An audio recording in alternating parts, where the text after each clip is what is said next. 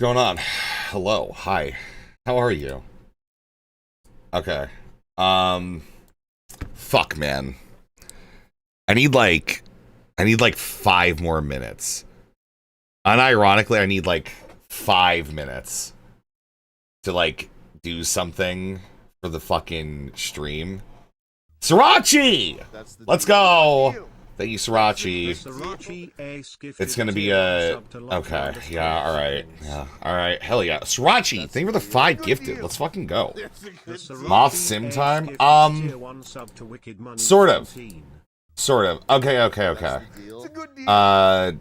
Sort of. I have a thing I want to show you something. Fuck. I have a thing I want to show you something. Bro, I sound like fucking food shops right now.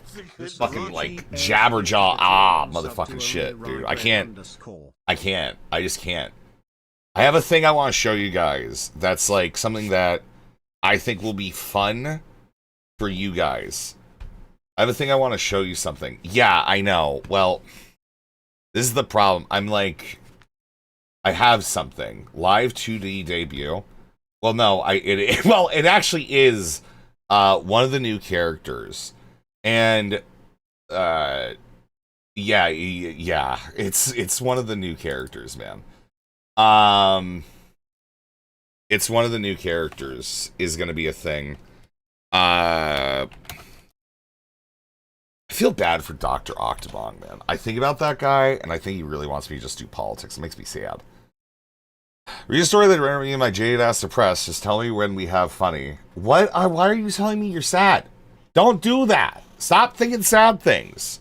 You just flake it off, man. Shake it off. Shake it off. I stay out too late. Who made it? Beans. And fuck, I know Chai's gonna get mad at me because I haven't discussed this with her. I want new moths, and I want to like develop the moth a bit more. Okay, and please no more food shops tonight. Ooh, Dwight, that's well, let's just say, man, kind of fucked, buddy. I am sorry. I personally really enjoy watching my ancient pedo enemies fall apart before my eyes. You know what I mean? I said when we have funny in the hopper, you're fucking up. Kicking up. We did bench today. Generally, we've been doing like full body and like core stuff for like a month and a half. I'm gonna be real, like my energy, great. My ability to make words make sense, not great. Food shops is overplayed. So, Dwight, you say that, right, buddy? But the problem is, when you say that, you are underplaying how much it means to me to watch food shops suffer. Okay? You know? You have to understand. Yeah, I told you guys this already. I reached out to Beans because I want to get some new mods and shit. I don't really like the AI edits that you guys do for like these things. And like, let's just be real. Like, what's going on? What's going on underneath me? Okay, like I can put myself in the moon. Woo! I'm a moon butt now. I'm like a little firefly. Woo! But like, it's just this has been bothering me for a long time. It's your channel, not my cup of tea. Yeah, we have other stuff, but like later on, I am going to be doing food shops content. We are going to do some stuff, but when I say loose ends. What I mean is, we didn't watch what spawned everything. Are you thorax posting again? Shh. Shut up, man. Don't look at my little thorax. I hate my life. Why am I like this? I'm disgusting. Ban that person that just followed on Kick. That is a bot. That's a bot. That's a bot. No fucking clankers, man. Alright. Fuck clankers, bro. Anyways, new moths. No. So we're getting new moths. And I talked to Beans about it. And Beans has this, like, fucking commission site. So, I'm gonna kind of work it out where you guys want me to have other moths and shit. Like, I'll be getting, like, seasonal ones done and whatever. Do you want me to get, like, other mods and shit? Like, it would help her get her commission site going. And it would help me by having more mods. And you will also have the mods, you know? We are going to have, like, I want to be clear. This is, alright, give me one sec. That's not what I want. That's what I want. I gotta be clear. Fuck me. Yeah, that's fine. Alright, open this up. Give me an open. Open a file. Alright. So, here we go. Okay. So, this is the base model of the new character, okay? This is the base model of the new character. But there's going to be... What am I... Open mouth blinking. Okay. Fuck, I fucked this up. I should have just... I didn't realize it was done. Alright? I just, like, kind of asked, like, plaintively, like, right before a fucking stream. And it's, like, so fucked up. We're using this for something specific, but yeah. I just, like, yeah, I want to have a fucking thorax and shit. It's frozen? Yeah, I know it's frozen. And we're also going to be switching over to Rocky Tuber. Okay? We're going to be switching over to that. Because, with that, it looks like a female Moth, not going to lie. I don't really give a shit, man. I'm just going to be honest with you, like, no, I don't even really fucking care. I don't know how the fuck else I would be able to make it look like a masculine fucking Moth and shit. But, yeah, I'm gonna have, like, accessories and shit. And, yes, there's gonna be a lot of guns. But, yeah, this is gonna be, like, one of our characters. It's the eyes and head shape. Okay. Oh, shit, you're streaming. Yeah, I know. That's why I was asking. But, yeah, so we're gonna have, like, accessories and shit. And, Beans made it. And, yeah. This is going to be like, and this is like one of the mods. We're actually not even going to be necessarily using this. Okay, no one wants to see that Lovecraftian horror. Why is it reaching for something? Because normally it's going to have a fucking magnifying glass in its arm. Alright, or a gun. Alright, right now, Primordial, it would have a gun in its hand. It would have a gun in its hand because you're talking to me like this. And if you keep talking to me like this, I'm going to have two guns. Okay? We'll have a pimp cane, possibly. Possibly. I mean, all things are possible. That's good reason. So IDK, why you're mad at me. Whatever, man. Alright, whatever. Alright, but yeah. So, and by the way, this is just one of the mods. I want to, when Chai gets, like, moved and settled and shit, kind of want to, like, see if she's open to do the same, because I do want to have many mods.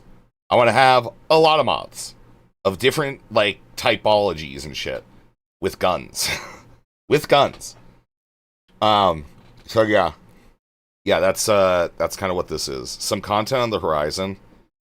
Bro, why do people keep posting about Spider and, like, this Lonerbox post? Bro, just go over Lonerbox's fucking review of that guy's video. Fuck. Alright. Oh! Ah! Ah! Spider is waking up. Is he? I don't know if he's waking up, man. I'm gonna be for real with you. I'm gonna be for fucking real with you. I don't have any idea. I don't know. I don't think he is. I think he's just, like, saying, oh, this is gonna happen. So, like, my King Lonerbox is gonna, like, let me do my shit. Professor Dave is working on another hit piece, this time on Lonerbox. After dropping a hit piece on Destiny, he's now asking for links and timestamps to click of Lonerbox alleging laughing at kids getting sniped. Oh yeah, I'm sure you already know, but Lonerbox is a Scottish guy, and generally makes me gag thinking about the fact that I share a nationality with such a cretin. appears in who spears in a bunch of the videos and foes in Destiny while in Israel, while they both do PR for Israel. If you have a link and a timestamp for laughing at kids getting sniped, that would be gold to include. He's talking about nuking Israel? Spider? What are you talking about? box. box. box.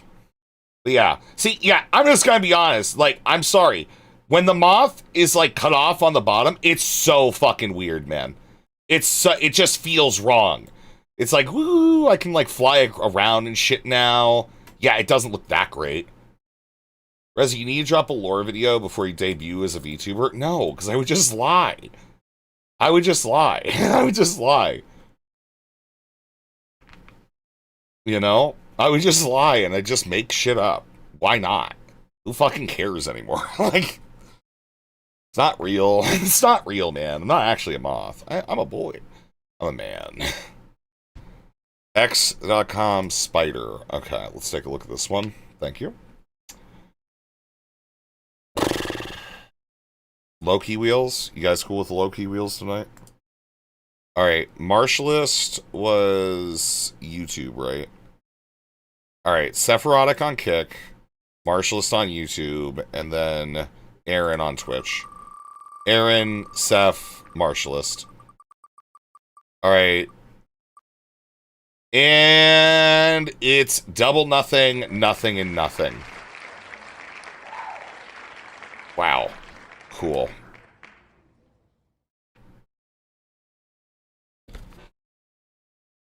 That's a whole lot of nothing. I know. So I said let's just do a low-key one. Okay. Alright. Fine. We'll put 5 on.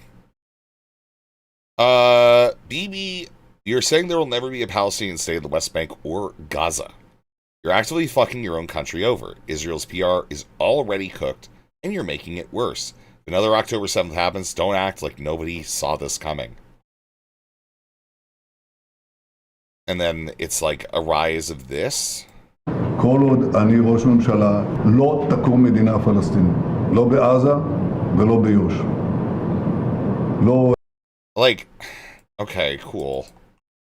So what's this clip? It's right here. Israel's right here. Bye-bye, Israel! That's not... Bye-bye! That's not where... It's right here. Israel's It's like right there. Bye-bye, Israel! Right?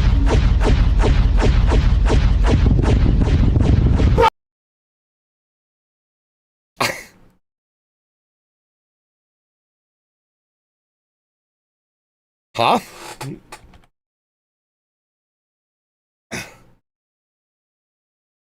Wow, that moth looks horrible.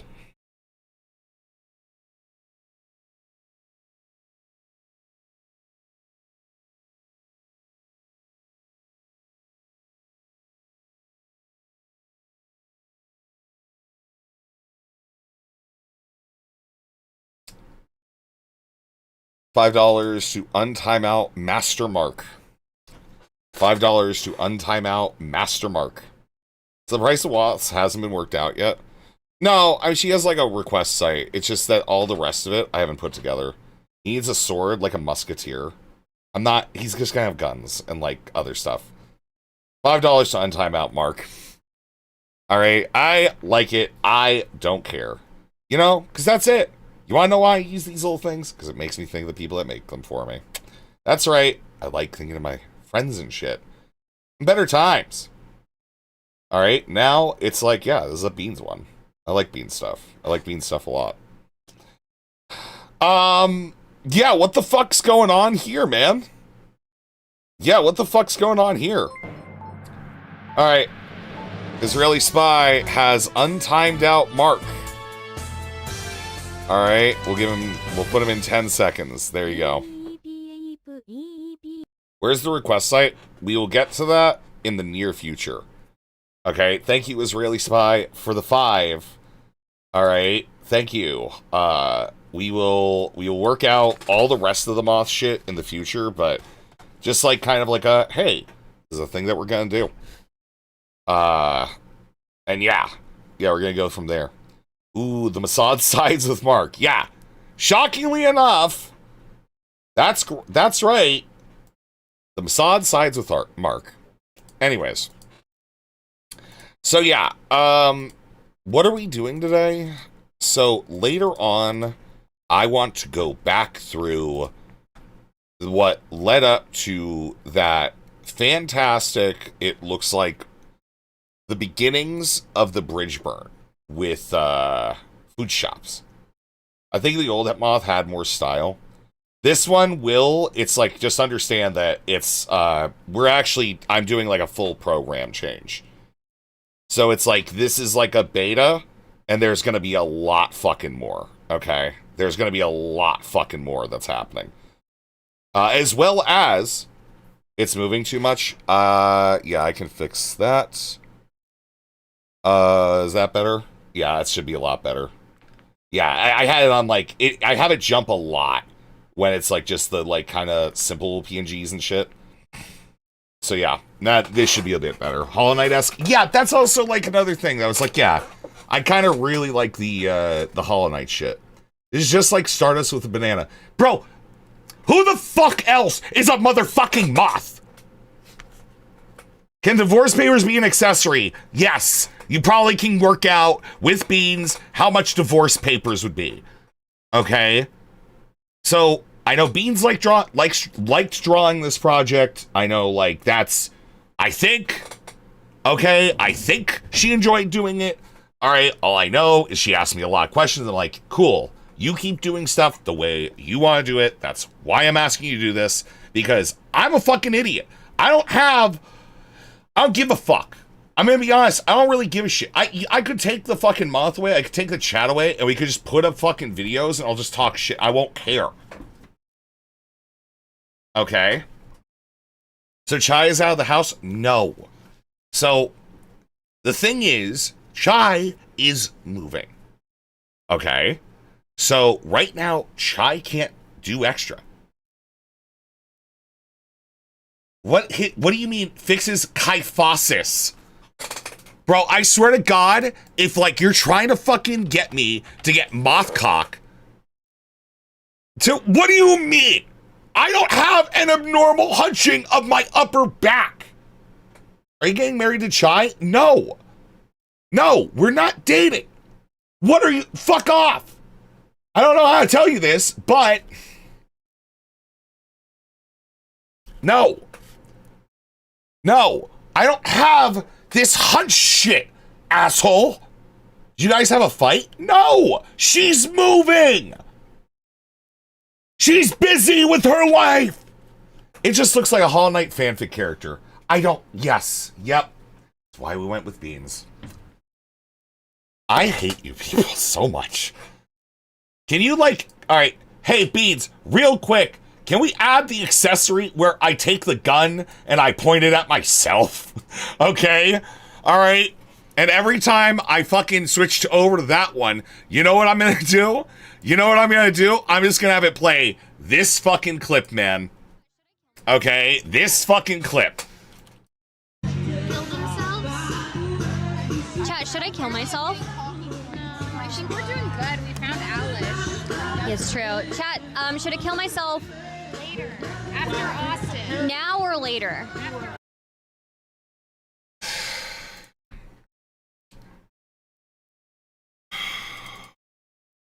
I did arms today, okay? I'm fucking jacked right now. All right? I'm like, I am raging the fuck out right now, dude. You have no fucking idea what it's like to be me at this very fucking moment. All right? I'm not even doing, this is why I can't do roids. Okay? This is why I can't do roids. Because if I did fucking roids, I would be a monster. I'd be like Darius. I'd be beating fucking women and shit, you know? It would be tragic. It would be tragic. It would be tragic. All right, give me 1 sec. All right, I need to switch over for new things. Okay. With accessories. Open blinking. Open blink. All right. What is this one?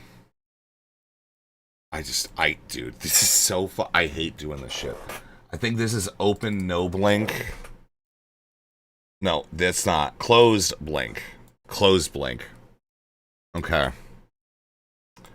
Open. Open blink. No, just open. Kill me. Standard open. Open no blink.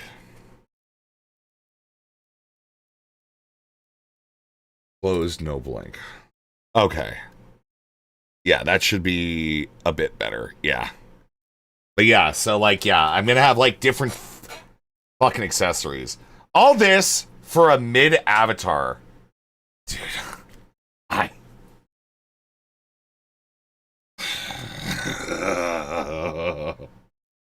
I like it. I don't give a fuck anymore. Fuck you guys. You all suck. Alright? You all suck. I hate you all. You disgust me. You Morales Watson? No, this is like for a separate thing. Entirely. Sims Avatar. Beans, get me the fucking gun. Get me the fucking... I need the fucking gun. I need the guns now. I'm working on it. All right. Why are you so upset? Because we did fucking chest shit. Okay? So I'm not like zonked as if we did like, you know, core or legs. But like, I have the rage of like testosterone within me. Okay? Like we're forcing that fucking Y-chromie like to its maximum homie position right now. You don't deserve beans. I don't deserve beans. I know. I can send you some Lupron if you want. I don't want any of your German, weird, blood, adrenochrome shit, Ergy. Would cheese crackers quell your rage? No. All right, real quick. Everybody that was here, who was here for when that guy was trying out matzo crackers? Who was here when that guy was trying out the matzo crackers, which was like my favorite food review of anything I've ever seen? It's so fucking funny. Okay, but why is he holding with his moth penis? They're fucking legs! Their legs. Oh my god. Let's go, Kimberly. Yeah, fucking legs. I'm so sick of you. They have tensile penises. No, they have like 4. Every moth has 4 penises. Okay? And they all just come out of the bottom. Like fucking tentacles, okay? Why are you holding that weird tennis racket?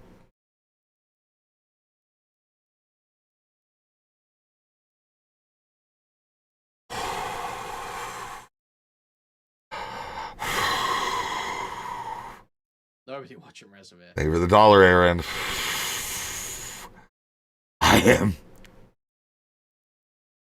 I am so lost. Like, moths have legs aside from that.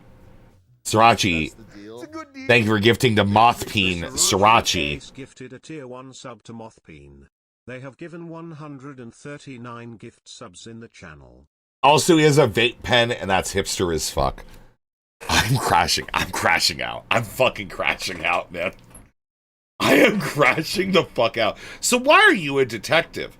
Well, thanks to some detectives, I think that we found a really weird, interesting case in the Twitter politics sphere of a guy who's doing a lot of stuff that we dislike, from striking videos for privacy complaints and other stuff. And I feel that I wanted to go ahead and portray myself as a detective for that. And we're not doing that right now because I need the guns as like the accessories. The gun accessories are like fucking critical right now, and I need them. Moths do not stand upright. I know. Okay, man. Okay, it's anthropomorphized. All right, it's anthropomorphized. You aren't actually a licensed detective. Oh my god. Every detective needs to name his cases. I'll go first in the case of the perverted moth avatar. You are not licensed to carry a weapon. All right, I'm just gonna be. Can I say the grin go like word? Can I call Acreal that? All right. Is that TOS on Twitch? Okay. All right. All right. Because I want to say, we don't need no stinking badges. I'm a fucking drawn Moth character on the internet. Is Detective Moth a doxer? I'm going to be honest. No, he's not.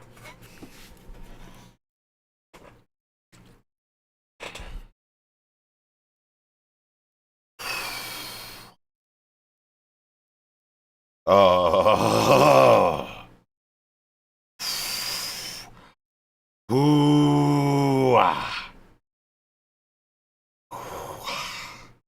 Then show us what he wrote on the notepad with his moth penis pencil. Here, let me go in and let me find it. Shit. Primordial, I need your help with this joke. It's a good one, though. Okay.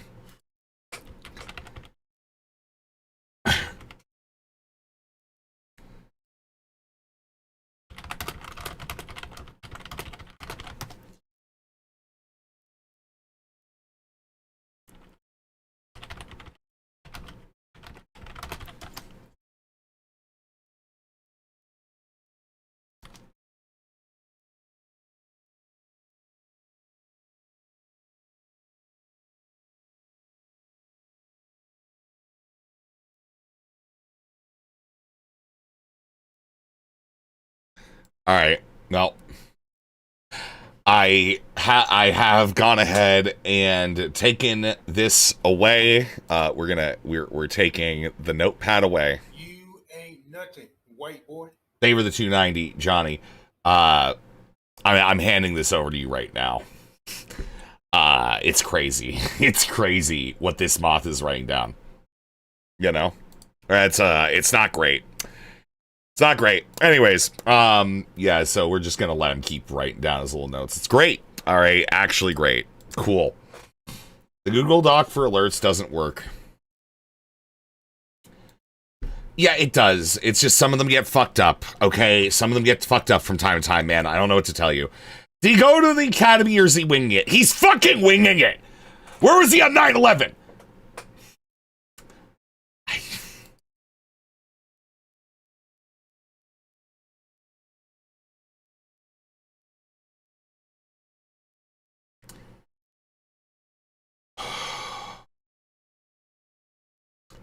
Detective Moth to be working on a case. The suspect would turn a light on and get away.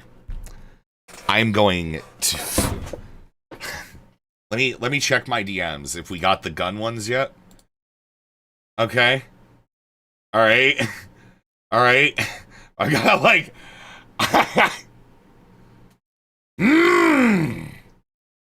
Can it have a luchador mask? Yeah, that might be like a totally different moth. Okay. That'll probably be a totally different moth. All right. That will likely be a completely and totally different moth.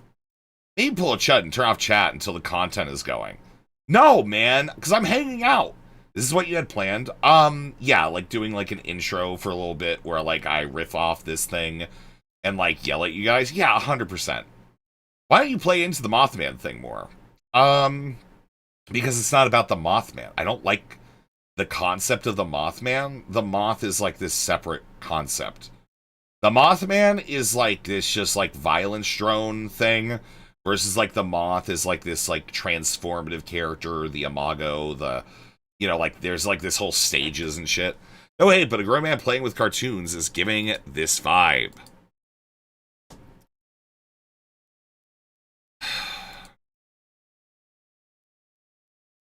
I hate you. I mean, it's not even loading. You know, like, that's like the best part is that no matter what you say, Primary, this shit isn't even fucking loading right now.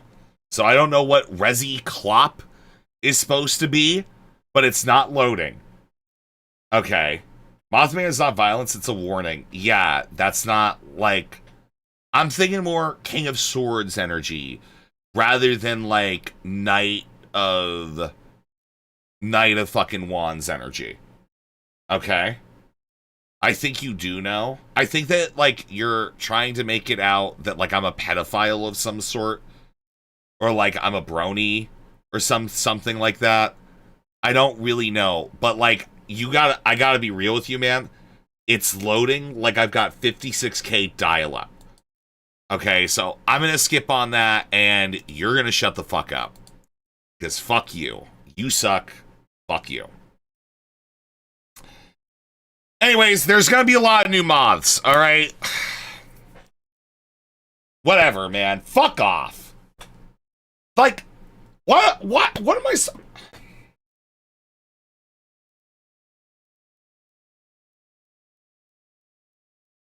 Moths! Moth! Moth! Tuh! Thuh! Duh! Can you be a new mod? Maybe. I am excited. Whatever, man. It's fine. I'm like... Whatever. Yeah, there's like a whole, like... There's like a whole fucking thing. Okay? That's like gonna go in, like... We're working on some shit, okay? We're working on some shit. Whatever, man.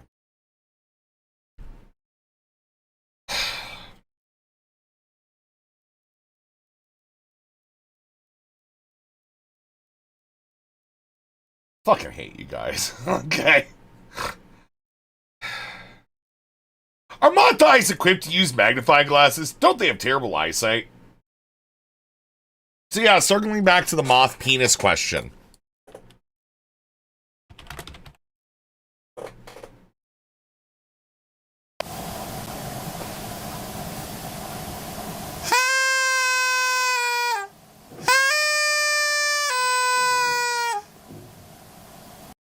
We good? We good?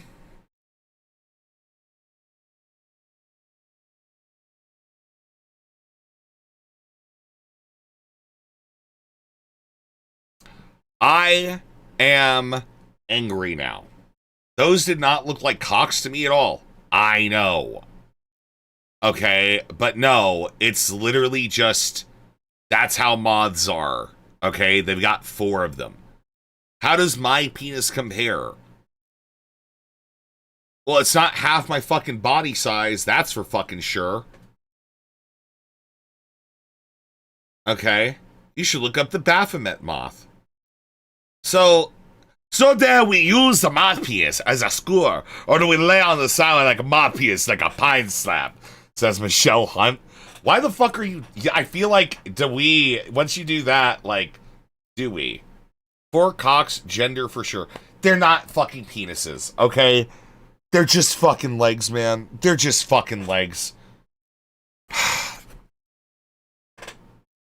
Yeah, I kind of get what you're saying, though. Like, we're not changing it, but I get what you're saying, and we're just gonna have to depend on people not knowing about the moth too, you know, whatever. So Kraut is a moth. No, he has 2 penises.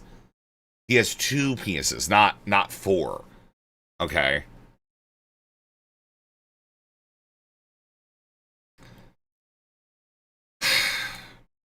Okay. Now, this is like, I'm gonna be honest, this is actually exactly what I had in mind for today, so, you know. Pretty cool. It's pretty cool.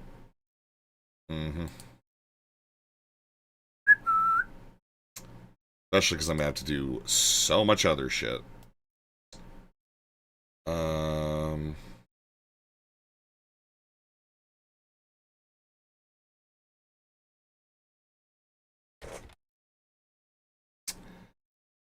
Along with that. Fuck.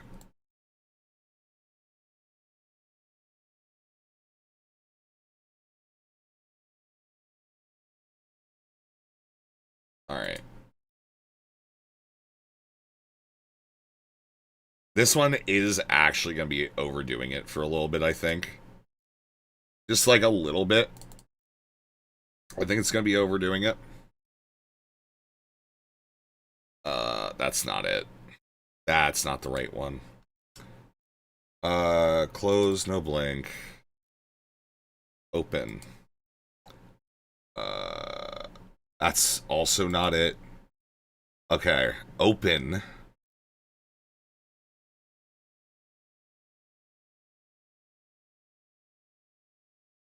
Closed.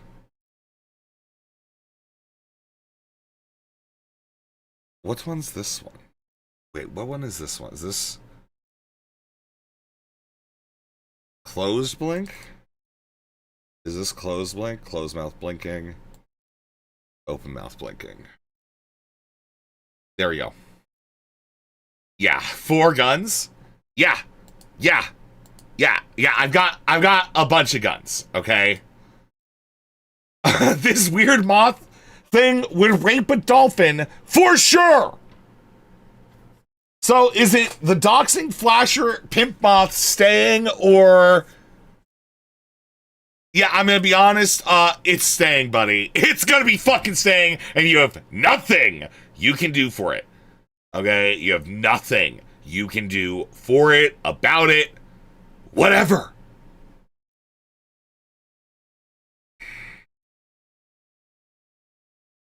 Whatever, man. Okay? Whatever. Alright. Can we get a John Wilkes Booth moth? Yeah, I'm gonna be honest, Ice Beans, can you, like, work on the Kurt Cobain moth next? Alright? 1 gun per penis arm. Moths have arms anyways. Moths have arms. Moths have arms. Just die. Just die, Firefox. Just die. Okay? Just die. Alright. Moth. Arms. Yeah. Look at this shit. Alright? Moths have fucking arms. Legs, arms, whatever.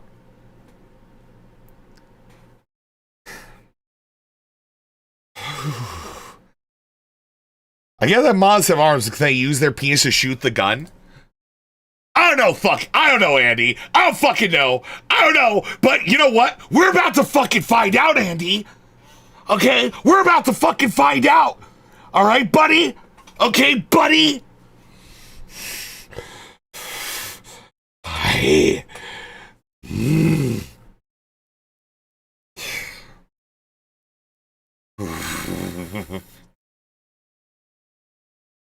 Wait, you can't add 2 more guns? No, we're not gonna have 2 more guns. Okay? We've decided to just do 4 guns. We've decided to just do 4 guns. You're doing great, Resi. I know. Okay? I know. So, we're gonna be switching over to this Rahi Tuber thing, which actually will give me, like, arm-by-arm control over, like, the guns and the other stuff. Why isn't there an open wing option? Because so when you open the wings and shit like that, it looks really weird with the bowler. It's like kind of got to be like open wing is not detective, right? Why?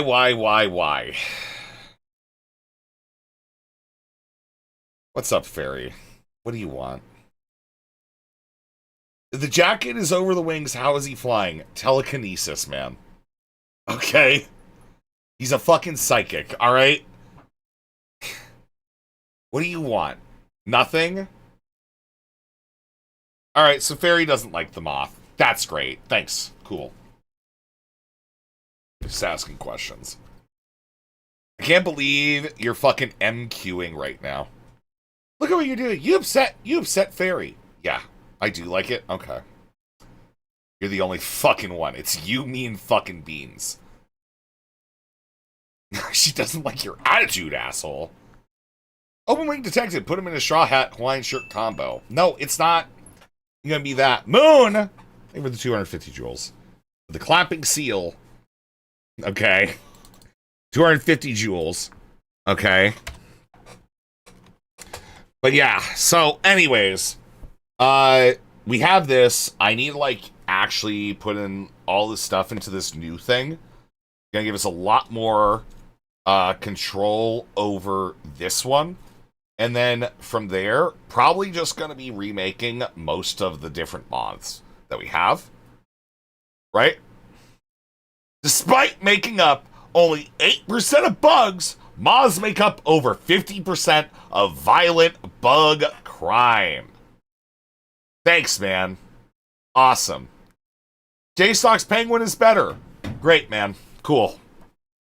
Yeah, alright, cool. Yeah. I mean, it's whatever. What if someone spends 50k channel points to change your character? I don't know, man. I think I can, like, program it. I probably can program it with, like, Twitch rewards that it can, like, automatically change, like, accessories and shit. But yeah, we're gonna have, like, a bunch of different ones, right? We're gonna have a bunch of different, like, moths. Yeah, we will. Hopefully we will have, Jesus Moth, like, Crusa Moth, right? Food shops of air.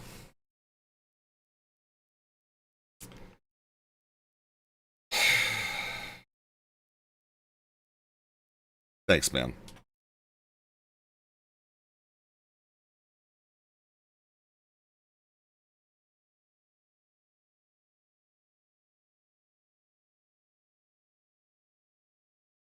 Anyways.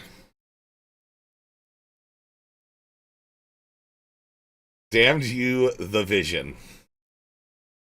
Anyways, despite you living a bug's life, you're getting Ants vibes. Woody Allen type shit. Oh, well, dolphin fucker. Like your button, what does it say?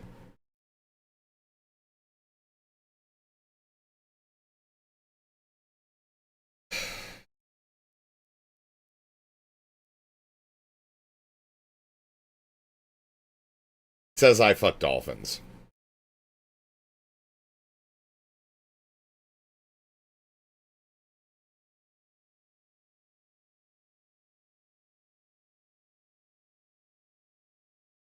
Not a good look, Resi. Thanks, man. Thanks. Yeah, I thought, like, getting drawn as a pedophile was, like, where the bad look really was, but apparently, no, I was wrong. That was only the beginning. That was only the beginning. Only the beginning. Have you spun the wheel? Yeah, we already did the wheel. We've already done the wheel and shit. And, yeah. Cool. Great.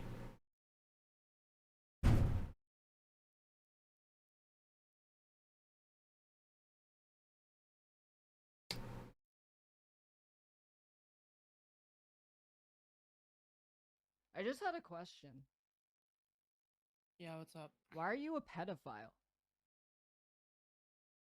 Thank you for the 275, Moon. And Primordial, thank you for switching us over to Swallow Knight. Switching us back to Swallow Knight. Okay, why is that so quiet? Turn it up. Yeah, I need to go over everything again. Alright, yes. Okay, there's been a lot of shit, and I just haven't, like, recoded everything. He said Swallow Knight. Okay, he's calling me gay. Alright. Moon, thank you for the 275. That does add time to the stream. Alright, so whenever we actually go ahead and get to the stream, okay. Actually, I was calling you fat. I'm not homophobic. I don't know about that, buddy. I don't know about that, alright? I feel like you're a woman from Twitch polls, so it's like, kind of goes hand in hand, right? Anyways,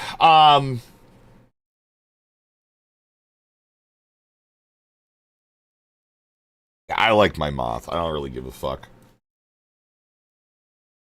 Just gonna be real. So yeah, we're gonna be redoing all the moths and shit.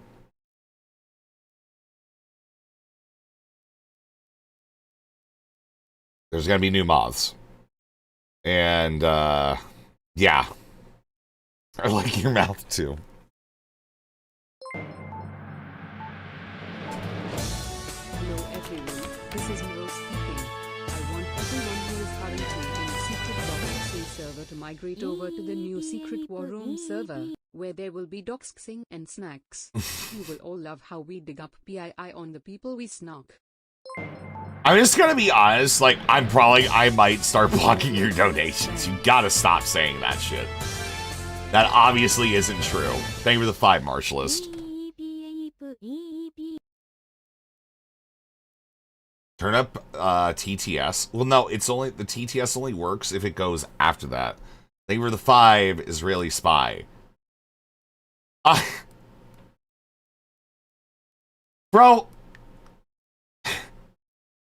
I'm just saying, Jack has already gone ahead and like found a way to make my Moth somehow more pedophilic with AI. Okay? What is this? What is this? What is this? What? Come on, man. You didn't read my TTS, but it's $5 for your next time out. Dicker's Moth? Oh, Chungal, mate. I was just telling you how to forward my Jimbos. That's so fucking cool. That's awesome. That could be awesome. I'm getting more mod stuff. Oh, it's okay.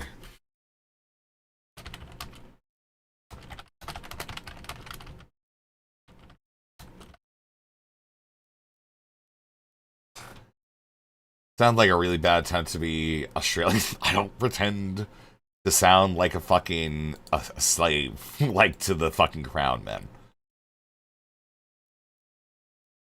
All right, I don't know what to tell you. Okay. Yeah. So I don't like that you have one arm free with nothing in it right now. Well, man, I don't know what to tell you. Okay. I don't know what to tell you. There's gonna... Whatever, man. I'm so fucking... He was jumbling me wiggles with my jimpa. One arm the jack and he's mocking. That's no arm. It's a fucking arm. I am so angry. I'm so... Why is this the discourse around the Moth? Why is this the discourse around the Moth? They're a slave. We gotta save them. No, it's just they're just monarchists. They're stuck in the monarchies. How do you get to the secret doxing server? Oh, that's a really here. I'm gonna click a button on the kick chat. Okay, I'm gonna click it. There you go. All right, yeah, you're timed out. So, you know, it's somewhere. I don't know. Go in the direction of Dan Saltman, and you'll be good. All right, you'll be good, Marshallist, okay? Where are you hiding, Swallow Knight? What do you mean? I'm hiding nothing. This is grassroots discontent. Must be overwhelming if you're used to Israeli bots. No, I also am playing it up because I wanted to... I don't know. Whatever. It's fine. It's fucking fine, man. Whatever.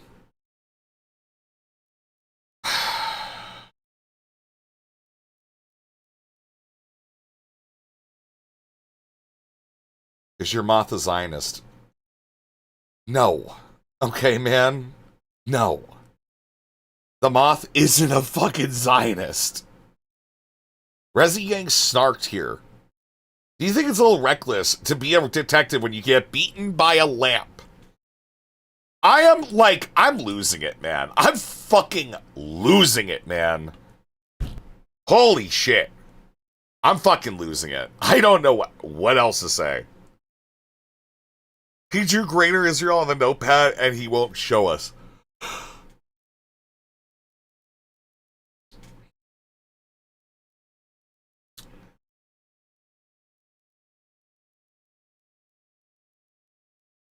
Marshall, stop making shit up. I don't fucking know, okay? It's literally, we've covered it. It's over in food shops. Go hang out with food shops.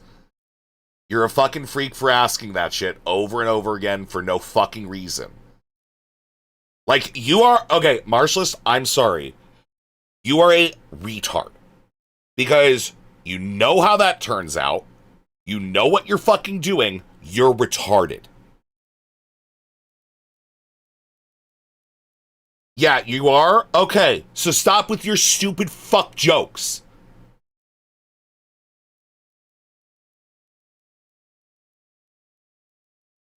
Like, I don't know how to tell you this. Okay, maybe listen in. You're not retarded, you're special. Yeah, well, I mean, you know, Harundo. I will consider it. I'm not telling you to consider it. I'm telling you to do it. Okay? I'm sorry. I don't like this fucking idea that I'm doxing. I don't like the jokes about it because I don't do that shit. You are minimizing it and it's fucking bullshit. Right? That's what you're doing. You're not going to consider it. You're going to do it. Period. God, man. Holy fuck. Like, what is this? Have you seen the tripod moth? No. What the fuck? For Marshallist's next band.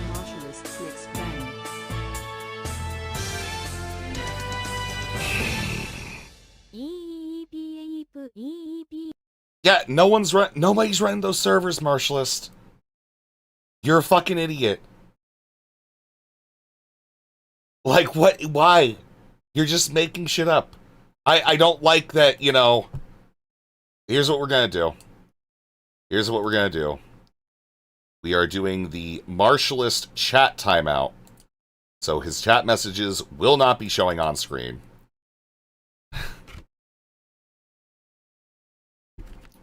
So you meet again, Detective Moth, for the first time. What? Fairy Queen, what are you doing? Okay. All right, I got one more set I need to set up right now. All right, and then we have all the moths that we're going to have for tonight.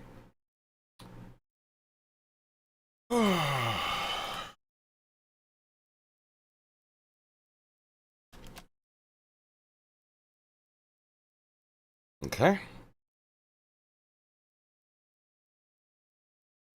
Walla I like hamburger, I like peppy, I like chocolate. Free the martial list. I like french fry, I like apple, I like walla, I like meat, I like veggie, I like fish, I like candy. I like pizza. He's not banned. I just can't see his chats in my little chat box. Okay? That is a personal decision. You cannot reverse that because I'm not fucking listening to this shit that's like, obviously, don't fucking just say. Put him back in the box? No. No. He's silenced. It is what it is. Okay? It's a stupid fucking joke. And yeah, closed mouth. Closed mouth. Fuck off. Alright, new folder, one gun. Closed mouth.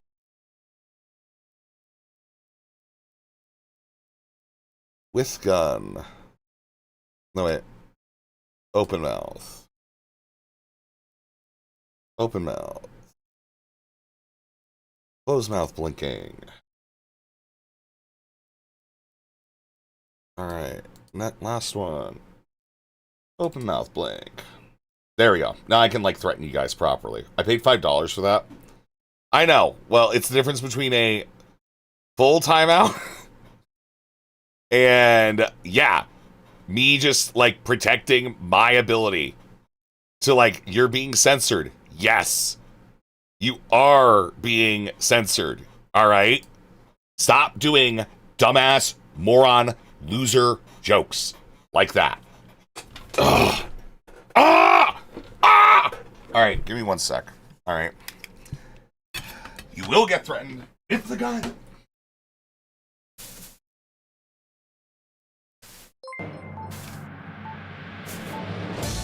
Put him in the box.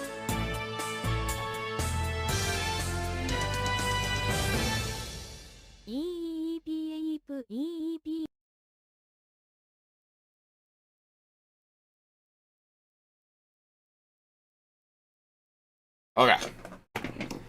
Not a spy. Put him in the box. That's at 10. Put him back. What? I like the martialist jokes. I don't, actually. I don't. I think being called a doxer is bad, in fact. And when you have people that are just like making shit up, yeah, I don't feel like fucking dealing with it. The game's afoot, Mothman. Let's go. Dude, it's not a moth man. It's just a moth. It's just a fucking, it's just a little detective, not detective moth. All you do is write down docs information on that little notepad. No, I don't.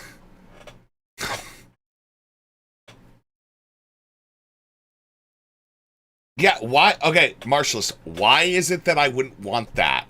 Because I'm sorry, I don't want 17 people saying, hey, Resi, Danelle's calling you a doxer in this AI-generated post. What, do you have any response to this? No, I don't. I'm tired of it. Stop saying stupid shit. Get smart, moron. I get annoyed by people, and it's great. That's it. If you're redoing all the moths, is Kawaii Moth retired? So that's where it's going to get complicated, is that, so it's not retiring them, but we are going to be using a new thing. So yeah, some of them probably won't be translated, but we're going to do our best to get a bunch of extra ones. I don't make any more Secret Server jokes. It's just, Marshallist, like, we're all aware that Dan is actually running a doc server. Okay? He was actually running a doc server. The idea that there was a server that Destiny was running to find Rose, okay? The idea that there's a server that was happening, that got proven true last week. I don't know if you guys understand this, all right? All of the stuff that these people in the Destiny sphere fucking do, okay? All the stuff that they do, they use comments like that to justify doing it. You need Watson to your Sherlock Moth? No. This isn't... Oh my god. It's just a detective. You have any 17-year-old moths you can use catfish free porn out of random mid-30 streamers with? I am so sick of it. Morale can be Watson. No, that's not how it is. Okay? Morale pretty much already is a detective. I would be the Watson. I'm short and stout. Alright? And round. And shit. Okay? Morale is more vertical coded than I am. I don't know what to tell you here. Like, that's not even how that works. But yeah. Fuck that. Morale doesn't have the temperament to lead the detective team. There's 2 of us! There's literally 2 of us! How can he fuck it up? It's not like you need to lead, we just do shit! Isn't Watson a flaming homosexual? Oh, I wonder if that's... It's a good deal. It is a good deal. The Srirachi Ace gifted a tier 1 sub to Moth_Toucher. They have given It is a good deal. 140 gift Thank subs you in for the chat. gift sub to Moth Toucher, Srirachi. Thank you, Srirachi. Cats eat moths, so your partnership will be very short-lived. Oh my god, in heaven's name. Oh, oh. I like that Jack is just using AI. He made slave owner moth. I cannot believe Jack made good old slave owner moth, going ahead and making sure that the people, they go ahead and they are stuck with the way that they are. Stuck exactly where they are. Indeed. Yeah, yeah. Yeah, I'm not. Yeah, that's AI. Means we should save that idea. That we should save that idea. It's almost as racist as which was today. What? Hate AI? I'm like neutral to it, but the thing is, it's like, I don't know. I would rather like somebody draw these. You know what I mean? I'd like much rather somebody just draw these. I think you get, it's better long term. You know, for like the program just in general and shit. Like at some point, like developing like a general style guide and shit. There, you use my AI slop meant for a joke. Well, I'm just saying that like there is something about that moth.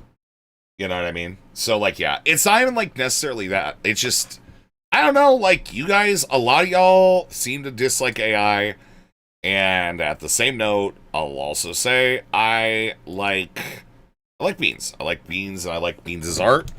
I think that's fun. I like Chai's art. I think it's fun. And yeah, I just think it would be cool to like just kind of redo these things, you know? So yeah, the detected moth is the first moth. There will be more. There will be more. 6 hours of like snarking the moth, no actual content. No, we'll do actual content. Right?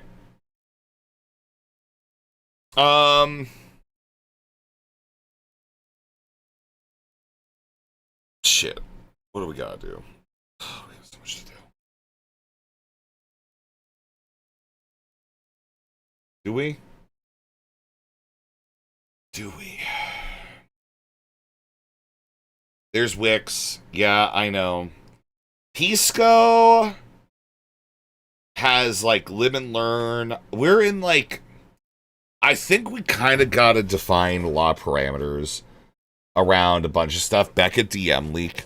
Yeah. So I saw you posted this. I don't understand precisely. Okay.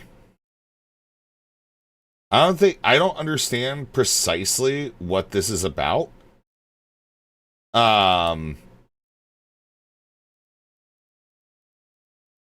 Like, I know this is like kind of fucked up. Hey Ford.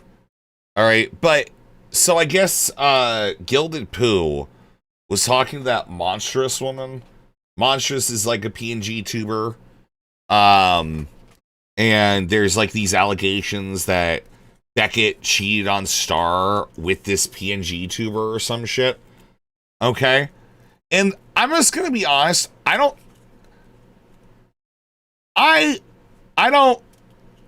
know what else to tell you. I understand like all this shit where like that is being said here. So Gilded Poo, he even ignores me in chat and all that. Monstrous, he does the same to me. I was looking for this particular interaction. Gilded Poo, I see, yeah, I get where you're coming from better now. Monstrous, yeah, I can't tell if it makes me feel any better that someone else was unceremoniously dropped. I wasn't just dropped because of something out of my control or not, but it fucks me off regardless.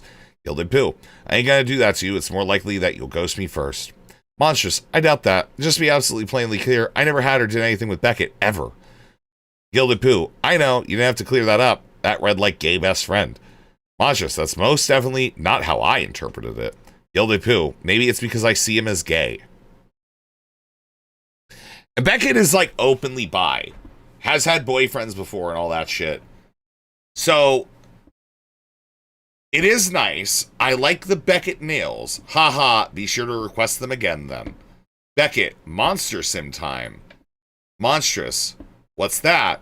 Beckett, when I get to style you. I think Beckett has a fetish regarding dressing women up. It may explain Stardust's love of putting on costumes. That's like the straightest way to look at it, right? Why are all these DGGers so messy? These aren't DGGers. This is Beckett. Is this flirting? I don't know, actually. I don't even know if I like would call it like fet play. I don't even know if this is like, yeah, I don't even know if this is like good, you know, whatever. Come on, Beckett is a DGGer. No, I don't. necessarily agree. He's ACC. He's just ACC, man. Okay? He's just ACC. Is the person he cheated on Star with? Allegedly, yeah. Allegedly. I don't actually remember when they broke up. And they're like, yeah, this isn't... I'm gonna be honest, man. I don't know. I didn't know Beckett was still around. I just thought he went away. No, he actually is around. He covers stuff in ACC, which is just like a bunch of like losers, doxers, real life harassers, rapists, and freaks. And that's like literally everybody in ACC. Pretty much it's like you join and eventually you're going to get that to happen to you one way or the other. It's really weird, really confusing.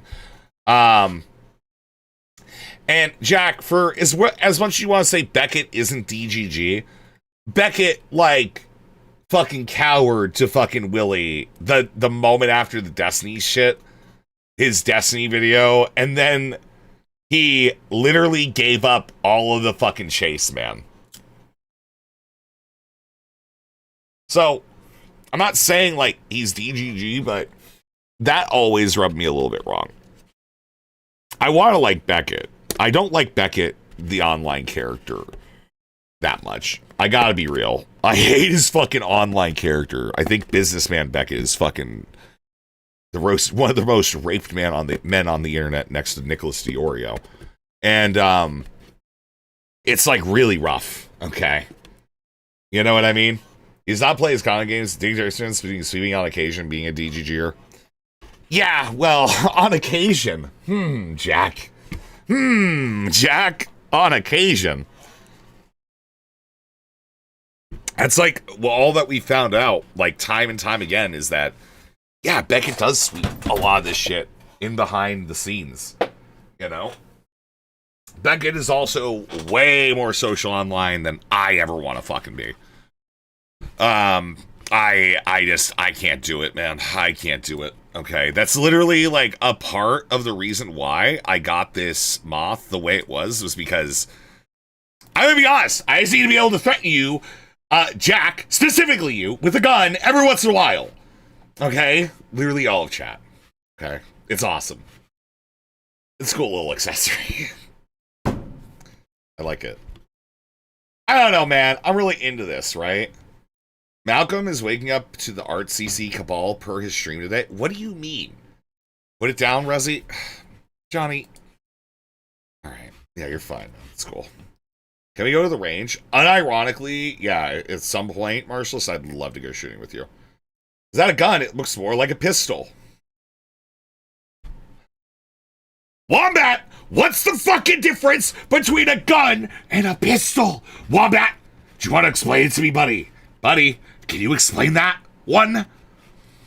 Let's all go shooting. Yes, that would be awesome. I'd love that. I love shooting. All right. I love shooting. So heroin too. So, okay. I do have some quick hits. Okay. I do have some like quick hits and shit that I want to go through. I do have like some quick things I want to run with. Okay. First off, I know that like this is gonna be.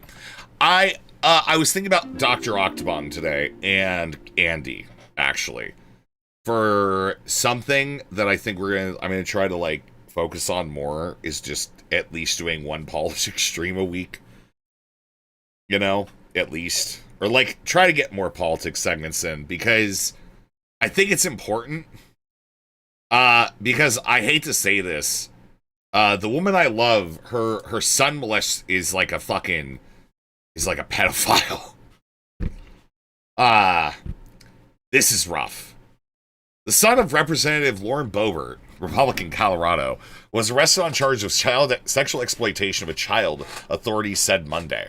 Tyler Boebert, 21, was taken into custody Sunday and released on a $10,000 bond, the Garfield County Sheriff's Office said in a statement. Tyler did not immediately respond to a request for comment. I love my son, Lauren said in a statement Monday.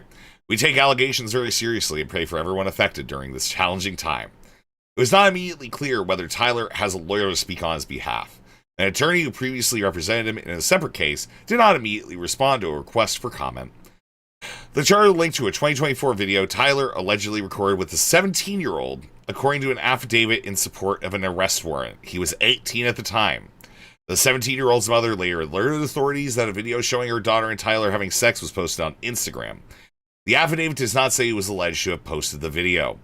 Tyler was charged with 3 counts of sexual exploitation of a child and 2 counts of contributing to the delinquency of a minor, court records show. So Lauren Boebert's son, it appears, has created and possibly distributed CSAM. Okay. I'm just gonna say, this is not great. This is not a great moment for fucking Lauren Boebert, man.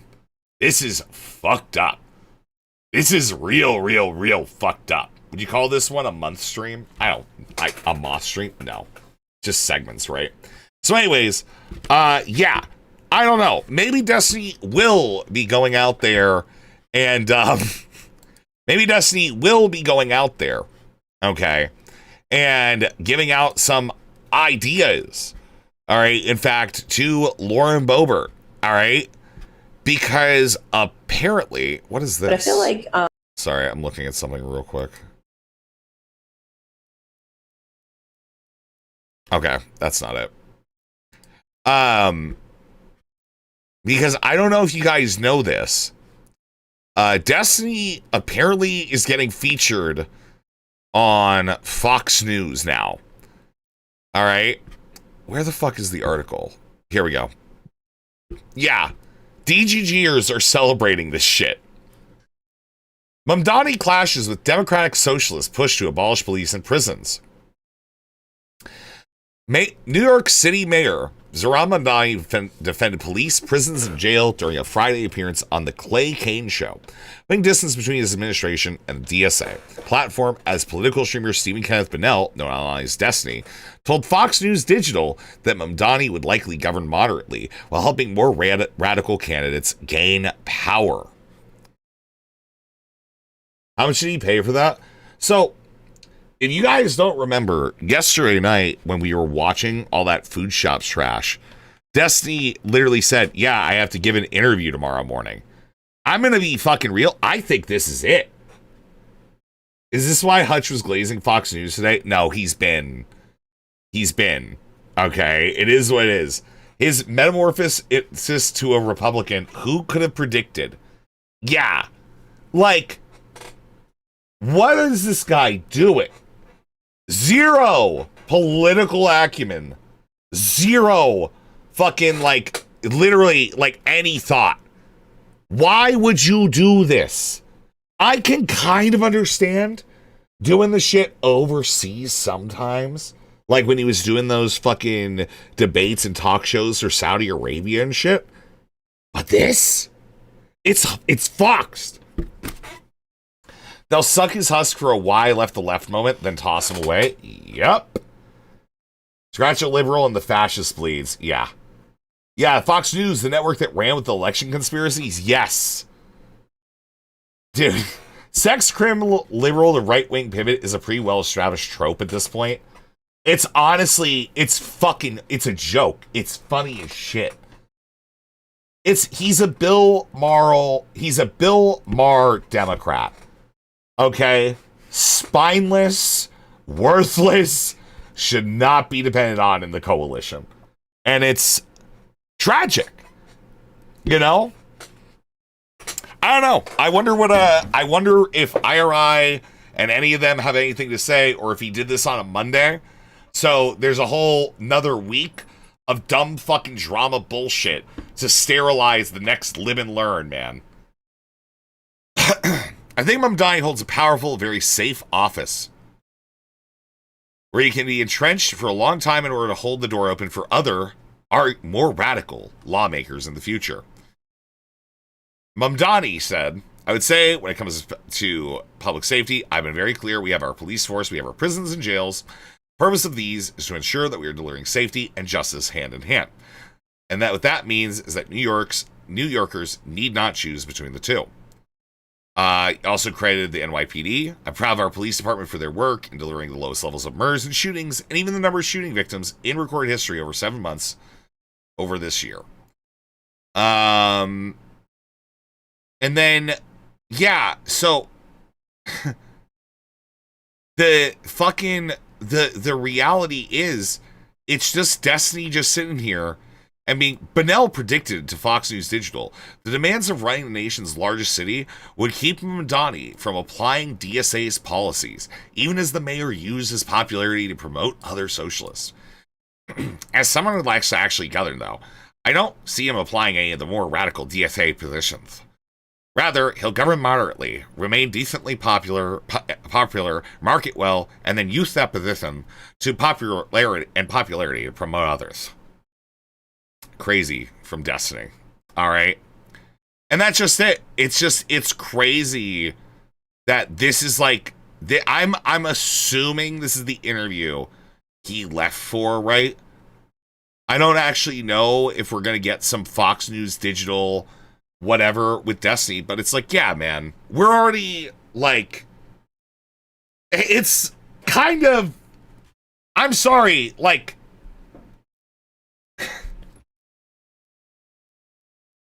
I don't know, man. I don't fucking know what to say, man. I don't know what to say, right? The whole feckless Democrat thing, turns out it mirrors the media too. Why would you take a risk when you could just not? Well, yeah. I'm at their point in favor of the existence of Fetterman liberalism. I don't know, man. I don't even know. Okay? I don't even know. I think it's atrocious. I think it's like, at the very least, it's crazy to like, why give Republicans propaganda? Do they actually think MAGA is that destroyed right now? Like, it just doesn't know. We have to remind ourselves, we don't reach out to these people. We don't play into their fucking narratives. Okay? Because what is Destiny doing by going on Fox News? He is legitimizing Fox News to his audience.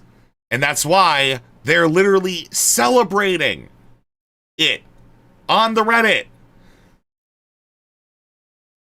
You know? And because of a son. Yup. And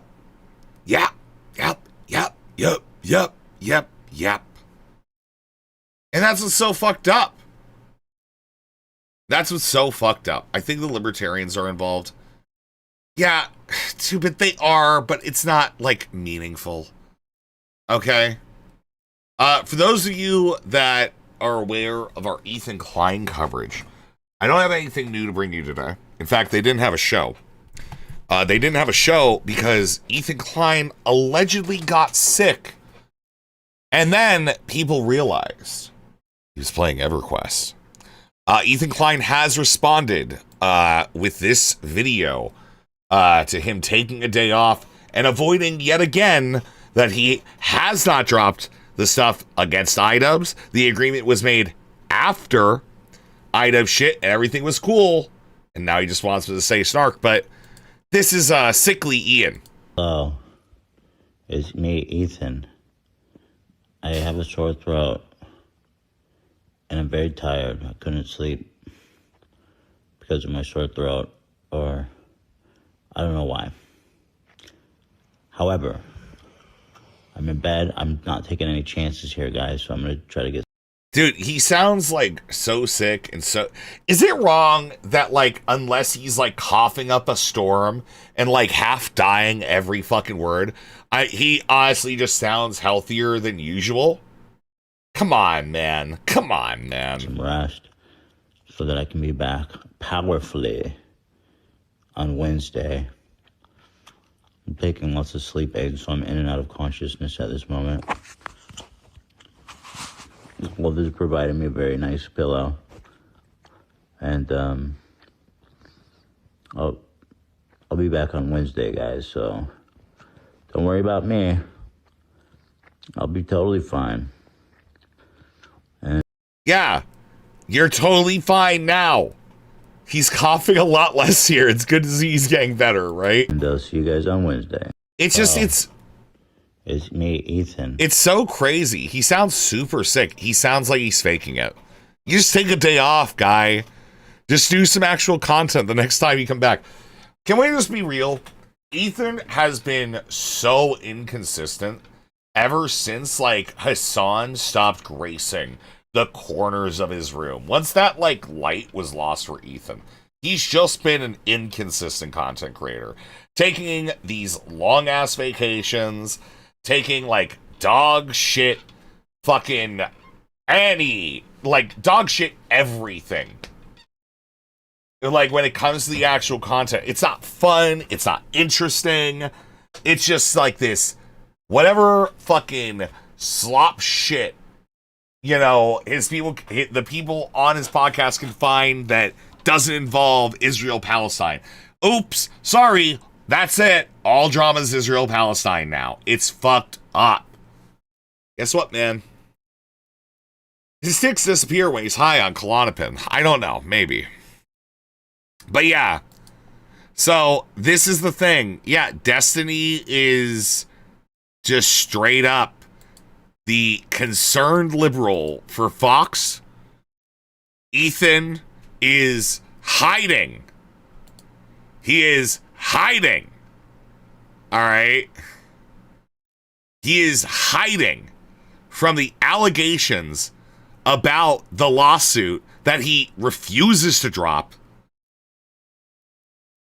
And I think, as all days that are good, okay, we've got a fuck, like, find it.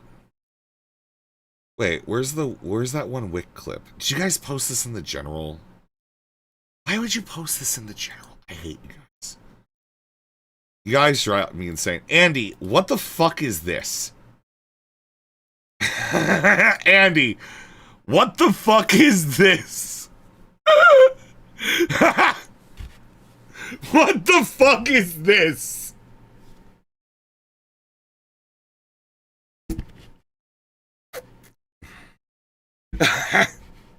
All you need to do is add a little, like, extra patch of missing hair right here. And, like,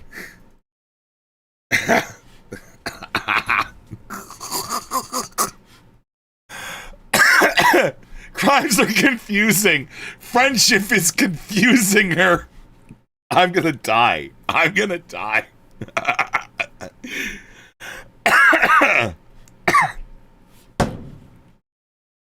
I can't fucking believe it, man. This is awesome. The Moth and the Cat for solving crimes and breaking stuff.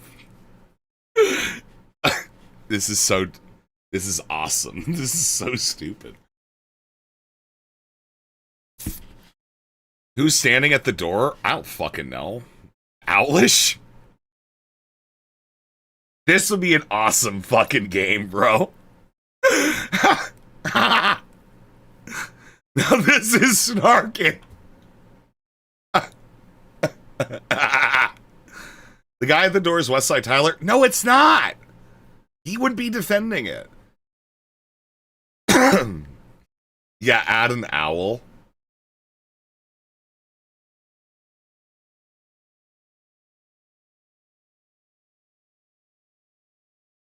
Bro, we are so fucking weird. I'm sorry, this is so stupid. I'm sorry, this is so dumb. Oh man. Oh man, gaming stream required for this made up game. Dude, I don't even know what to say. What a crazy fucking whatever, man. That's awesome. Fuck, where was I? I love how afraid Morale looks. I love how, like, fucking SSRI'd out I look. Can we just like say that for a second? I'm like SSRI'd out. Like Rao's worried. I'm just like, well, I guess we gotta do this thing. That's what makes me love this so fucking much. It's actually like an awesome fucking depiction there, you know? What's Destiny's persona? I don't know. What animal is he? Only you can find the CSAM. No! This is base. This is so cool. This is so cool. Rao's gotta see this. I know. I'm gonna send it to him real quick.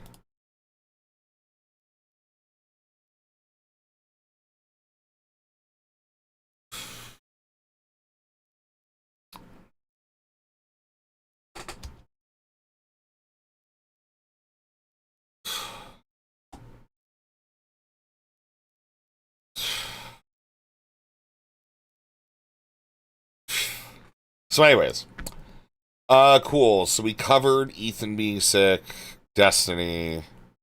Oh, yeah. It's a day ending in Y. We need to snark on Wick. Okay? It's a day ending in Y. We need to snark on Wick. Somebody sent me allegedly a new alert clip. That's what they're calling it, is the new Wick alert clip. Okay? That's what they're calling this. They're calling it the new Wick alert. All right, so let's take a look. Black people. Oh my God. Black people will steal your daughters. They'll steal your bike.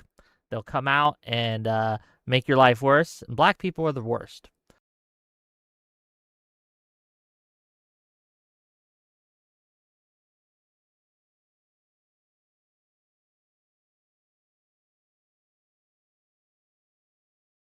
This is out of context, right?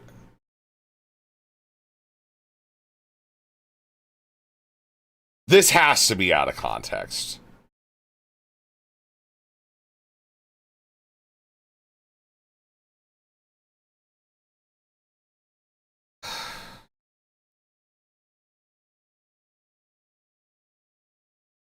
I'm really fucking worried, man. Yeah? So, you guys have been saying that some people said that Wick's show today was like fucking insane. Okay? I challenge you to come up with the context that makes that okay. Imagine that there's a lot of people that are displaced from their lives and they're saying things like black people are the worst, they're coming to impregnate your daughters, and then like, you know, whatever. Like if that was it, you could like be saying it as, hey, I am like trying to empathize with like these virulent racists, which you don't really need to do. You just need to like remind them that that's fucking stupid as shit and they need to wake the fuck up. Okay? They're not doing that, alright? Fucking Gamma is not having sex with anyone. Okay, he's just buying a new Mustang. Anyways, yeah, so some people said that Wick was, like, especially deranged. I want to give this an hour. I don't want to, like, I don't want to do a lot of Wick today. I kind of want to look at these Pisco Connor talk earlier. A lot of people are watching it. Apparently, it's, like, kind of Israel-Palestine oriented. And then we're going to actually go backwards. So, last night, in a bonus stream, we started looking at the Food Shops drama. And it does appear that food shop stocks are in free fall. And we have a piece of media that we have not currently watched. Okay? So, yeah, that's it. You sent me a picture of what all the gardening turned to in terms of vegetables. Is this it? Yeah. I mean, cool, you got this now. I guess you probably are gonna have, like, tomatoes for a while. Yeah, I kept having like a lot of weird shit here. Let me show you a little gardening update. I'll send you this. I'll show you guys this. Why do I have this many messages on here? Oh no. Okay, cool. Fuck me. I got like really nervous there for a moment. Here, I'll show you guys this.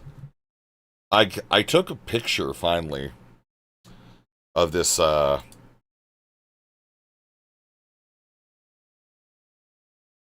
Okay, give me one sec.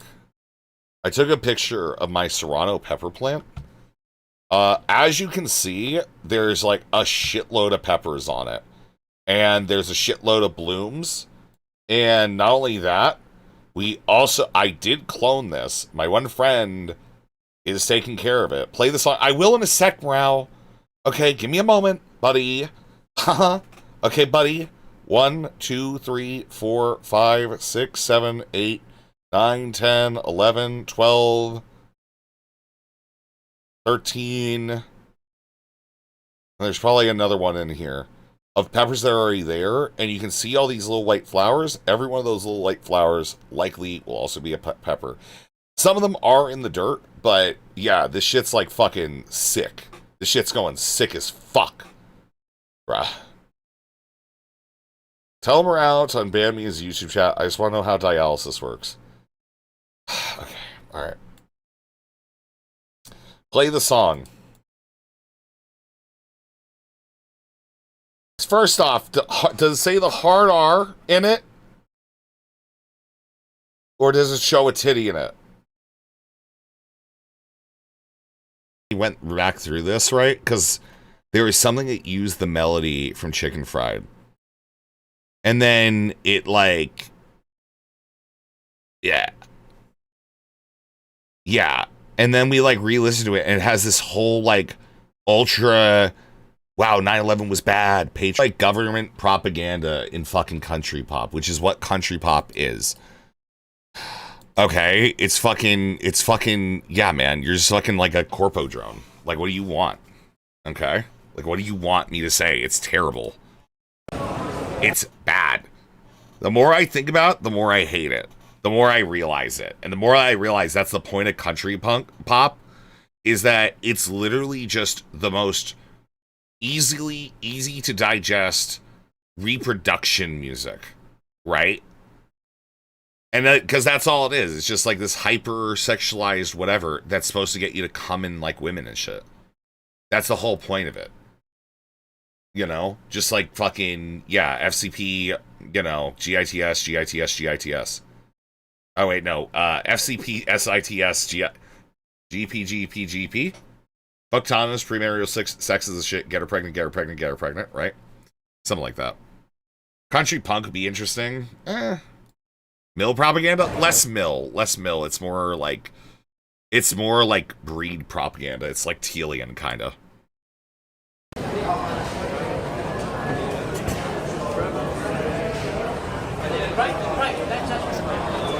I fucking hate Wick's fucking intros, man.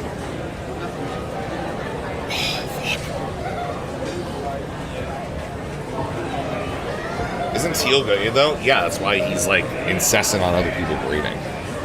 You know, they have to make it up because he needs his like, you know, new barrel chattel slaves to go ahead and like keep up his like techno oligarchy. Moon always has a lot of thought-provoking things to say. I mean, if you mean provoking my thoughts to thoughts of violence, I would agree, absolutely. Moon has a lot of thought-provoking things to say. Sure.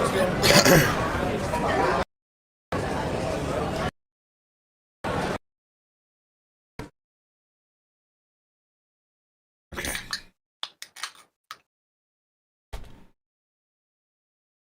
First sound. Someone cracking the fucking cold one, bro. Awesome.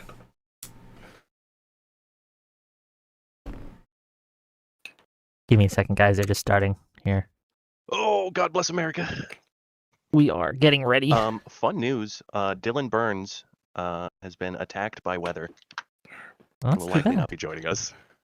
That's all right. Wait, what? Severe storms, yep.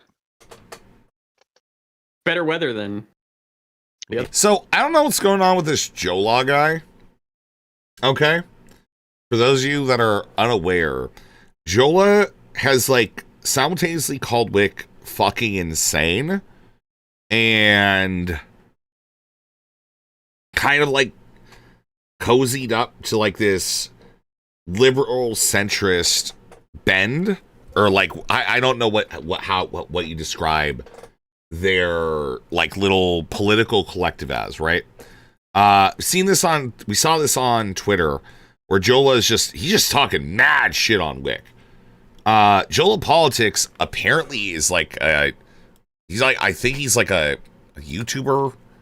He's like kind of okay. Yeah, he's got like some size to him. His videos don't often do super great, I guess, but you know, he's around and he does shit. So Canadian. Their alternative. I mean, given where he's been lately, yeah, I would say so. That would be a weather attack would be the least of his worries, I would assume. I think this is my fault because I wished him peaceful skies in the Ukrainian tradition upon his return, and I think I cursed him. Well, you shouldn't have done that. Shouldn't have cursed him. Shouldn't do it.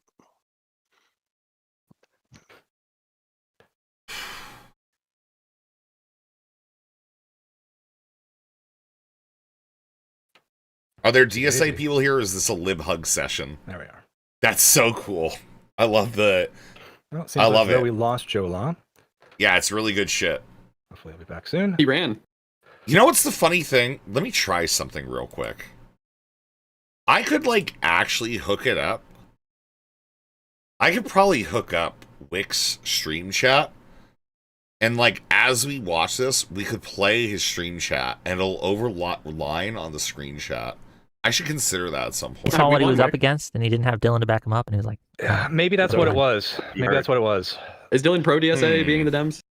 From what I think he's gathered, kind of where Jola is, yeah. Yeah, from what I gathered, he takes issue. He certainly takes issue with the anti-Ukraine stances, but he's willing Could be to. fun. I don't think he's overall concerned. I don't want to speak for him though. Okay. Well, it would make it easier for me to highlight Jola, messages in his chat, right?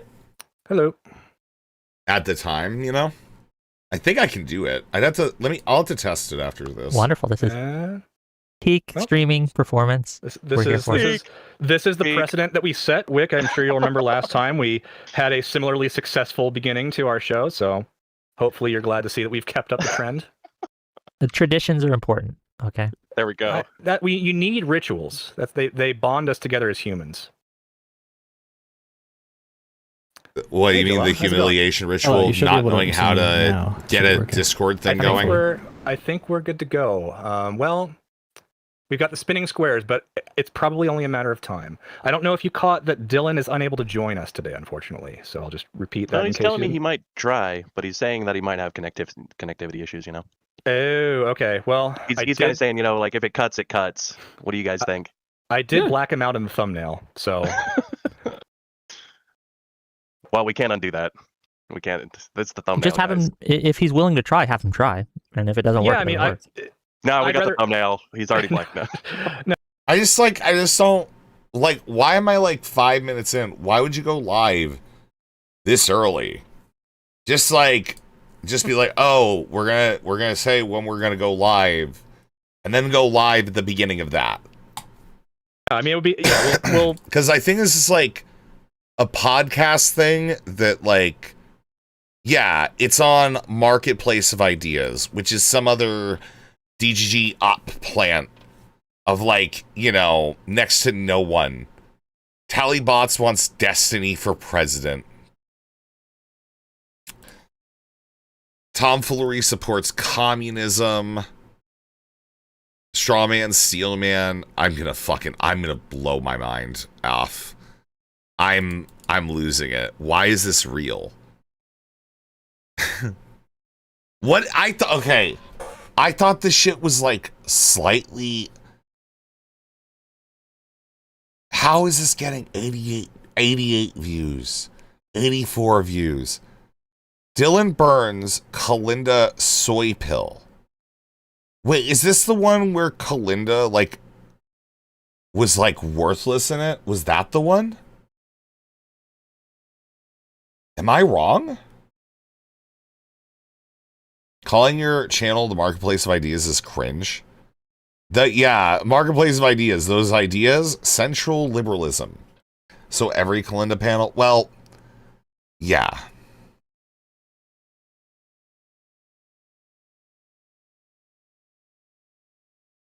Cross-ideological discussion.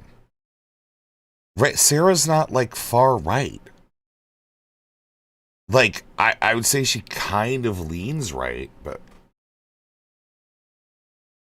Tom's like, I'm gonna be honest, Tom's on like a legendary run. I haven't seen something that Tom's done that has like really offended me for a while now.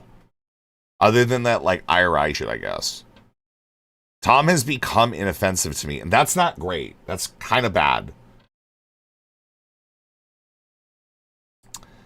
I don't know. Anyways, okay. Yeah, maybe like, that'll just make it. Why did this get got more 5,000 enticing views for on people this? to Holy watch? It'll be fuck. mysterious. Like, who's that covered up guest? It's another yeah, no, Destiny it'd be better to channel, have it than yeah. not, for sure. Yeah, it's an unlicensed after show, basically, right?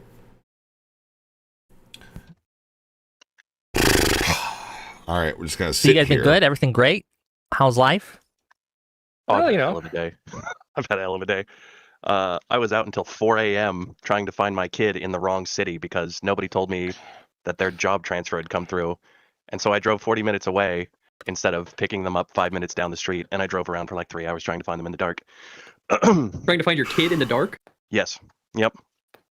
No comment. Okay, no comment. Bro, what the fuck They moved is out to go to happening? college. They're moving back in, and they transferred to here in town. But I went to pick them up at their old job 40 minutes away. Your kid's in so college? This isn't That's like cool. This isn't like a 6-year-old. Okay. Yeah, when you say kid, I feel like further clarification is. Yeah, they're right is at that needed. mark. They're right at that mark where they're becoming an adult, but they're still a kid Sure. to me. Yeah.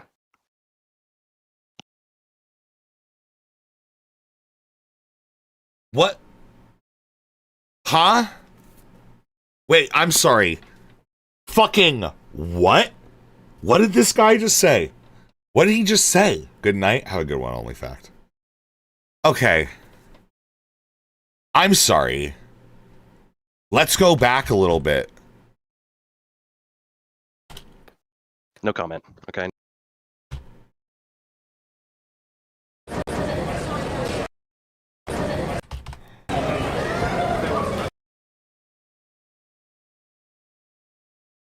I'm sorry. I clicked in halfway into that. Okay, I've got little art things So and you guys shit. been good? Everything great? How's life? Oh, I've Well, had you a know. hell of a day. I've had a hell of a day. I was out until 4 a.m. trying to find my kid in the wrong city because nobody told me that their job transfer had come through. And so I drove 40 minutes away instead of picking them up 5 minutes down the street. And I drove around for like 3 hours trying to find them in the dark. Trying to find your kid in the dark? Yes. Yep. No comment. Okay, no comment. They moved out to go to college. They're moving back in, and they transferred to here in town. But I went to pick them up at their old job 40 minutes away. Your kid's in so college? This isn't That's like cool. This isn't like a 6-year-old. Okay. Yeah, when you say kid, I feel like further clarification. Okay, that sounds like way less bad. I only heard the second half of that. Holy fuck. Oh my god. That sounds way less bad. I was so fucking okay. Yeah, they're right is at that needed. mark. They're right at that mark where they're becoming an adult, but they're still a kid Sure. to me. Yeah. Yeah, sorry to let you know this guy. You will never stop seeing them as your kids, okay? And then I had to take my girlfriend to an emergency dental appointment. I wasn't sure I was going to make it to the show, so Well, life's just full of fun little surprises. Like my nerves are shot. Base single dad. Base single dad. But we're gonna have a great show today. We worked. Base single we've dad been working on it energy. all week. I'll be the judge. Yeah, Kid, let's girl. not. Yeah. I'm sorry, like, my parents call me a kid. My grandfather looks at me as like a kid. Like, I don't know what to tell you. It's just, yeah, that's how it is. As soon as I said it, I was like, well, great. Now everybody thinks it's going to be good. There's no reason to be premature about this. We usually set the bar low so that we can... You're right. Yeah, I know. And, like, the thing is, it's like, there's no, like, such age. Like, from this guy's perspective, it just doesn't work that fucking way, you know? Jump over it. It How long sucks, have you but... been content creators Yeah. for the hosts? 4 months now. 4 or 5? We started in February, so I believe we are on month 7. Jesus. If my quick math works there. I'm pretty sure it does. Yeah, it's Congratulations. much Doing a appreciated. 6-7 shit. It's been fun, and people. Shouldn't he know where he's picking his kid up regardless of age? Okay, so the kid was like 5 minutes down the street, and he was 40 minutes away because he didn't know. I'm just gonna be real. I feel like it's not that bad. It's not as bad, you know? have been welcoming, even though we're kind of small fish in this space. So that's been really cool to have people treat us with I've had so many stupid situations like that in my life. Yeah, I don't have that much critique there. The more, like, listening to the way that he re-described it, it's like, yeah, the person's 5 minutes away. Assuming driving, like, 40 miles per hour, that's like, what, 3 miles? That's like an hour walk. Right? You know what I mean? Like, that's my thought there. That's my thought there, right? We actually do kind of, at least. Nobody's giving us, nobody's just outright shunning us, which is nice. Also, you haven't made it as creators yet. Okay, I see. That's right. Yeah. Well, yeah. We'll know that we've. There's nothing to really. I hate to say it. Just shunning these people, like, no. They do this steel man, straw man thing. It's kind of cringe as fuck. Alright, it's kind of cringe as fuck. If it's slow pace, you can walk a mile 13 to 15 minutes. Yeah. Yep. Yeah, that's my thoughts. It's like, yeah, it's probably like, you could probably, cope it out. Now, mind you, it's like in the dark, woman walking alone in America. Yeah, it's not great. That's definitely not something you want to have happen. Right? So, like, there are other circumstances here, but it does sound that there was no meaningful issue that occurred, Longevity, once we start getting called. Other than him probably just, like, not sleeping enough the night before, going to work, being tired for this, being like, maybe I should pull back, then Dylan Burns pulled back, and then, he just goes a little nutto, is like, fine, whatever, now I'm on this shit now. Out more regularly. You gotta have haters, right? Sorry. You made it. So you got haters. Yeah. That's my understanding. From what I'm gathering, it's really important to have some people throw some poorly constructed accusations once in a while. I think we made it. We hate ourselves. This is we're there. I mean, that's true, but I think it's got to come from other people to be official. Okay. Well, we'll figure it out. There's just, like, nothing to hate. There's just nothing there. That's it. It's kind of vacuous and, like, kind of boring. Yeah, nothing really to hate there yet. Just about to get started. Then our everybody's getting their camera going. Well, except for me. Yeah, except the. Like, this guy is Smelter Demon Drazi, right? This guy is Smelter Demon Drazi. That's what this dude is. That's all it is, man. It's cool. Pointless? A little bit, yeah. Yeah, there's no, like, engagement with, like, the ecosystem. And here he is, hey. It's just going to be a lot of the same old bullshit. Like, this guy, Lolicon, probably, with the Final Fantasy shit, got Zidane. Okay, so he's a Final Fantasy 9 guy. And I don't know if you know this about Final Fantasy 9, man. Okay.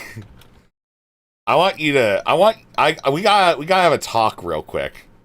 Alright, Final Fantasy 9, Zidane. Alright? They do be saying this is 19 years old. They do, in fact, be saying that sort of stuff. I'm not saying it's indicative of anything.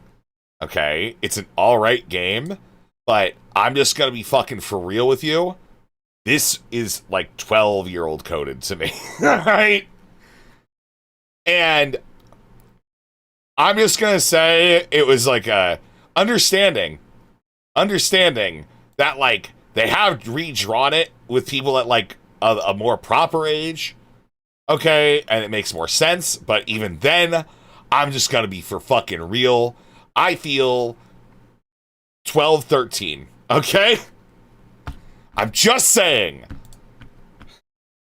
Wearing the douchiest sunglasses I could find in my... Cease and desist. Zidane's like one of the best. I'm just saying, man. All right? I think it's fine. They're all kids. There you go again. Infantilizing adult women. It's Zidane. Zidane's... Wait. He develops feelings for people and shit.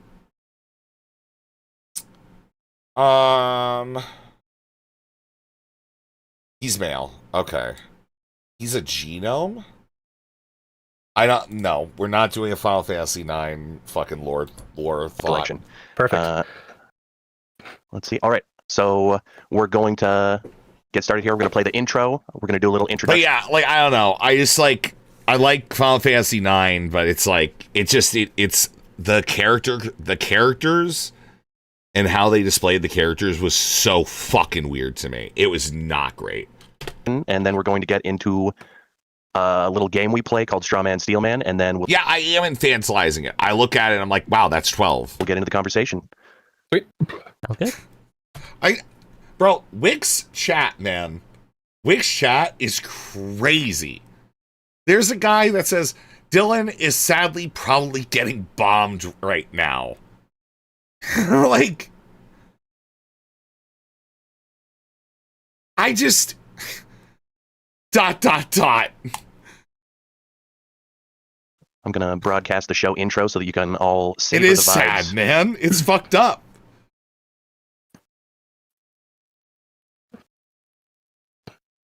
Is he still in Ukraine at the moment, though? What does that mean? Well, the thing is, so there's some weather shit that occurred around Dylan. So Dylan Burns, you guys might know him, went from like when he was running Hippy Dippy on Twitch. Obviously not Wick. He hasn't clicked the button. I don't know. Okay. Moment. He went. Everyone always asks that. Don't worry. You want us to ask questions on your panel, Wick? Pretty much yes. He went to Poland, right? Was originally his thing. He was raising money to go to Poland and interview Ukraine refugees. He managed to get into Ukraine, and at portions, it appears that he was less than, like, I believe, 50 miles from the front lines. I don't know. I know he got, yeah. Yeah. Why? Does Dylan live in Baltimore? I don't know where Dylan is right now. Right? I have no idea. I don't know if he's even in Ukraine currently. Right? I don't know where Dylan is at, and I don't really care to look into it. Dylan is mostly inoffensive to me. I think that he's, yeah. He travels there and back again a lot. Yeah, I just, like, I don't have Dylan has, like, some, like, social issues I dislike. If you, like, you look through the old Twitch poll stuff, there's, like, a little bit of, I guess, like, feels a little bit like a little bit of a megalomaniac to me, you know?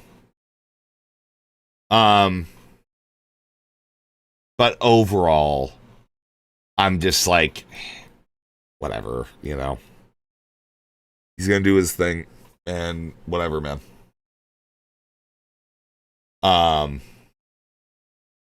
Never fully recovered from his Prime situation. No. Prime never recovered, ever, after that. Dylan just kind of cruised. The thing is, it's like, he definitely shifted gears when he went and did, like, the stuff in Ukraine, you know? And that, like, gear shift is, you know, it's there. He's literally in the trenches at the closest line near Kharkiv at one point. Yeah, I'm gonna be honest, I don't really follow him that much. I kind of keep a more broad understanding of, like, what's going on, or try to. The kind of granularity he gets into, I think it's good, but it's just not for me. And like what my media diet consumption, you know, is. And that's it. Like, I don't really have that much of an issue. I know some people do. I just don't really care that much. It's like, I can't summon, like, an anger meaningfully, you know? It's like, whatever. I have a bunch of friends from Ukraine. That's where I get most of my Ukraine news. There you go. Yeah, I just kind of read the news. And it's like, yeah, it's something. I'm gonna be honest, I can't believe they're still standing. That's, like, the only thing that really is the shocker to me. I cannot fucking believe that. That's the thing that's, like, mind-blowing to me. Right? You know? Modern warfare has, like, very much changed in, like, a crazy way. I mean, hell, dude. Even, like, today, Iran has, like, declared, like, oh boy, what did I do? Okay, we're good. Fuck. One sec. Is this like going crazy? I don't know if you guys saw this. Okay. With regards to Iran, apparently they're declaring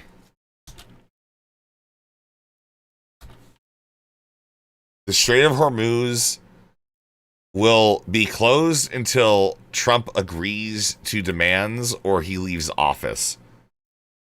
All right, I feel like it's just all over the fucking place. All right, but we're seeing like harsher language and shit, and I don't know what else to say. I'm trying to like find this because it's like it's just the most nebulous, like our enemy is East Asia, our enemy is Eurasia, you know, sort of shit, right? But yeah, I was seeing even stuff with that. I can't actually fucking find anything on it, dude. It's just all over, man. Okay. They're at like a sweeping list of demands, which is like the U.S. fully pay for the damage that they've done. It's just nuts, man. It's so fucked up. All right? There's like nothing you could do with covering the Iran shit because it changes every 2 fucking hours. Okay? I accept everything Ukrainian Anna says is the truth. Don't get me started on Ukrainian Anna. I would love that, actually. It would make it so that there's content and it's good, but no, you all just are like sheep having to be herded in different directions. I'm getting everybody for your next panel to not talk at all. They're just going to sit there Bro, what is it happening? silently. Well, I guess tomorrow we're going to have Destiny and Jola just stare at each other. Just in moody Seductively. silence. Wait, you get started on Ukrainian Could be a Anna? more She just fucking annoys the fuck out of me, dude. That's it. productive conversation, though. Honestly. She's We're just gonna like, find out. she's really annoying. That's it. She just annoys the fucking, she annoys everything in my soul. I can't explain it. It's not even like, I don't even really have a problem with her and shit, but she's just really fucking annoying. Said weird racist shit. Yeah, well, recently. When she does interviews, just like no words, just only the expressions. Self-expression and the right to self-determination. Yeah, like she is a single issue person. And you know what? It kind of makes sense. It kind of makes sense. You know, just don't like cape and give cover to like other issues, I guess. I just like, I'm sorry, like I have a lot of issues with like, okay, there's another issue I have, and that is something I find incredibly disgusting about the internet. And like, I understand, I get it. There's like the videos she puts out when she's like getting fucking bombed are fucking horrific. Like that shit is fucking horrifying to listen to. It is the weirdest tragedy shit. Okay? And you ever see the ethno-state debate she had with Soy Pill? No. That's just your Polish blood reaction? No, that's just like my general like, yeah. At all points in time, I'm just like, I have to do like the harm reduction thing, which is just that, yeah, I don't really think Ukrainiana is causing more harm versus doing good in like my worldview, which again justifies like a total resistance to imperial invasion, which is what Russia is doing to Ukraine, is an imperial genocide of Ukrainians. That's what it needs to be fucking called as. And that is the clear fucking line that makes fucking sense. And it's like so fucked up, you know, with a lot of it. And then it gets really fucking confusing because of Iran, you know, being this fucking like evil ally on the axis of fucking evil and shit. And that's what makes it fucked up. Okay. Anna's good on Ukraine. Every other topic, it's just like, I don't think she's causing more harm than good she does with the Ukraine shit.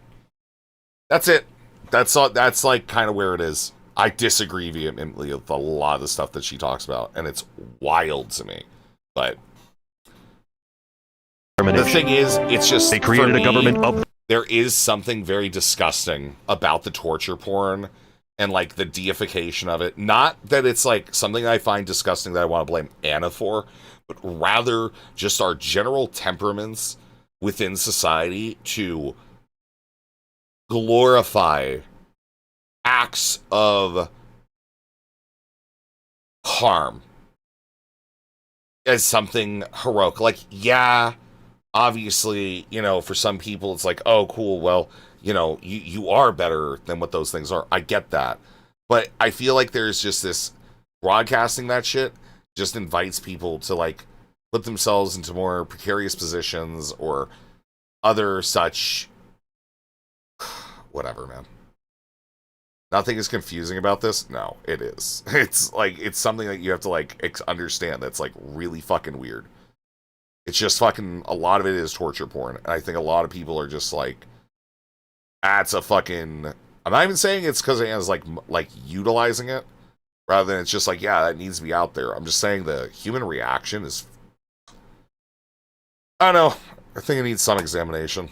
People, by the people, and for the people. Establishing a nation of free individuals who ignited a bright beacon of hope. America's a land where any person, from any background, can succeed, so long as they endeavor forthright with determination in their heart. A melting pot, the greatest hits album of the human race. We gather here today to renew that sacred bond, that oath to freedom. Welcome to the marketplace of ideas.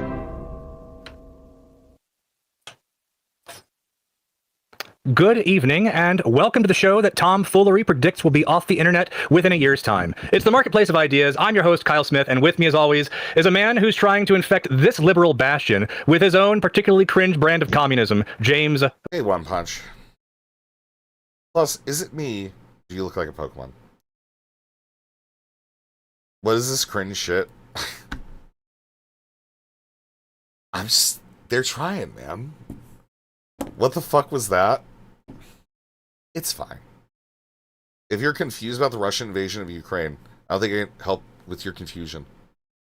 Do I seem confused about calling it a imperialist genocide?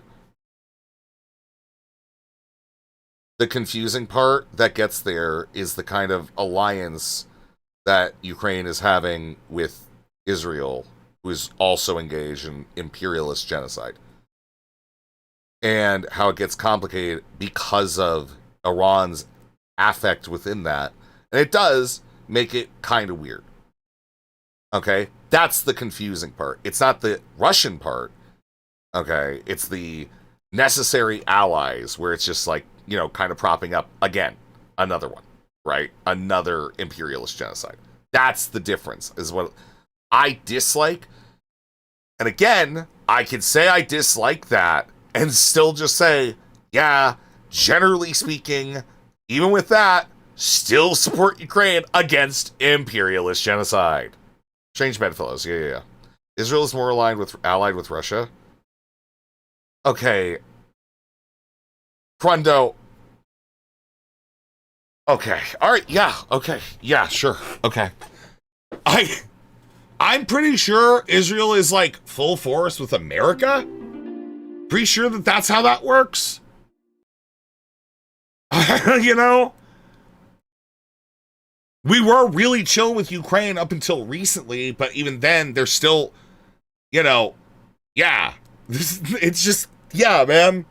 Yes. I'm sorry. No, I don't think Israel is more aligned with Russia by taking stolen Ukrainian grain overall in like my general view of the Western democratic-ish order versus Eastern autocratic form. Trump is allied with Russia. I go back and forth on that. I think he's much more tangled with Israel at this point. Because I think, I hate to say it, like, they even, like, just today, they fucking approved more shit. Because it's just like, yeah, there's just more and more shit that's getting pumped into the Ukraine side. That's like, all right, well, some of it's getting through. Given they lost Lindsey Graham. Lindsey Graham was good on that one topic. But, it's really annoying. Because it's like kind of hard to read where the plays are. You know what I mean? And that's just it. It's just like, it's really fucked up. But yeah, we do. We do. Even like, within like our just general American societal disposition. Most people do have like some burgeoning level of support for, Israel. I think there is a lot of Islamophobia baked into that, and I hate that. I hate that a lot. It makes literally no sense to like miss the reality that Hamas is not 70,000 fucking randos killed and shit, Vagabond. That's right, Kyle. I'm James Vagabond, and I am a damn dirty communist. However, it seems I'm not the damnedest nor the dirtiest, which is why I prepared the following statement. Before we get started into the meat of this conversation, it is pertinent for me, as an avowed communist, to clarify my place in all of this. Let me be clear, I am not now, nor have I ever been, a member of the DSA party. But more importantly, I've always been an enthusiastic and staunch supporter of the Democratic Party. I've never been a part of the DSA party. Dude.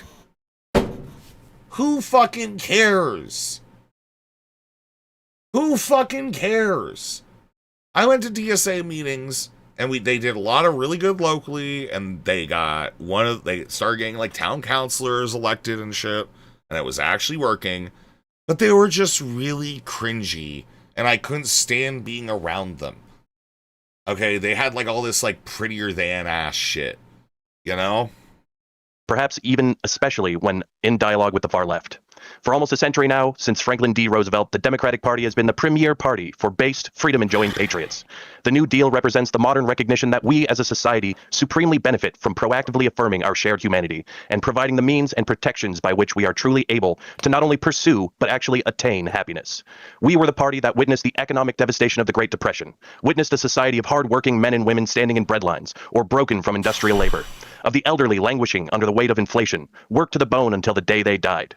We witnessed that and said we can and must do better, and struck a grand new deal in society on behalf of we the people. Then, when America was finally ready, the Democratic Party threw off the residual chains of slavery, banishing the Jim Crow apartheid state, enshrining and protecting once and for all the rights of all races to equally partake in the fruits of liberty.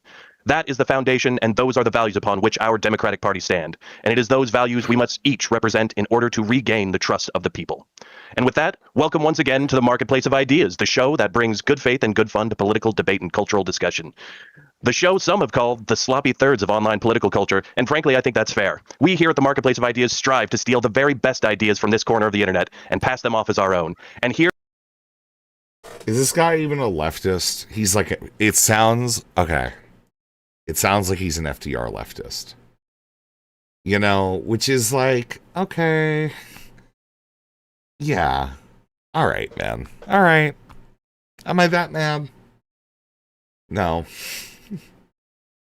This intro made me a Republican. Well, don't say that. He's probably... I'm praying he's better than Wick. I don't know who this guy is. Why are we... Bro, why are... Dude... The reflections in my life where I'm just like, yeah, man, we are watching Wick. Fuck. Fine. Today with us are some of the distinguished pundits whose ideas we've been stealing. Returning once again, against his better judgment, we have champion of liberalism and free speech, Wick of Wick TV. Welcome, Wick. Please introduce yourself to the world. I'm Wick from Wick TV, champion of liberalism and free speech. Sounds about correct. My bar is and joining us for the first time, we have Mr. Mooten, a gamer bro turned protector of democracy. What does it mean to be an FDR? Let's just like you like social programs, but not minorities. Yeah. Which, might be like trans people, like, well, we haven't gotten there yet. Maybe we should just chill on that stuff, not, continue to build up this voting block and everything that would generally support us anyways. Yeah, like that's, yeah. Those who don't know you, a little bit about yourself, please. I'm a guy who's getting into politics, and I do a morning show every morning at 7. Anything else? Yep, that's it. And also, for the first time, one of the few more rational, further left progressive who I've gained a lot of respect for, Jola. Why don't you tell us a little bit about yourself? Jola Politics, I spend my time mostly on Instagram and TikTok nowadays, critiquing MAGA, and also critiquing pragmatism on the far left and also the deep center. Like, I hate it, because, like, I just don't understand how, like, I just realized, like, Wick just also, not only did he brand me as an anti-Semite, he did brand me as a far leftist. And it's like, I don't know. Of the Democratic Party. Maybe, I guess. Huh? Yeah, I'm the perfect centrist, hell yeah. I don't know. Alrighty. Well, with that, now that we have our guests introduced, I think it's time that we play our game that we like to play at the start of the show to get the good faith juices flowing. A little game that we call Straw Man, Steel Man. Straw man. Steel man. You're not far left. So much like the game sounds, this is the game where we give you a straw man argument that is a poorly constructed argument built to be knocked over. And these arguments are going to be targeted to what we expect you to not agree with. And so you're going to be tasked, if you would be so kind, as to steel man these arguments and make them as strong as you can possibly make them in spite of your disagreement with the argument. Afterwards, you will have the opportunity to say what you actually believe. With that, I'd like to continue our tradition of welcoming our guests to the halls of the heroes of debate. And in honor of this theme, we will be showing them pictured in the middle of making what I'm sure at the time was a very salient point, whatever they were talking about. On my right, we've got Mr. Wick here. And then on my left, for the first time, we have Jola Politics and Mr. Mooten. Wick. There's a fourth empty box there. What happened there? We were going to have Mr. Dylan Burns on, but unfortunately the DSA used their most powerful wizards to summon a storm to keep him from coming on, which I would think is a tactical error because I think he was going to at least speak somewhat positively for the far left joining. What do you mean the DSA summoned a storm?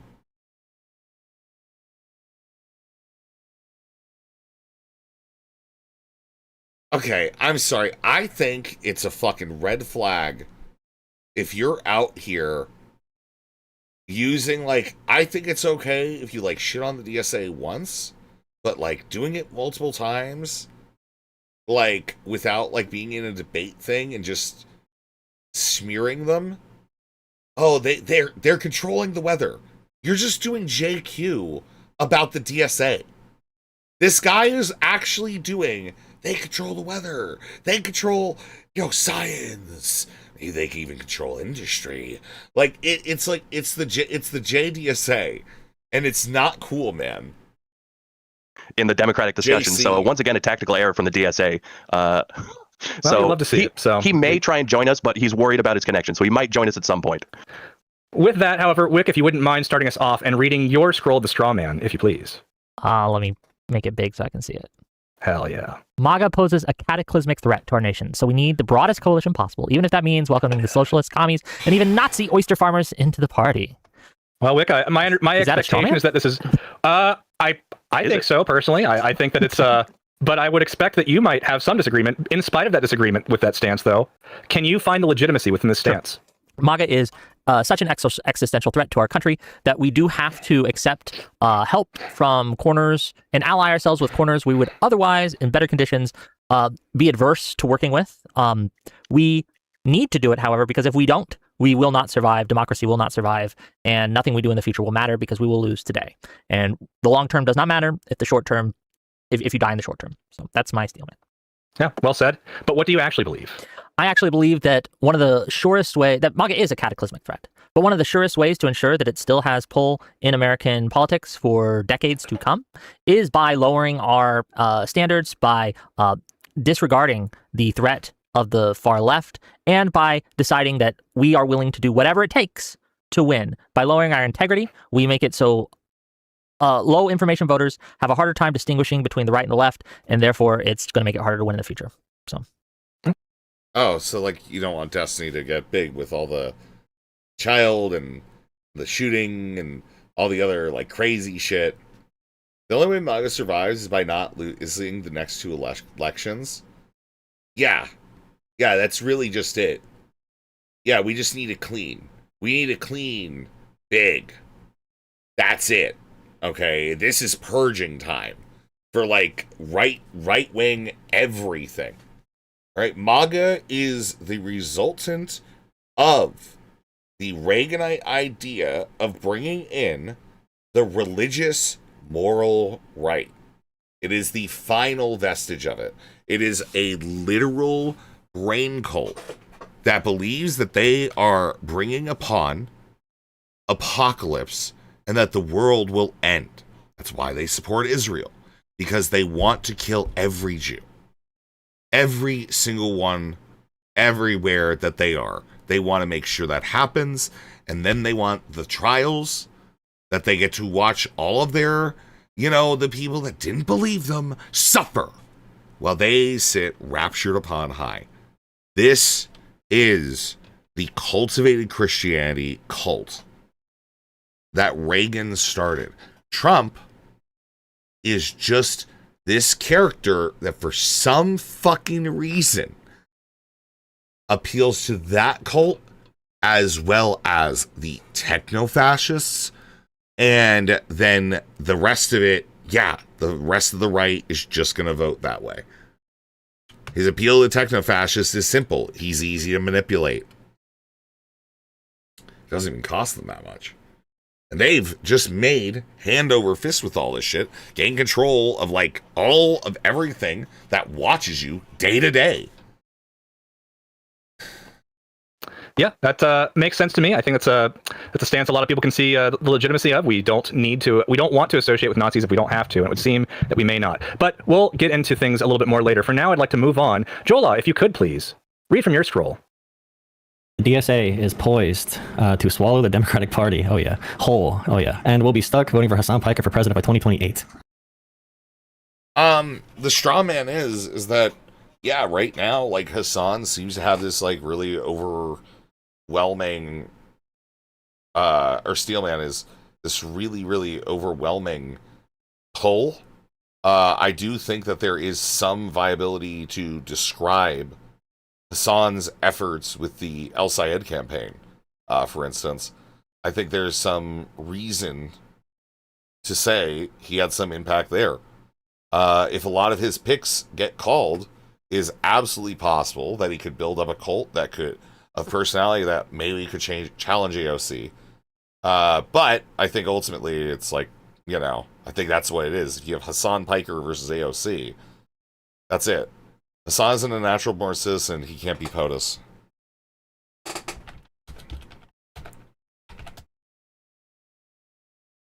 Yes, he is. Yes, he is. Abso-fucking-lutely. July 25th, 1991 in New Brunswick, New Jersey. And then he grew up in Istanbul and moved back to the United States for college. He was born in New Jersey. He's from New Jersey. He's a full-on, born-here American. Whatever you want to say, that's it. Yep. I don't think that's going to happen. I think it's just going to be AOC. All right. If we get a leftist, it's going to be AOC. AOC will probably be on the ticket one way or the other. And there's a chance that they then do another primary in 32, and AOC runs against, the vice president runs against the president. But that'd be interesting. Right. Find legitimacy to that claim if you can, Jola. The Democratic Party is going to be overcome by the DSA like it's a growing cancer, and we're going to be hoodwinked by the same radical forces that MAGA did. That's essentially the big argument. Sure. Terrifying, yeah. Now, what do you find any legitimacy to that claim? My expectation is that you might disagree with it. No way the party would hold a primary for that. There's a lot of value to do if she takes over enough fucking power within the party to just be like, yeah, we're just going to have a referendum on where do we want to go? Okay, we fought this one thing. Where do we want to go next? If there's... Let's say we win 26. Democracy doesn't dissolve. That's the first assumption. Win 26, win 28. And then we further our wins in 30, right? In theory. Somehow we manage to further our wins in 2030. 2032 could absolutely be reasonable. I think that would be super fucking cool. I can't believe she do Buttigieg dirty like that. Just say that they're doing it for fucking sport. Because the advertising value of running a primary to begin with is crazy. And 9 times out of 10, you know that the person who's currently president is going to win that, right? Right? And that's it. Like, if we're talking about political schizophrenic moves, you could just say, yeah, running a primary like this is ad dollars. That's money. That's cheap fucking money. You get those, get the fucking vice president and the president having a debate. Fuck it. Right? I think AOC could win. I think she's way more charismatic as a woman candidate than either Hillary or Kamala. Yeah, probably. Yeah, probably. But if AOC gets close, white men in their late 20s to mid 40s need to get out there. All right, on the fucking streets, talking to people. Okay? That's how that works. If that happens, and if AOC wins the primaries, people need to be out in the fucking streets. Like, we're talking white guys, okay? To talk to other white guys. You really think we're going to go from Trump twice to electing a girl president? Bro, we went from Bush. My dad was the worst modern president. All right, so much so that he got voted out for Bill Clinton. Yeah, man. Actually, we went from the son who choked on pretzels. He won after he choked on a pretzel. By the way, just so we're fucking clear.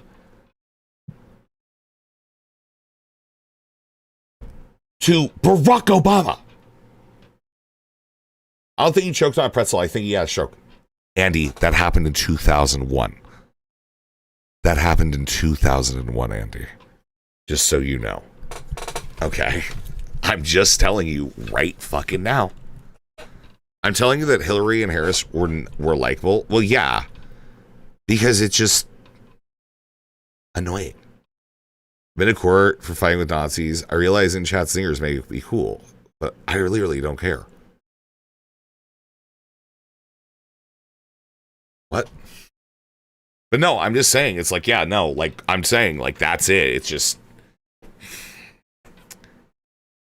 kind of, you gotta start challenging white dudes, man. Like, I hate to say it. You know what I mean? That's just it. That's just fucking it, man. For me, it's like, if that happens, yeah. It's how it worked for fucking Obama, man. No, unlike some liberals, I'm very confident in the Democratic Party and liberalism. I think that progressive liberals... And that's like the biggest thing is like, when it came to the Obama shit, like what do I remember from that?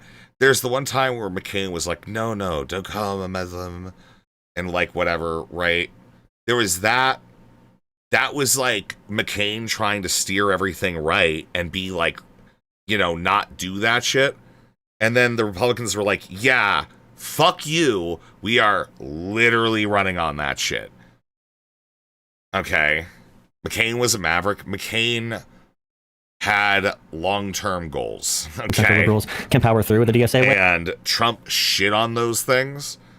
So yeah, McCain delivered a horrible blow to Trump at the end. And we need more liberals to critique the Democratic Party because, I mean, the party, where the DSA did win, it could have been very easy for that to not happen. So like Zoran Mamdani, that is what started this entire thing, right? When it comes to all these other candidates elected in New York City.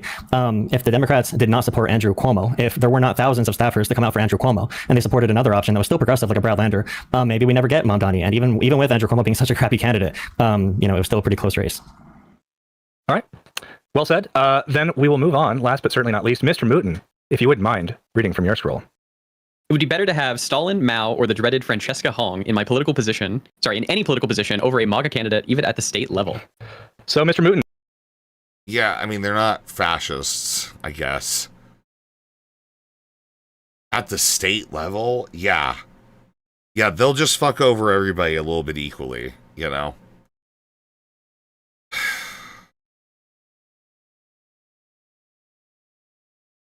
Versus, like, racist purges.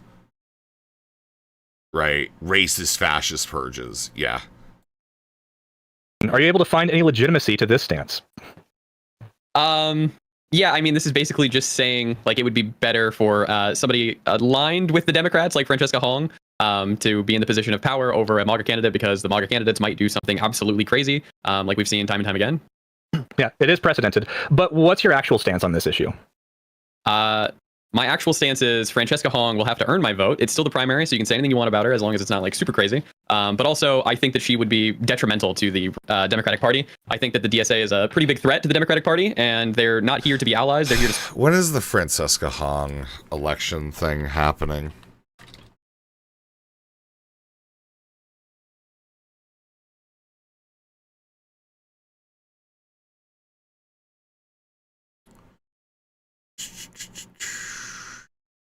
Where's the fucking...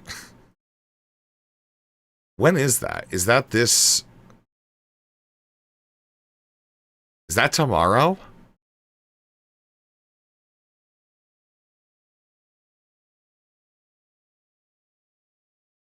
Okay, so there's 4. Okay. 4 main ones they're putting there. Is it tomorrow? Today?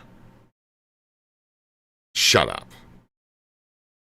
Do you mean like in a couple of hours today, or like whatever? The Francesca Hong primary. She's gonna win? Really?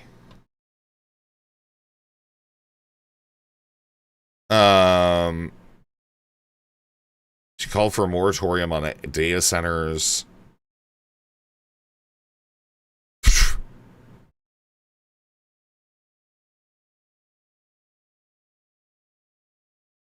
So you mean like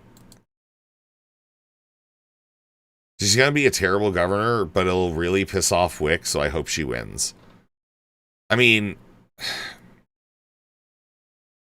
U.S. Representative Tom Tiffany has a commanding lead in recent polls, but Crowley is the guy there. Who is against... Wait. WPR, Wisconsin Public Radio. So, there's Tom Tiffany. This guy, I'm sorry. This dude just drips with evil. Look at his hands. Bro, what's going on with these fucking hands? Look at that shit. Bro, that's like a fucking... That's like, what's that fucking dragon guy in, like, Traveling to Avernus and Dungeons and Dragons? Like, you can get his, like, eye and shit. Or whatever. You know the one I'm talking about? Get the eye of this guy, the hand of this guy. That's what this feels like. Vecna. Yeah. Yeah, this guy is fucking Vecna coded, man. Wow. Okay. Don't care. And then there's Andy Manska. Okay. This is the guy that takes Vecna's deal and doesn't get it. So yeah, less there. Dude. So they're trying to push David Crowley. Steady executive leadership. Education, data centers, they pay full cost of grid use, do not increase costs to customers. Which means that they will, but you know. Willing to work with the Trump administration. What about this one? I'm writing to be the concert, work with anybody about the Trump administration. It's the same thing. She's a chef, community organizer. First Asian American member of the Wisconsin legislature, born and raised in Madison. Oh. Oh, this isn't a DSA thing. This is a Madison thing. I known fucking lefties from Madison, man. I love them so much. They're so sweet. They're so sweet. But like, holy fuck, man. Yeah, I get it now. All the pieces are coming together. No, I hate to say it, and this is like going to be really annoying, Andy. I think I actually disagree. I think she might actually end up being like a good governor. I went to a school with a guy that went to med school in Madison, full-blown communist. Okay, you want to know what the one thing about Madison people are? They're communists, but they're communist bureaucrats. Okay? And they are like the best lefty bureaucrats in the fucking world. They are crazy like that. That's actually something that's important in like a weird way. Yeah, that's what Madison people, like everything I've ever known. They are just some of the most annoyingly organized people. It's the West Coasters, man. Those people, I hate them. Hong is the best one in the field. Libs are trying to clone her talking points. Yeah, okay. I'm just... She's a Madison person. I like, I think as an executive, having like, again, this racism I have towards Madison people. Okay. Like, that's just to be clear. I'm exhibiting a racism versus a very specific town in America. Just one very, very, very specific town in America. And that's Madison, Wisconsin. Okay. And I gotta say, yeah. UW is very lefty, yeah. But extreme bureaucrats.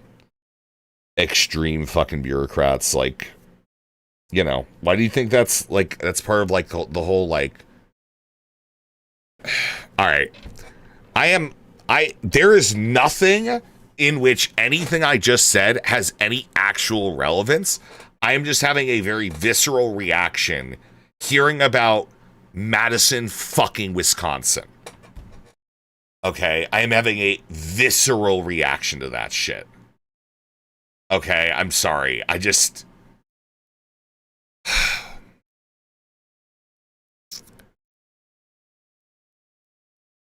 So what's the polling look like? Sorry. What is it? Polymarket? We'll just look at Polymarket.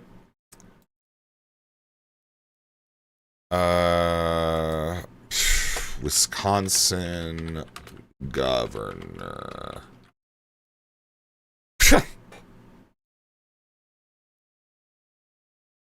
Bro, what the fuck happened? Literally, what the fuck happened? Polymarket, just shut the hell up. What happened? You're making me cringe so hard right now. I know, man. I'm just saying, like, democracy. It just seems like odd, you know, to me, like how this is all gone. What happened to Sarah Rodriguez? Was there like a debate?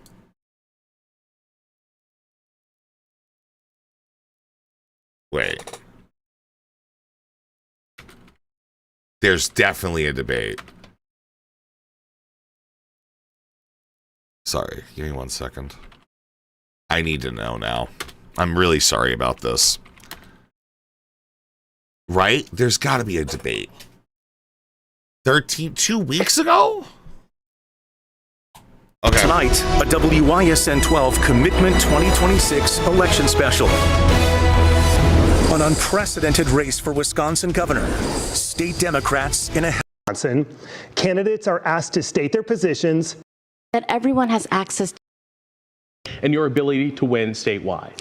Well, first, thank you so much to the team at WISN and Marquette University for hosting this important debate.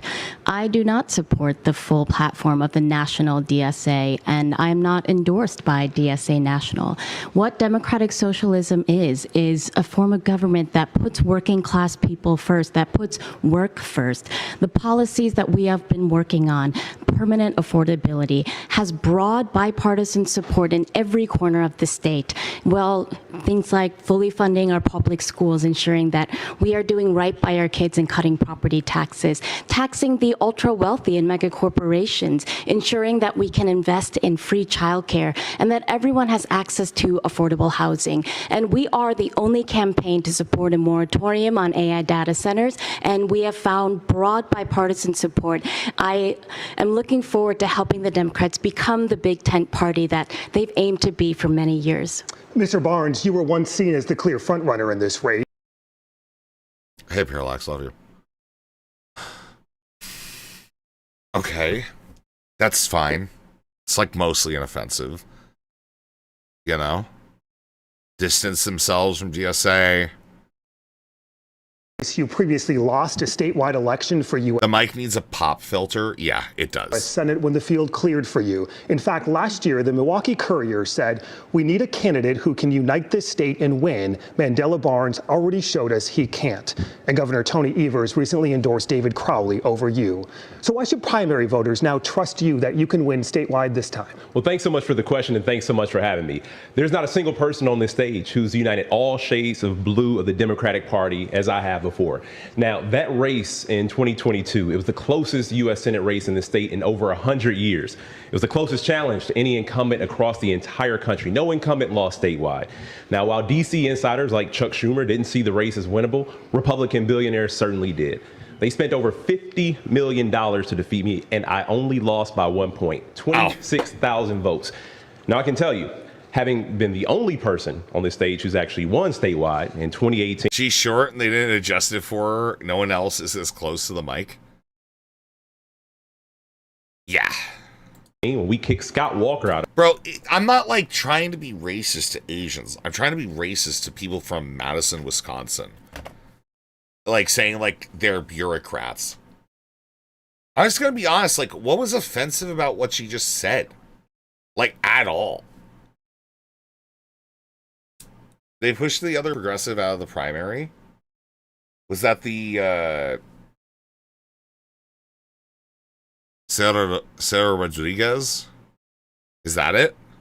Of office for good. That race was also decided by 1 point.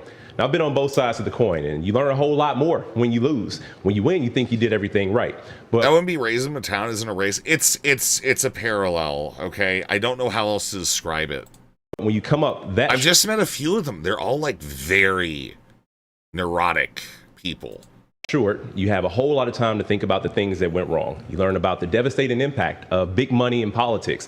You also learn about how low Republicans can get. And I can tell you, right now we have the resources and we have the support to get it done. And on the terms of Governor Evers, I have zero interest in upholding the status quo. I have zero... Yeah, I mean, like, I'm just talking like I'm talking about like white people I've known from there. Generally.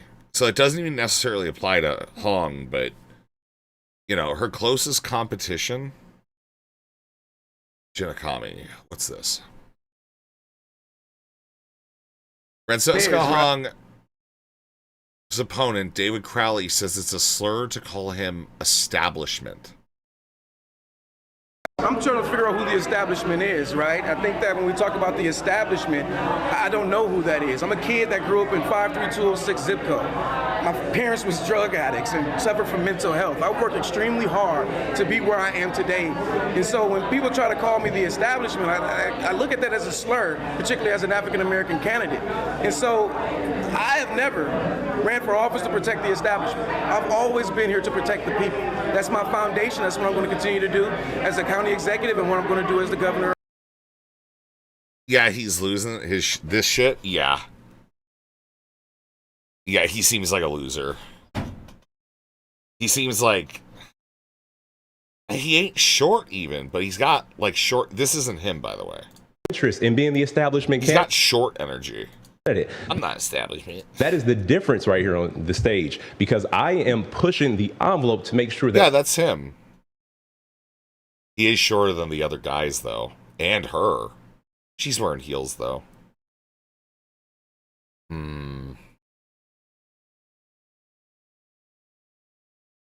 We are as bold as we can possibly be in the Donald Trump era, because that's... Bro, Marshallist, I'm not, like, taking random fights with members of the chat. What is going on? What are you doing in the kick chat?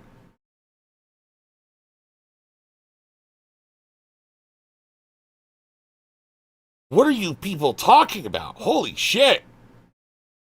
Oh my god. What is happening?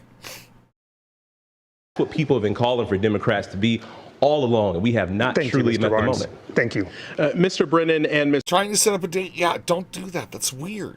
Ms. Royce, you are both polling in the single digits and have been since the start of this race. At this point, are primary voters wasting their vote on a vote for you, Mr. Brennan? Well, here's what I would tell you is I don't think primary voters have been paying much attention until the last 2 weeks and all the upheaval that you have seen.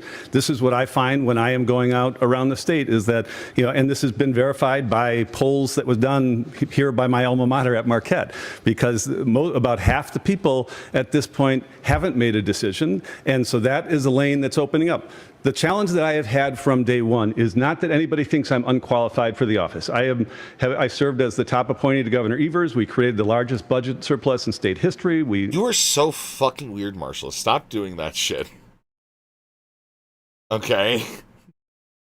Increase the rainy day fund. We got billions of dollars out to family farms, to small businesses, to renters who needed it during COVID. So all of that stuff puts me in good stead. The challenge I have had is that people don't know me as well as they know some other candidates around the state. And so what I have found in recent days is that the disruption, the upheaval, somebody putting their thumb on the scale, it has gotten people much more engaged and much more interested in this race. And day by day, I am feeling that momentum, and I'm feeling people who want somebody who can beat Tom Tiffany in the fall and who can hit the ground running. Yeah, I just like fucking blanked out watching him talk. I literally just like completely blanked out for a moment there. Like, I don't know what he was saying. I'm just gonna be honest. Like that was extremely boring.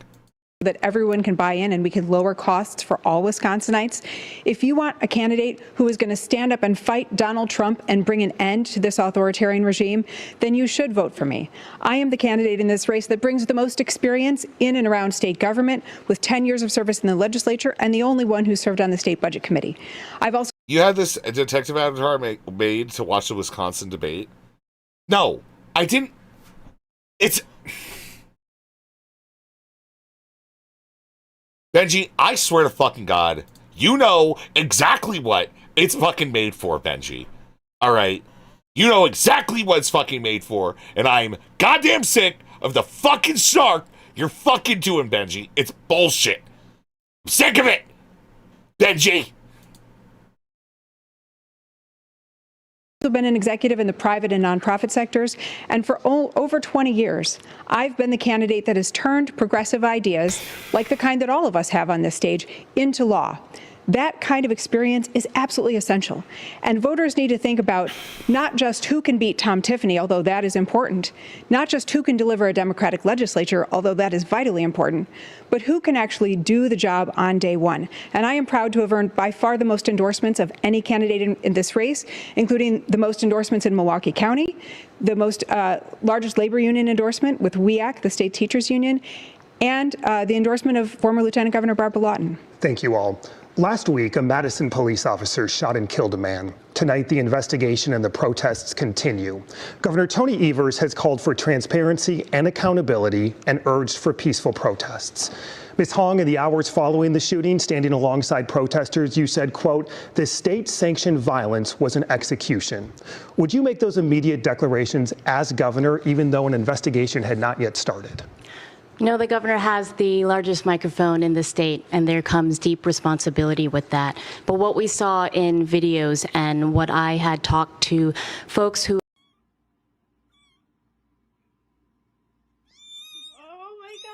Oh my god. Aiden has fuck-a-fan donut air, and Rezi has fuck-a-fan fist? What does that mean? What the fuck does that mean? Thank you for the 199. Fight? What does the donut air part mean? What does donut air mean? What does that mean? He's talking about, like, I don't get the meme, man. I don't understand. I don't understand. Fuck a fan fisting. Yeah, one farts. Oh, so is he into fart fetish? Fist a fan.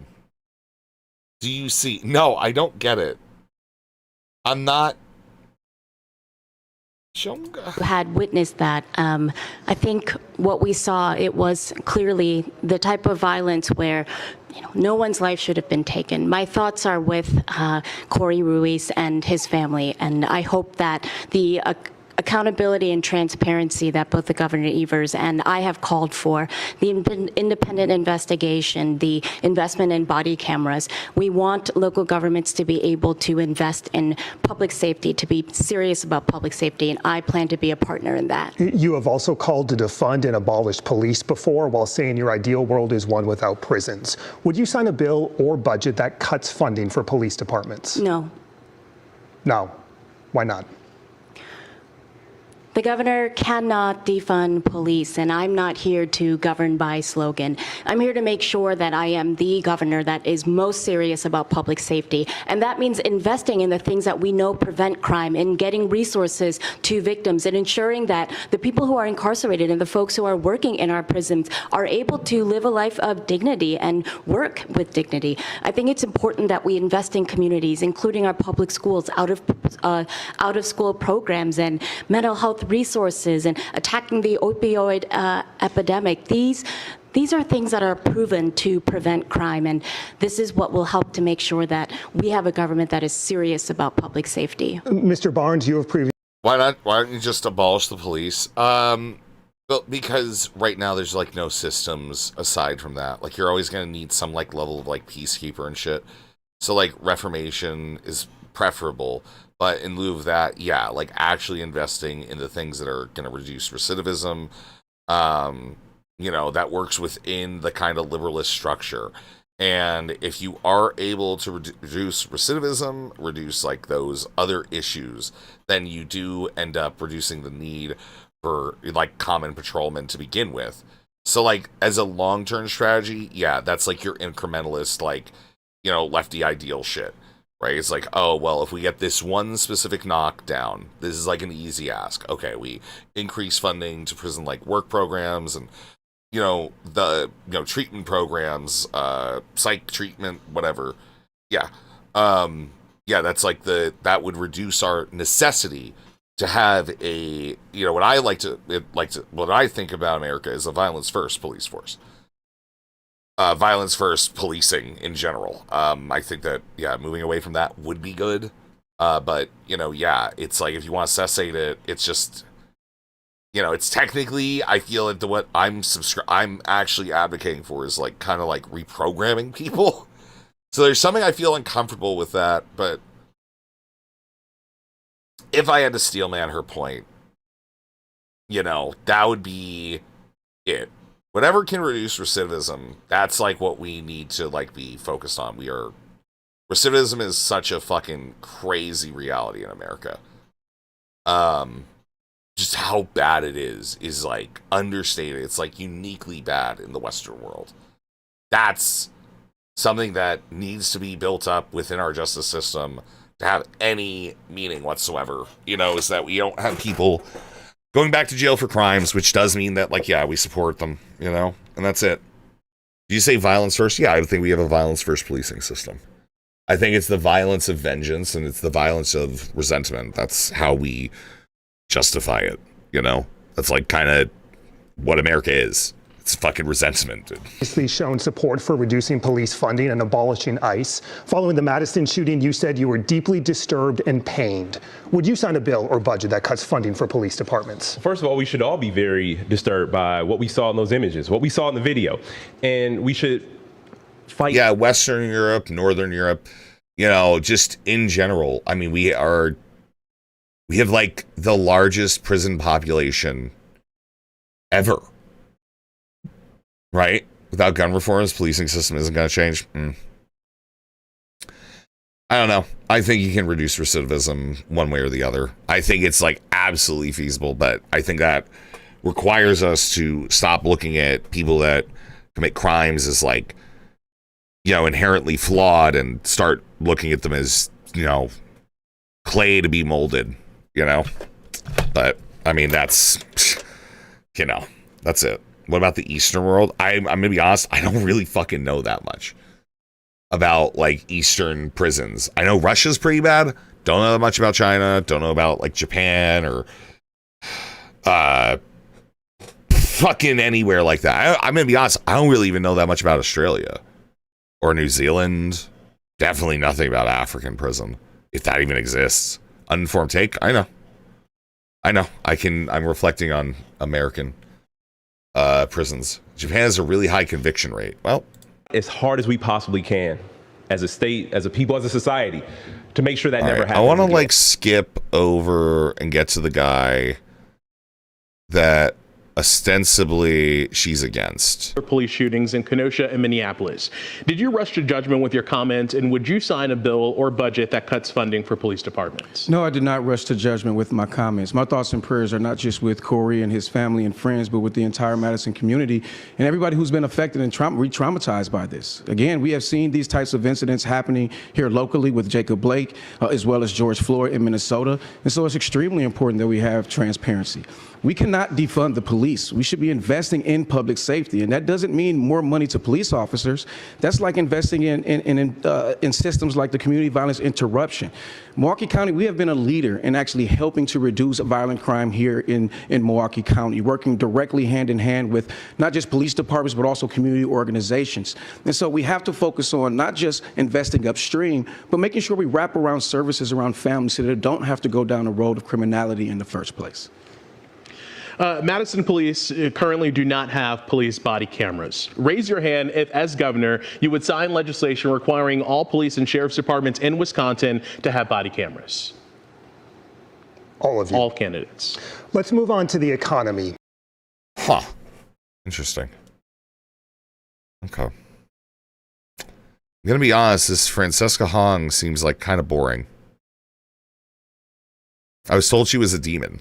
Public Bank. I apologize if I cut you off here. We are kind of running up against time. Everything you've talked about tonight relies on a democratically controlled legislature. Ms. Hong, what happens if there's a divided government or Republicans control the legislature and your governor? You know, I have passed bipartisan legislation, the one where it would require K-12 schools to teach Asian American history. So much of working in government has to do with building strong relationships, and I have done that with Republicans. I am willing to work with anyone at the table who wants to actually deliver for working class families and improve lives and work on policies that are going to be deliverables. And I believe that shared revenue, healthcare, and public education are three areas and some of my top priorities where Republicans have shown some support. And I've talked to them about these issues. And so I believe that even with the split legislature, my focus and my leadership will ensure that we are governing to actually deliver for working class families across the state. Thank you, Mr. Barnes. How do you get anything done with Republicans? Well, I can tell you that's why this race is so important. That's why rejecting this broken.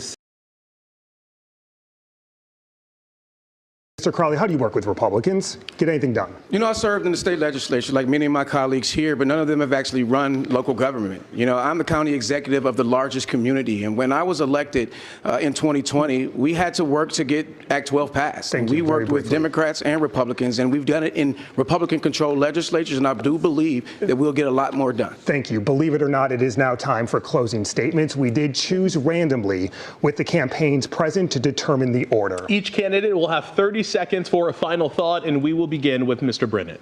Thank you. Okay.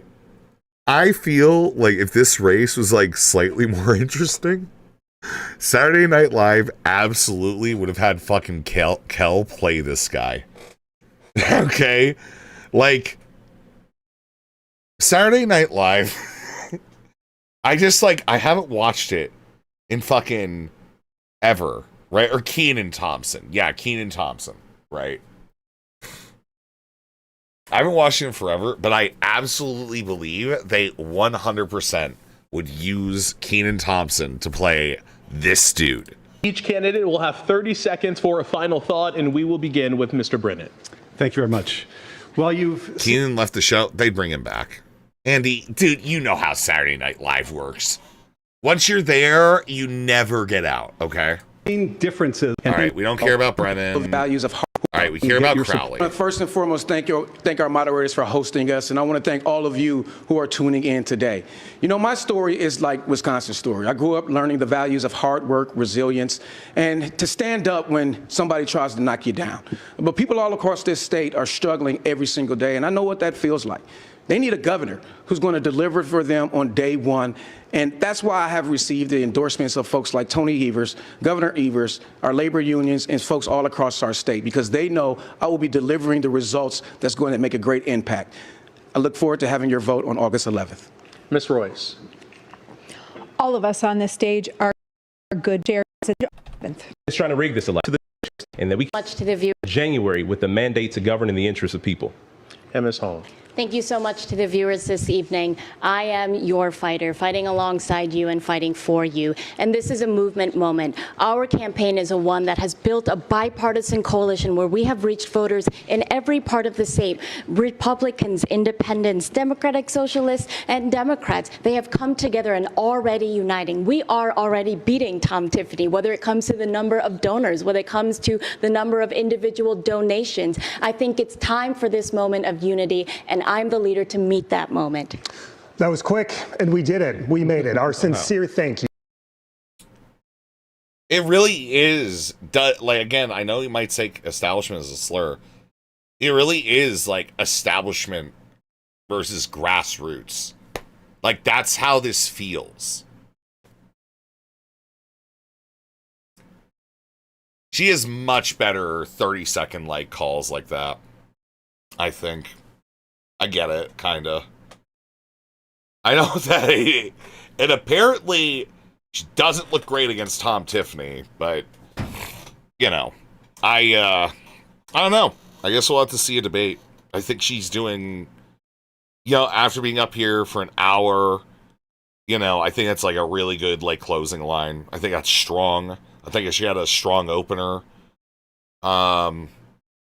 I mean, that's usually what people remember. The, like, meaty chunks in the middle of it. It only works if you get, like, a crazy soundbite. But her crazy soundbites are, like, shit about, like, Thanksgiving and whatever. You know? And it's like, who fucking cares, man? Chill the fuck out. Nobody's getting rid of fucking Thanksgiving. Alright? And the fact that a lot of these, like, you know, so-called Americans are getting mad about Thanksgiving when most people ain't eating fish on Thanksgiving. God knows I ain't. Yeah, I don't know. Shot to the point where everybody else drones on. I'm gonna be honest, like this guy, I don't hate the energy. It's just that I don't know. It's just not. I just think she's better. Yeah. You know, even outside of like policy and shit, if we're just like looking at like optics, energy, focus, and whatever, I don't know. He seems like a legislator. She seems like an executive. You know what I mean? I don't know how else to put that. Green is an audacious fucking choice, dude. That's fucking nuts to me. Thanksgiving's a bullshit holiday. No, it's fucking not. Okay? It's not. It's fucking great. Okay? It's good fucking food. Alright? I don't give a shit. Alright? I don't fucking care. What is Thanksgiving to me? It's, I make a turkey and everybody around me is forced to eat. Okay? That's it. And nobody fucking complains. Turkey is a garbage bird. Vanessa, I swear to God! I swear to God, Vanessa. Take it back. Turkey is great. Fuck you. God, you suck.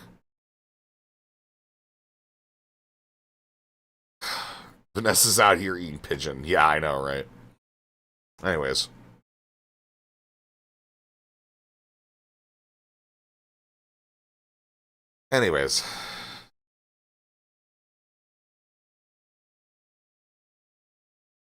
Fuck.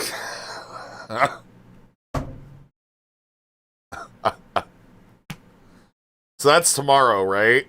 I'm gonna be honest, man. I don't really follow every fucking political race. That shit's tomorrow, right? We can cover. Please tell me we can cover that tomorrow. Wisconsin governor primary. Please fucking tell me. Right? Is it tomorrow? That's so cool. Okay. Oh, fucking alright, man. Turkey is good with the right sauce. Yeah, you just gotta fucking, like... Gotta load that shit with, like, butter and other liquids and stuff. Tons and tons of it, because it does, like, seep out by the time it cooks, but... I don't know, man. I love turkey. Turkey's kind of my shit. Anyways. Cool. Alright, well, I guess we're doing that tomorrow. There are actually wild turkeys around the house I'm moving to. Neat. Cool. Cool. All right. Let's go back to the shitty content. All right. Sorry, I just feel like I need to know at least like a base minimum of who Francesca Hong is and her top competitor whose name I literally do not remember already. Only because I see her name fucking everywhere. So... Well, I think that was nice and concise. We will go ahead and end this segment. It was a great round of Straw Man, Steel Man to get us started. Before we jump all the way into the conversation, I would also like to officially welcome our guests to the actual marketplace of the marketplace of ideas. And when I say actual marketplace, I do mean fake marketplace. It is not a real one. We do not actually have any gambling, but we do have a fake stock list where we have the creators who come on our show. And as you can see at the bottom, we've got Jola Politics, Mr. Mooten, and Wick TV all waiting for someone to scoop up some fake shares with the fake currency that we run our Discord server with, we call Grift Coin. So if you want to join our Discord and participate in that and show your support for the creators that you like the most, that is one way you can do so. If you'd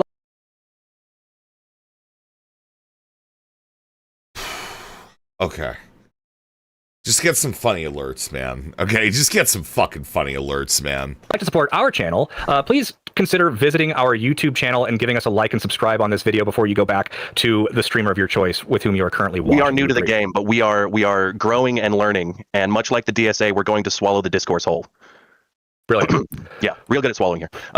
With that said, discourse. We do indeed have a long-going discussion amongst the left as of late on the internet in regards to the DSA's pull and influence within the Democratic Party. And with the three of us, I don't want to preempt your opening statements too much, but my understanding is that we all collectively recognize some negative qualities of the DSA that we should be aware of. So since we seem to have that common ground, as you give your opening statements, I'd like to pose a few questions towards you. One, is the DSA more dangerous than MAGA? Two, are we not, if you're not concerned about the DSA, is it because you think that they don't have the strength and capability of taking over the Democratic Party in the same way that MAGA did the Republicans? And three, where are your lines when it comes to voting for DSA candidates? With that, Wick, if you wouldn't mind starting us off, please let us know your thoughts. I oppose the DSA for the same fundamental reason I oppose MAGA, because I'm a liberal, and liberalism requires limits on political power, even when the people wielding that power claim to be fighting for something good.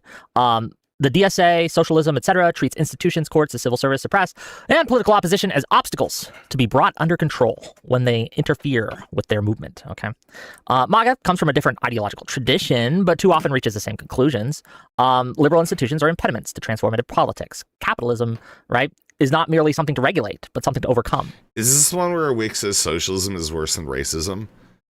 I have heard that he said that, yes. I have heard that he has in fact said that, yes. Ben, yes. And existing constitutional restraints, such as the Senate, are treated as barriers to real democracy, quote unquote. And I reject both of MAGA's framing of this, and I reject the socialist framing of this. I don't want a right-wing government powerful enough to impose its vision of America on anyone else, and I don't want a socialist government powerful enough to impose its vision either. I think people are taking DSA as a threat not as seriously as they should. Not to say that we're going to snap our fingers and wake up tomorrow in their socialist utopia hellhole thing, right? Where they've subverted the Democratic Party. But the hour is later than you think. They already have a lot of influence in media, academia, and with staffers, the staffer class, right, in politics. And it's a real problem, and we need to wake up and just take a stand. Just draw some lines. Don't be one of these weirdos who says, yeah, I would vote for Mao over Trump. No, you wouldn't, and you shouldn't. Don't. Yes. I would vote for Mao over Trump. Mao was an idiot, but did he have a explicitly racial genocidal function? No. No, not at all. Like, it wasn't that. Meaningfully so. Okay? Like, vote for the mass murder. yeah, like there definitely were, like, for what it's worth, did Mao also have, Mao had purges, right? Mao did have purges, right?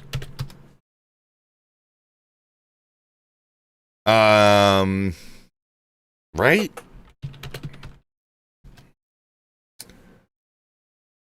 Eliminate rivals and reestablish absolute authority. So there's the Gao Rao, the anti-rightist.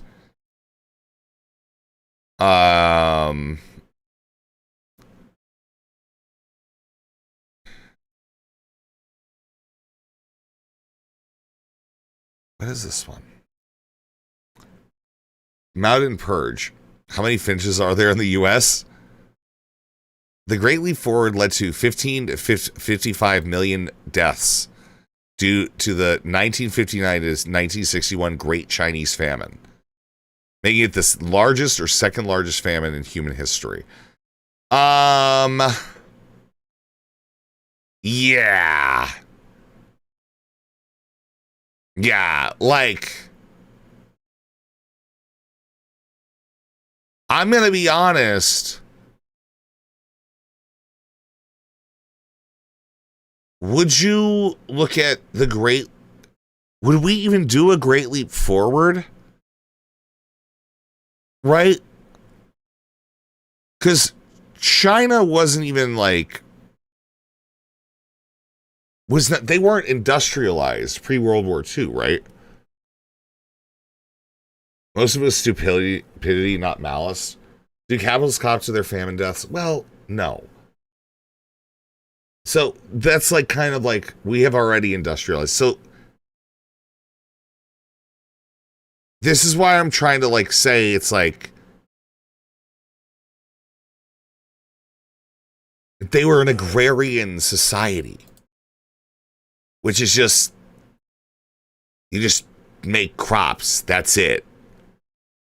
Yeah, the switch over from agrarian society tends to be fucking crazy. But you'd have to like compare that to like the stuff that was happening, like what, mid to late 1800s America and like the rest of the West.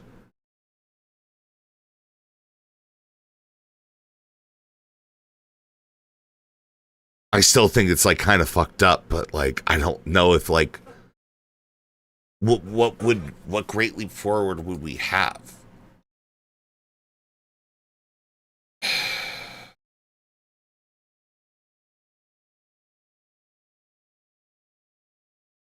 Cultural Revolution. Arrests. He arrested like 4 people. Violence and chaos. The Gangji massacre that include cannibalism. The fuck? I know nothing about China. Incidents of human cannibalism occurred even though no famine conditions existed. 137 people were eaten with thousands of people having participated in it? Brother, what the fuck is happening? Huh? After the Cultural Revolution, people who were involved received legal punishments? Good. Yeah, I'm sorry, these are the people you do remove.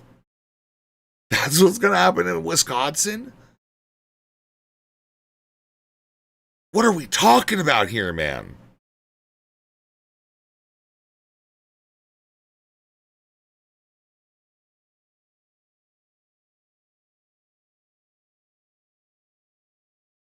Huh. The 10 years of chaos or the 10 years of havoc is what they call the Cultural Revolution. Seems like China is kind of like anti-Mao. They're calling it the 10 years of chaos.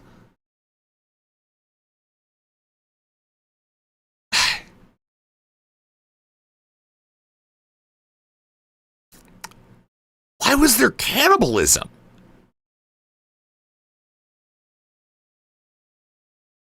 How do you add the cannibalism shit to the death toll when there's that? What do you do if you're like reforming your governmental system and one small area, like 10,000 people are like, we want to eat people? What do? No, it's saying right here that the cannibalism in the Gangji massacre occurred without famine conditions.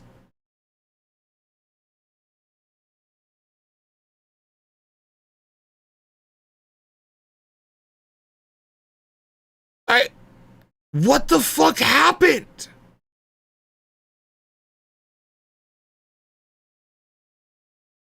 The first stage of the massacre took place in the rural areas. 5 black categories and their families to support the 422 classification of political identity and social status in the Mao era. 5 black categories are landlords, rich farmers, counter-revolutionaries, bad influencers such as thieves and petty criminals, and right-wingers.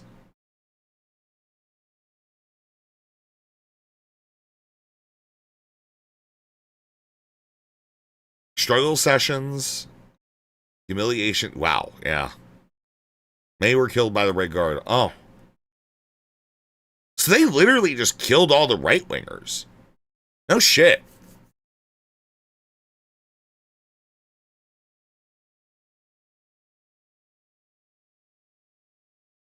Huh. Yeah, I feel that's pretty bad. You just rat out your boss or family members. Yeah. This is bad. That's nutto. Huh.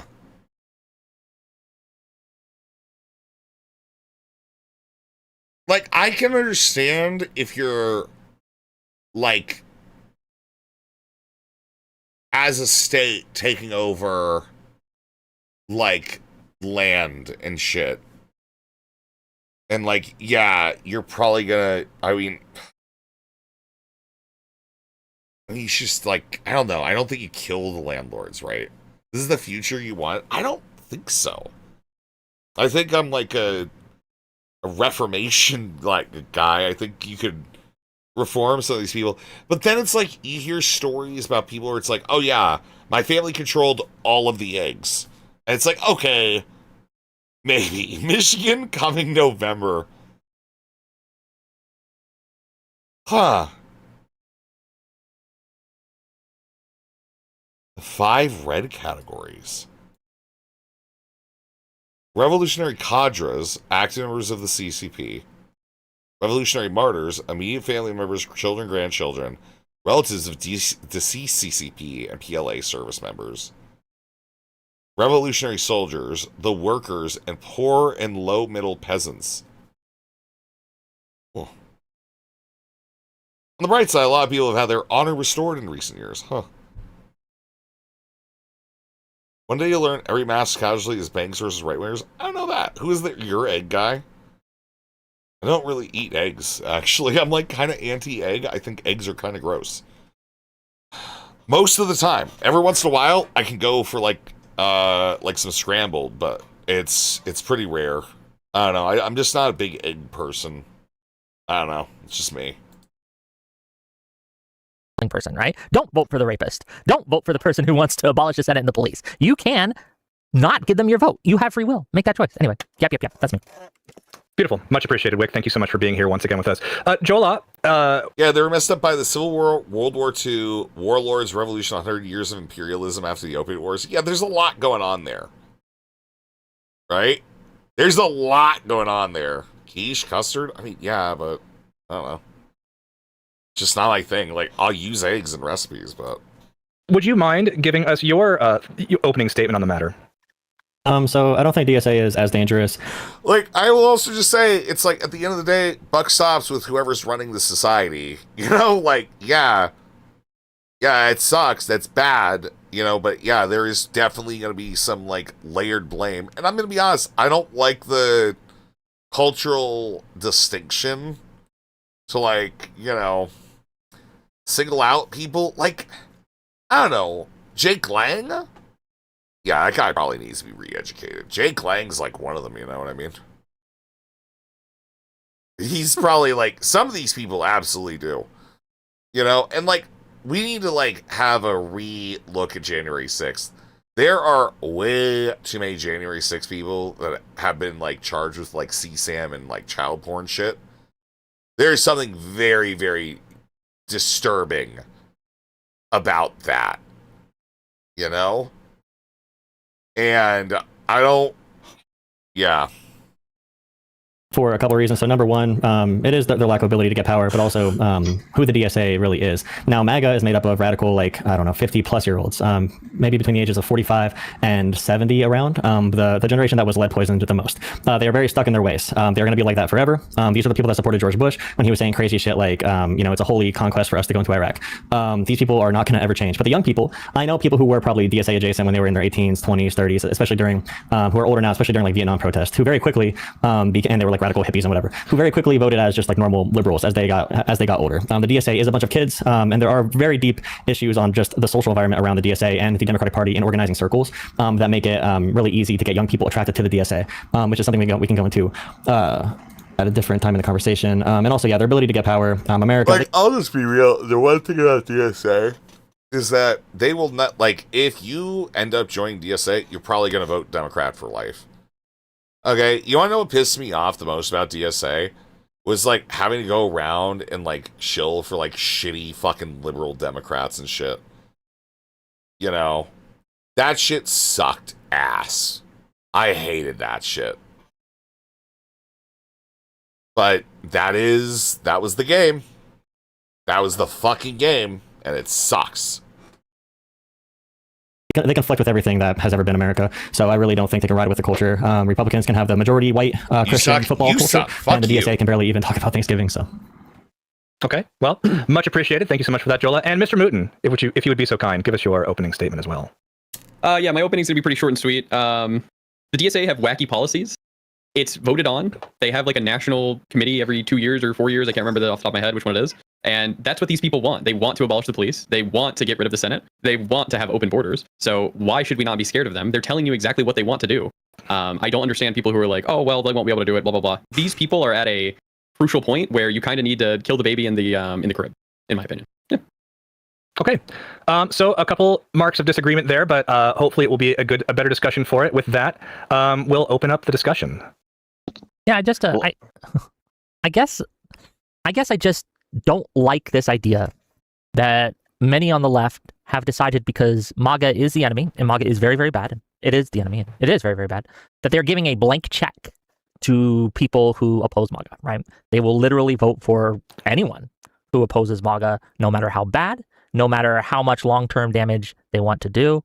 And I understand, right? A lot of people are trying to kind of minimize the damage that the DSA could do if they were to gain power, by saying things like, well, you know, as Mooten said, right? Like, oh, you know, they just won't have enough power to implement the policies that they actually want. Yeah, but you wouldn't vote for someone who's like, my policy position is I'm going to kill you. But don't worry, I don't have the votes right now to do that, right? You never vote for someone like that, because in the off chance something happens and they would get that power, you know what they're going to do. Just don't do it. I don't understand. And this is to you, Jola. I see you running cover all the time for these people, right? Like this. Yeah, but it's like absurdist to call their policy platform, we're gonna kill you, in the first place, Wick.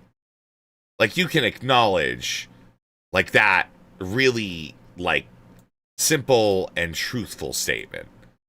That, like, that is a incredible straw man in the most duplicitous possible way, Wick. This soft cover of, don't worry about them. They're not that bad. They're all just a bunch of kids. And we need to have a discussion of how much they've already infiltrated these spaces, right? It's really bad. My issue. Yeah, like DSA has.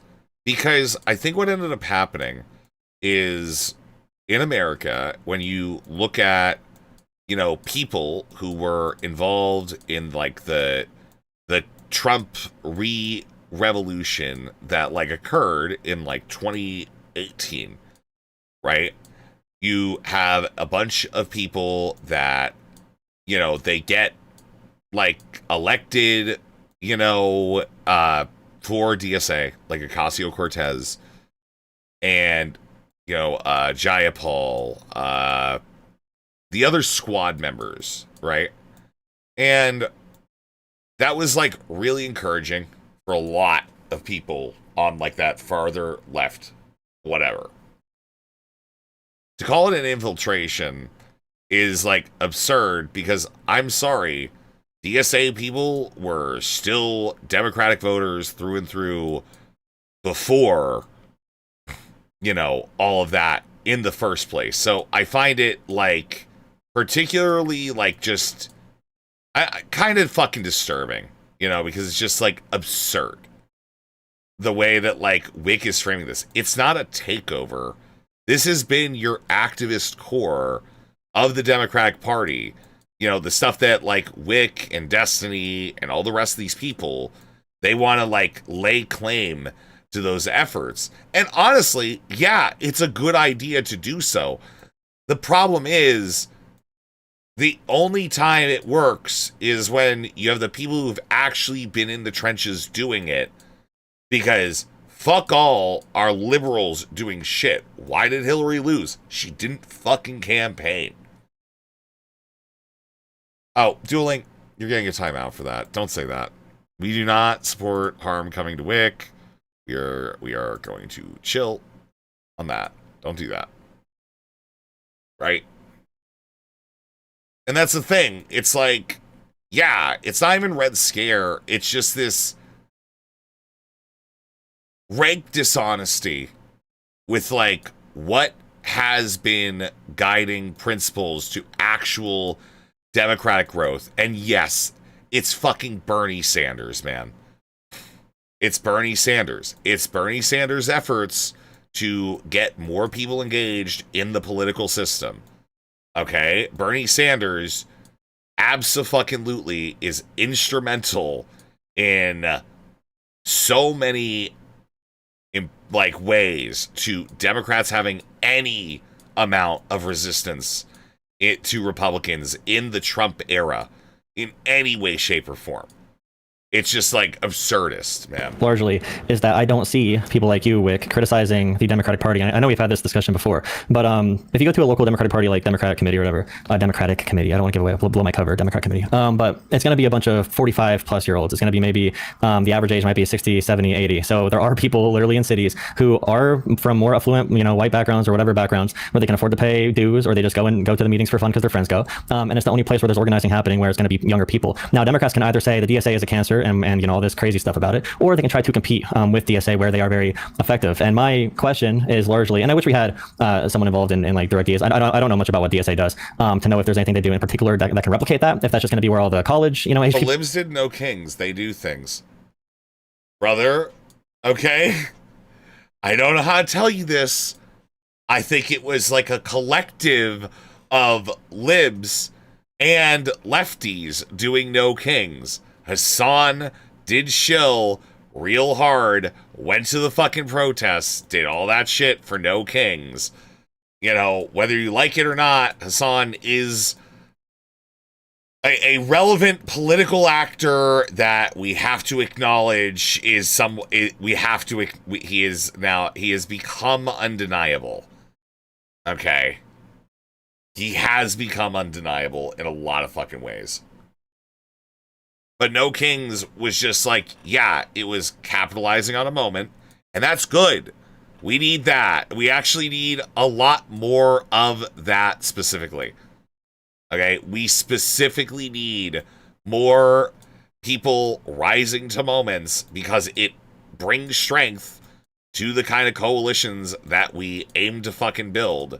Because it makes people think, oh, wow, no, Democrats are actually trying to do something? Holy shit. Wow, I can't believe it. Will go naturally if many of them do that.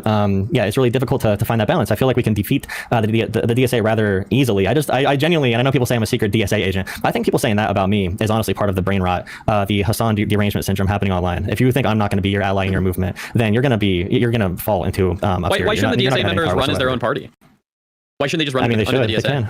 Yeah, they should. Well, my big thing too, as well with like Francesca Hong, who are you, if you're going to say we're against MAGA, who are you to say Wisconsin Democratic primary voters are wrong? Who are you to say that Maine Democratic primary voters are wrong when they want a more populist candidate? Are you saying that the will of the Democratic voters of Maine and Wisconsin just don't matter now because they supported a DSA candidate? It's not that they don't matter. It's that I have issues with the voting populace if they elect someone who is bad for democracy. I have issues with the voting populace who elected Trump, right? If you don't What like are the we voters, say? you can Oh, say are you that. just against the will of the people now because you oppose Trump because Trump got the popular vote? You should be okay with the will of the people. No. What is this argument? Sorry. Well, he did become president, and Trump should have became president because people did vote for him. I would prefer they don't do that. But we're talking about our fellow Democrats, our fellow No Kings protesters. If they look if you're in voting Wisconsin, for example, Plattner or Hong, you're and not my fellow Democrat. in Hong, for the Hong case, there's like 10 other candidates in the race. The one that was competing with Hong had some type of. I just like, yeah, I mean, I guess because like, you know, as far as I know, Plattner's like out of the race, man. Like, yeah, you know, I don't think people can vote for him anymore. How tall is Wick? Like financial disclosure issues because a dumb intern like double or triple reported every donation they were getting. They were saying there were ad expenditures that were not even real. So she had. Yeah. Also, what the fuck is going on with the Clacton by-election? Does anybody know? Like, I need to be fucking clear. I do not know anything about it, but I'm just wondering: is it still like really, really cringe and like sort of funny, but mostly just a mockery of like the British political system? Like, I'm just asking for like myself because that shit's hilarious. Drop out. Yeah, the robot man's still running. Is he doing okay? Is he doing all right? Do we know? The person who they have running against Hong now, he said that he joined back into the race after he failed his campaign because he got a message from God in the form of a red bird that his wife saw, and because she saw this red bird, he knew it was his time to run. It's less crazy. Hey guys, we can't really do anything. I'll be honest. Police. I mean, it's less crazy than abolishing police. Are you what?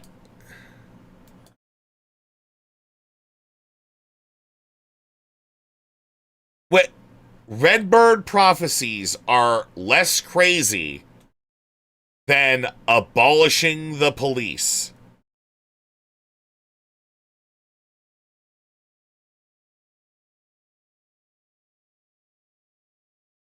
What? I've seen some of Crowley, the gentleman who is the direct competitor with Hong now. I've seen some of his takes. He has good, solid, one of the best takes on data centers that I have seen, right? Everyone, all these sloppulists now are like, we need a moratorium on data centers. This guy, Crowley, comes out and he's like, well, no moratorium. We could regulate them and maybe address some of the issues with the environmental effects that people have concerns with, but we should be building data centers. Like, data centers have revitalized communities that they've built in. And being anti-data center is a lot like being anti-nuclear in today's vernacular. It's going to make us poorer, weaker, and less able to compete in the real world. Crowley is a good candidate. Crowley is the union candidate. Crowley is someone we should be supporting. Hong is a crazy person. We're talking about politics. But we're talking about politics here. You can say F the voters, screw the voters. Okay, you can keep on saying screw the voters, we hate the voters. But politically, we need political influence to stop the rise of sloppulism and MAGA. So if you want to say the Democratic voters are dumb, then I don't know what I can tell you at that point. Mr. DSA, what were you saying? No, I don't remember. I was just going to say, the DSA members are the sloppulists. Okay, then beat them. Why are Democratic candidates in Wisconsin not beating Hong? Why is she winning? So why do you they think? are. Two things can be true. One, Democrats can be running bad candidates, and the DSA can be bad. That's what's happening here. In Wisconsin, the Democrats seem to not be running good candidates. It seems like Hong is probably going to win, and sadly, the Democrats are probably going to lose Wisconsin over it. Yeah, and I think that's a tragedy that the moderate wing of the party could not find anybody to run. That's a good candidate. This wild, and you've done this a lot. Every time something happens that is bad, it's always the establishment's fault, right? Yeah, you're losing fucking elections and you're fucking screaming about it. That, like, you're not connecting with voters. Like, Wick, yeah. Yeah, this is like very pathetic, Wick. I said nothing about the establishment. Was the establishment's fault, right? I said they were losing to DSA. Well, That's it's correct, establishment's fault.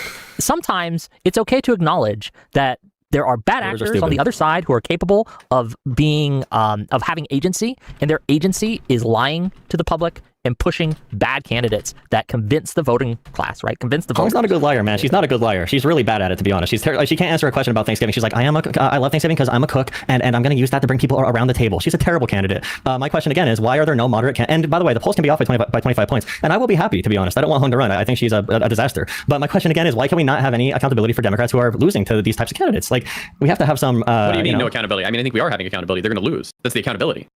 Yeah, but from liberal commentators like myself, for example, I cannot stand what's her name, Cori Bush. She lost by like 50 points to her opponent Wesley Bell, and then called him a Republican. I'm extremely critical of her. She lost by 50 points, and she called him a Republican, which is not true. Yeah, that's bad. Now, yeah, that's really bad. But why is there no heat? I don't see any coverage from center commentators about the primaries on who is going to be the up and coming candidate, or why are we putting forward these terrible candidates like Janet Mills? Why was Mandela Barnes not supported from the start? Why was Brad Lander not supported? Why was Mallory McMorrow not supported? We had Mallory McMorrow right there. She was above. She was by far the favorite from Michigan, Mallory McMorrow. And guess what happened? All the progressive money went to El Sayed, and then all the establishment money went to Haley Stevens. That's why McMorrow ended up tanking. She was by far the favorite. If the establishment would have went for the compromise, went for McMorrow, she probably would have won.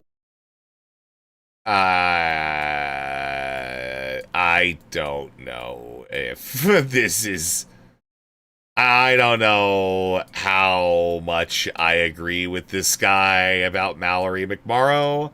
I think her campaign was okay. I don't think that, like, she was, like, divined and should have won.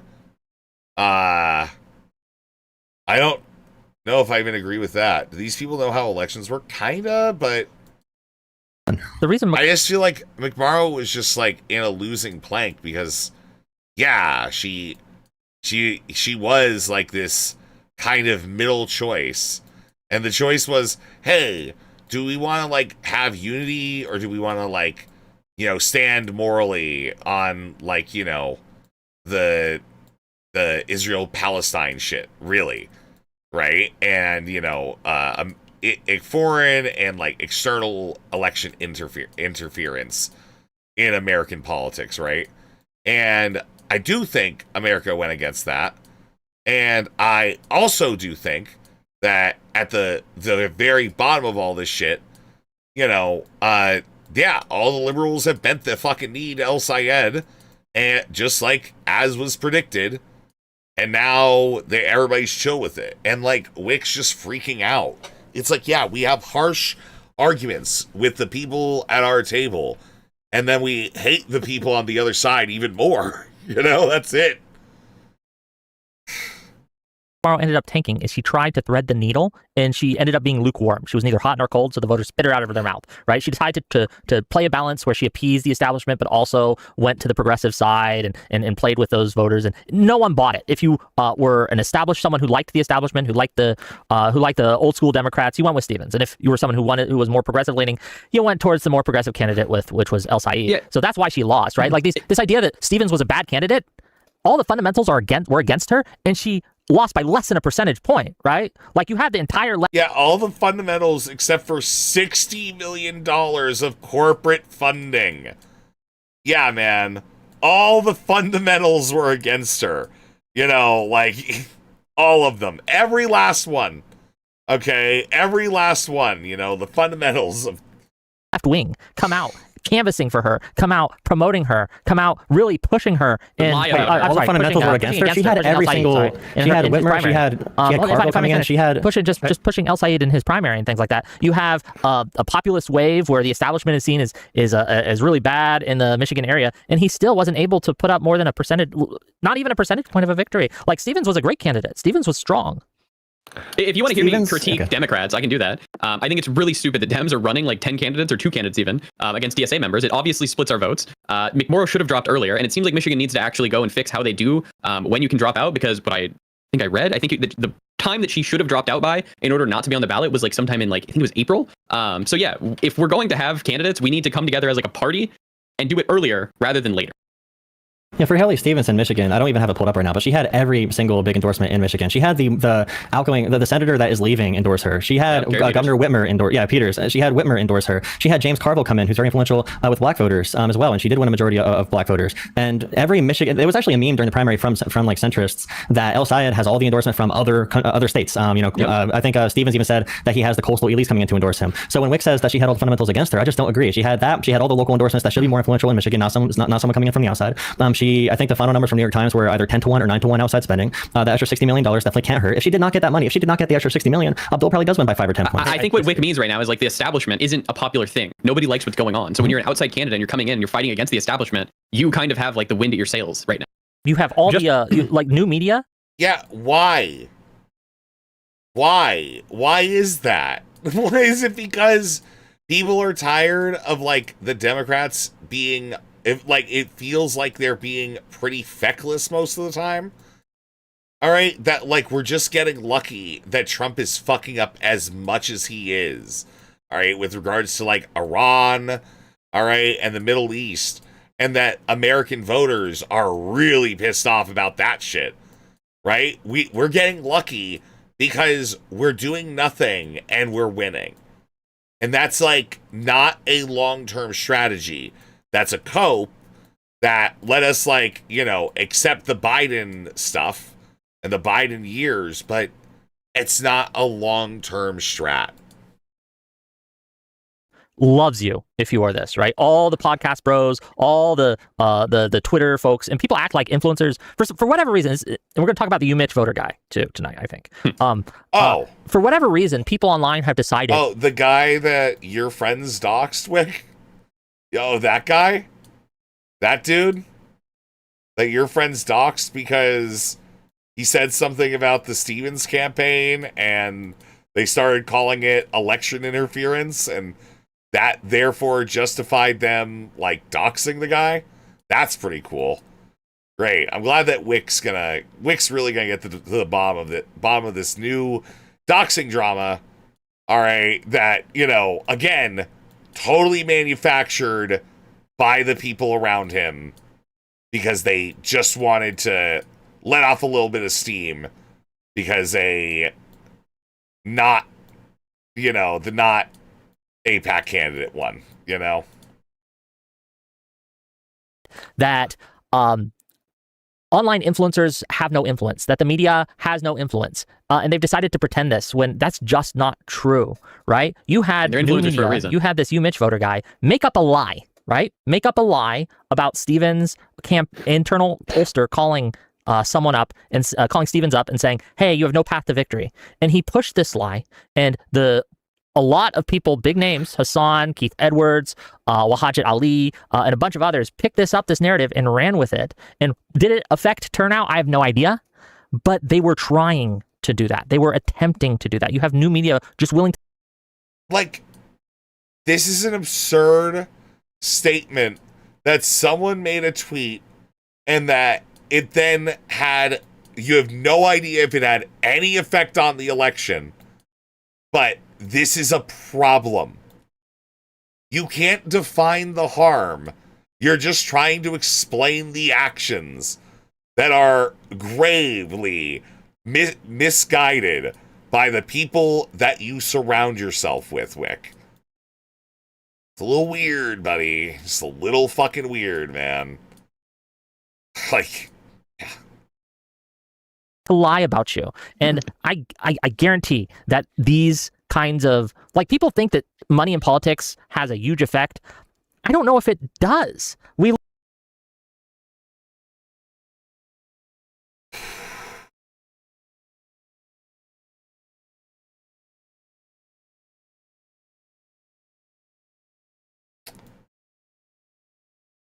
What?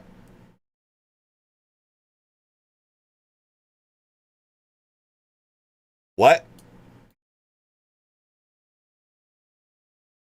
What do you mean? I'm sorry, Wick. What? What precisely do you mean? You don't know if money in politics has an effect. Wick, have you ever heard of advertising? Wick, do you think advertising has an effect?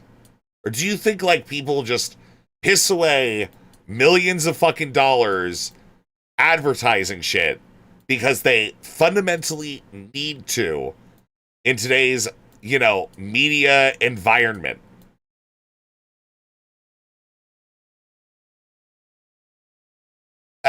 How? Wick's trolling, man. There's no way. That's a crazy thing to say. That's actually just trolling. There's no way. Looked at the 2020 primary campaigns, right?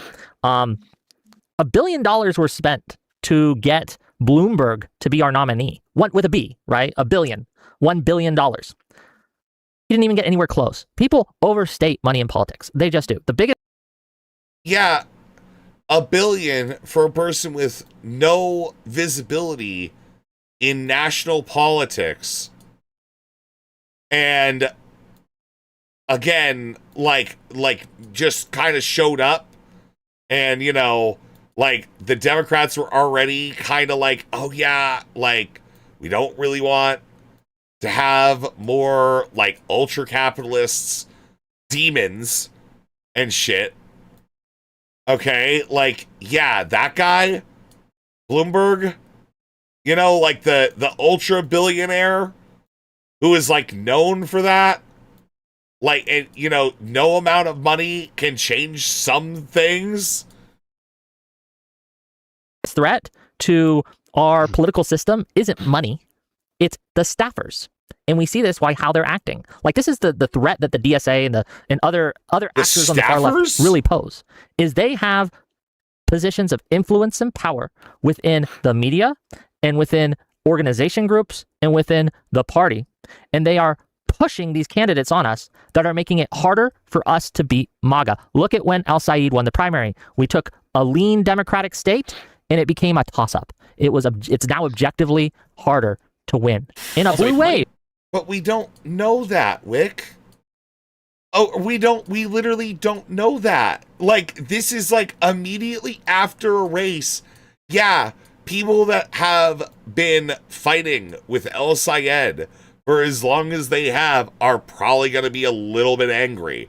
But that shit tends to tone out like after a pretty short period, my guy.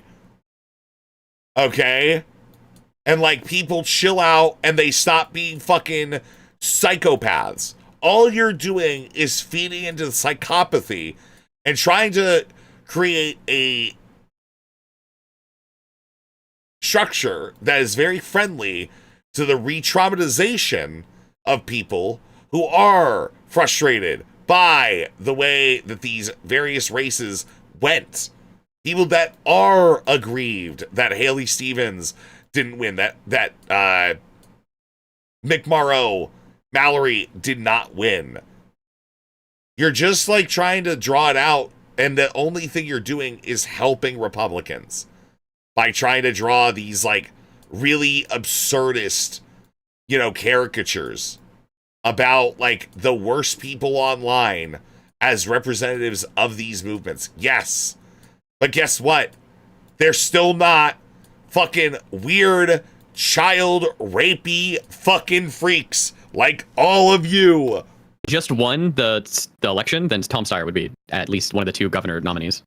Money has zero impact. Money has zero impact. You'll pay for analysis. Okay, then if money has any impact, then if both candidates have the same amount of money spent. The thing is, it's about media narratives. It's creating like narratives that people can, agree with, argue with, whatever.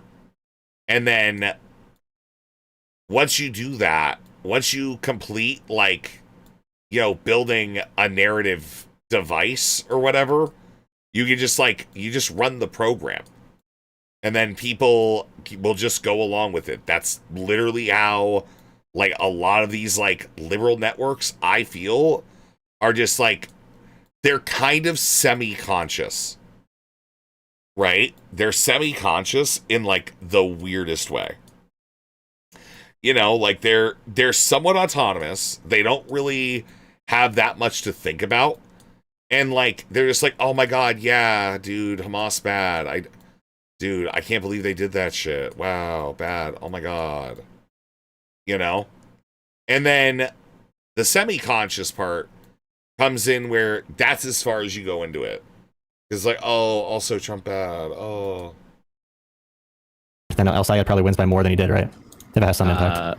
I don't know. I thought we were only doing Okay, somebody this has for no an impact, hour. is what you're saying. Because if it has I got angry, and we also did the Hong, like, sidetrack for tomorrow, so... No impact. That's exactly what I'm saying. You have to have a base level of it, but it has can we at least acknowledge it has diminishing returns? Yeah, I mean, if you have 18 ads of the same person back to back to back to back, especially like I criticized Kamala Harris, she was airing these dumb commercials in the middle of college football games. That's not going to help very much, but it does help with overall media saturation. What do you for mean sure. it's not going to help airing a commercial during a college football game? Having Kamala Harris come out in the middle of an NCAA game when everybody's in the bar drinking or whatever, no one's watching that commercial. I've been at these You're places. completely wrong. You think people are staring?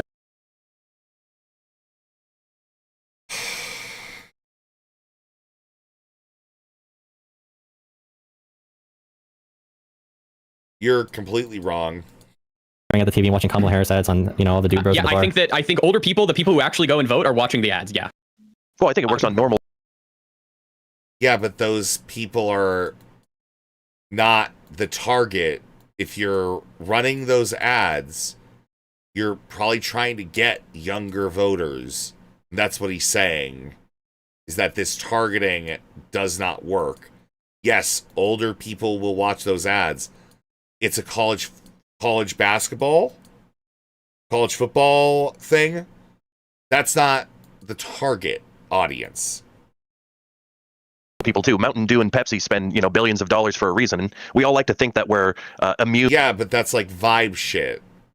It's just like, oh yeah, man, it's Mountain Dew and Pepsi spending money on vibe shit. Okay? Like, it's just like you just show some pretty people drinking like Mountain Dew and or Pepsi. And that's like that's a vibe. Yeah, very different type of ad. Okay. To the wiles of a Mountain Dew commercial, but there's a reason they spend billions of dollars.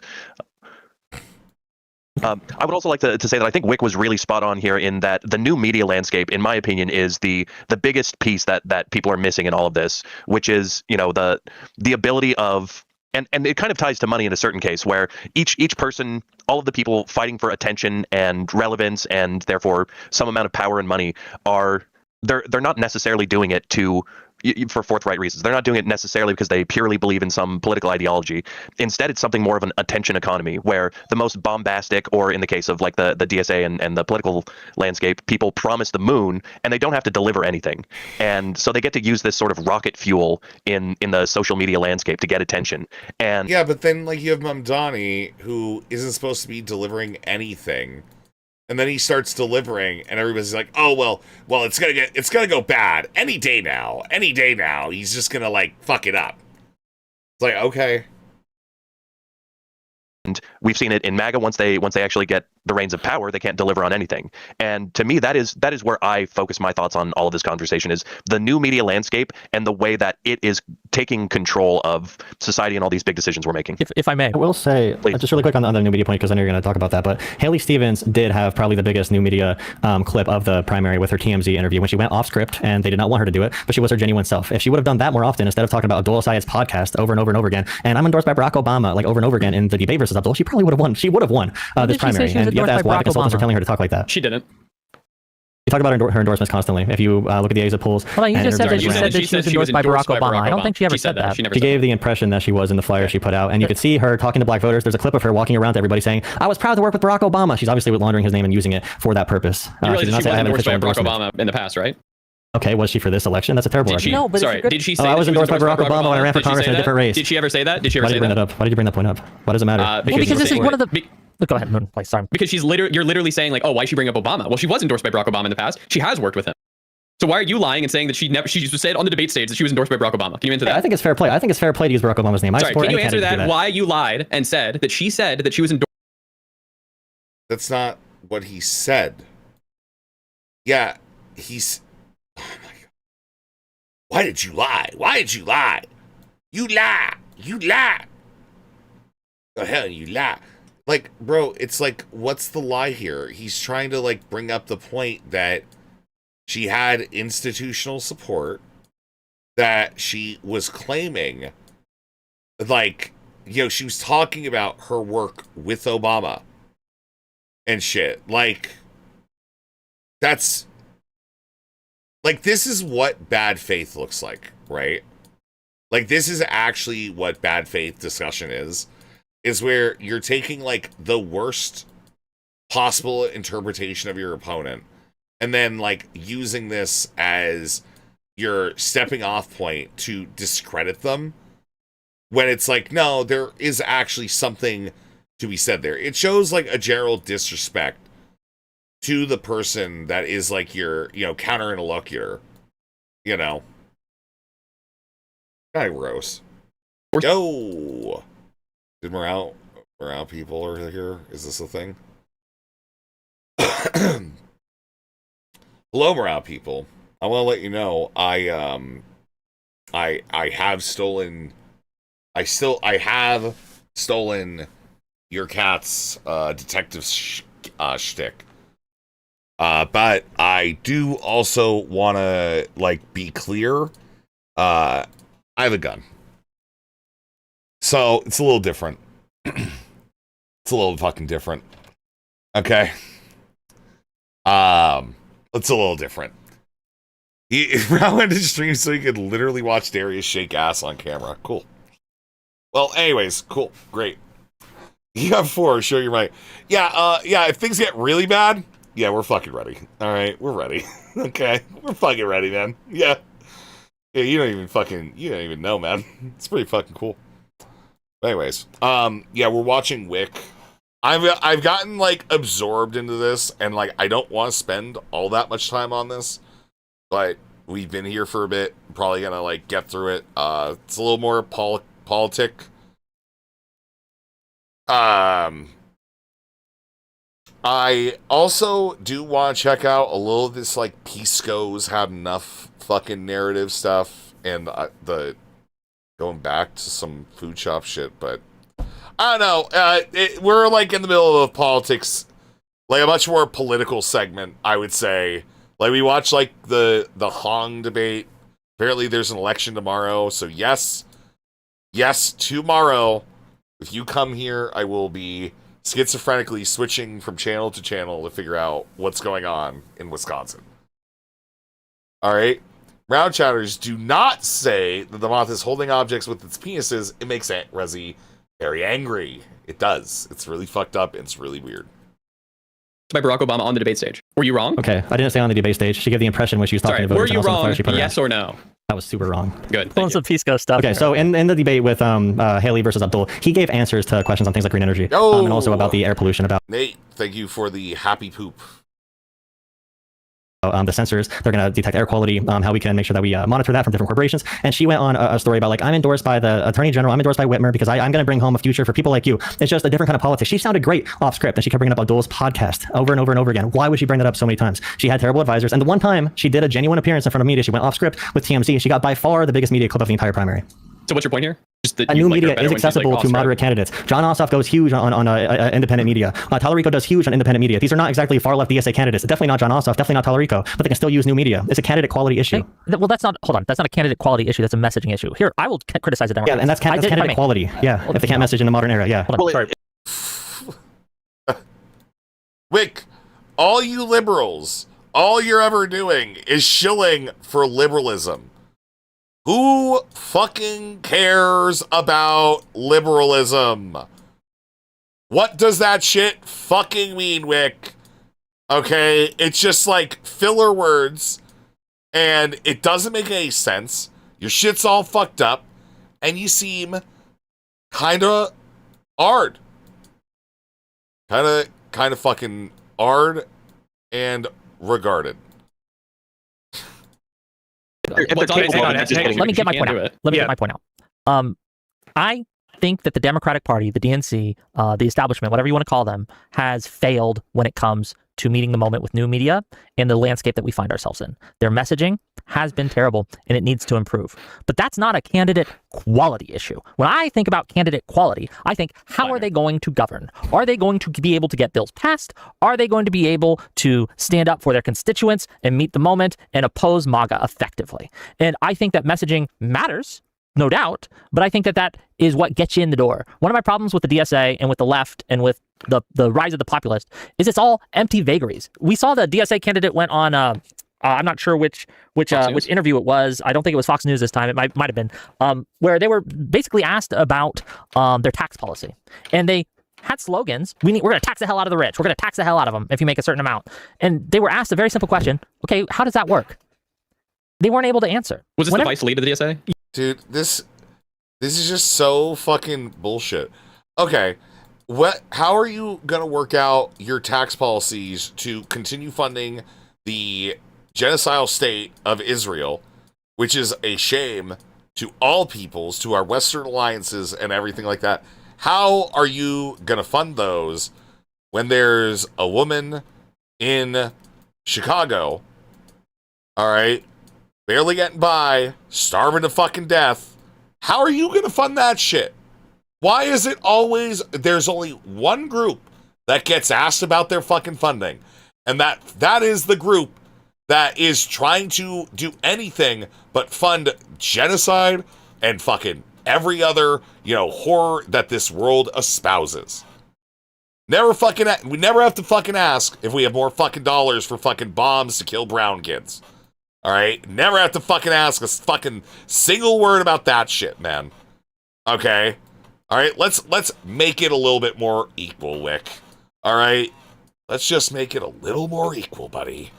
Yeah, was this Megan? Megan Comer, and Megan Romer. That continues to happen when pushed on. How are you going to get this done? They don't have any answers, and it's because it's all I don't like the empty. DSA. It's all yeah, vacuous. I'm against the DSA. Yeah. Yeah, how is Kamala going to get us out of Gaza by just repeating the same democratic policy that Biden had already failed at preventing war crimes from? All right, failed so miserably that they then covered that shit up in the first place. I don't like the DSA. Yeah, I'm against that. Yeah, I mean, I think that we can agree that the Democratic members need to do better with new media and need to come across more personable versus robots like Hillary Clinton did. Like if you watch Hillary Clinton interviews now, I don't know if I was brain broken back then or what, but Hillary Clinton now seems super personable, super cool, super chill, like somebody you could go have a beer or talk with. Hillary Clinton was always kind of fucking chill. The only problem is you're a fucking Republican, so it's very easy for you to literally swallow up the shit that is the right-wing architecture on our fucking media. That's it. You're all literal reactionaries. You're reaction streamers. You took that so seriously that you formed a politic around it, okay? Just so you didn't have to watch Destiny suck at StarCraft 3 after he called for it to die. Before, when she was running in 2016, it all felt weird, cringe, and just not good. So I will agree with you, Joel. We have a problem in the Democratic Party, and we're not faultless. Yeah, I definitely agree about Hillary Clinton. I don't know if that's... I was definitely brain broken at the time, but I also think that if she would have done more long-form media, if she hadn't been so allergic to going on more podcasts, things of that nature, she might have endeared herself better to the public. Although, I mean, being the way things were at the time and how much the well was poisoned regards to people's perception of Hillary Clinton, I don't know about that. So the danger here then is the DSA's ability to capitalize on the wide open media landscape that has been a bit underutilized. By that's one of them. Yes, the Republicans seem to have... The messaging they're using to gain power and influence is anti-Democratic Party, right? That's how they win. Now, mind you, right? Who is it that recently got interviewed by Fox News? That's right.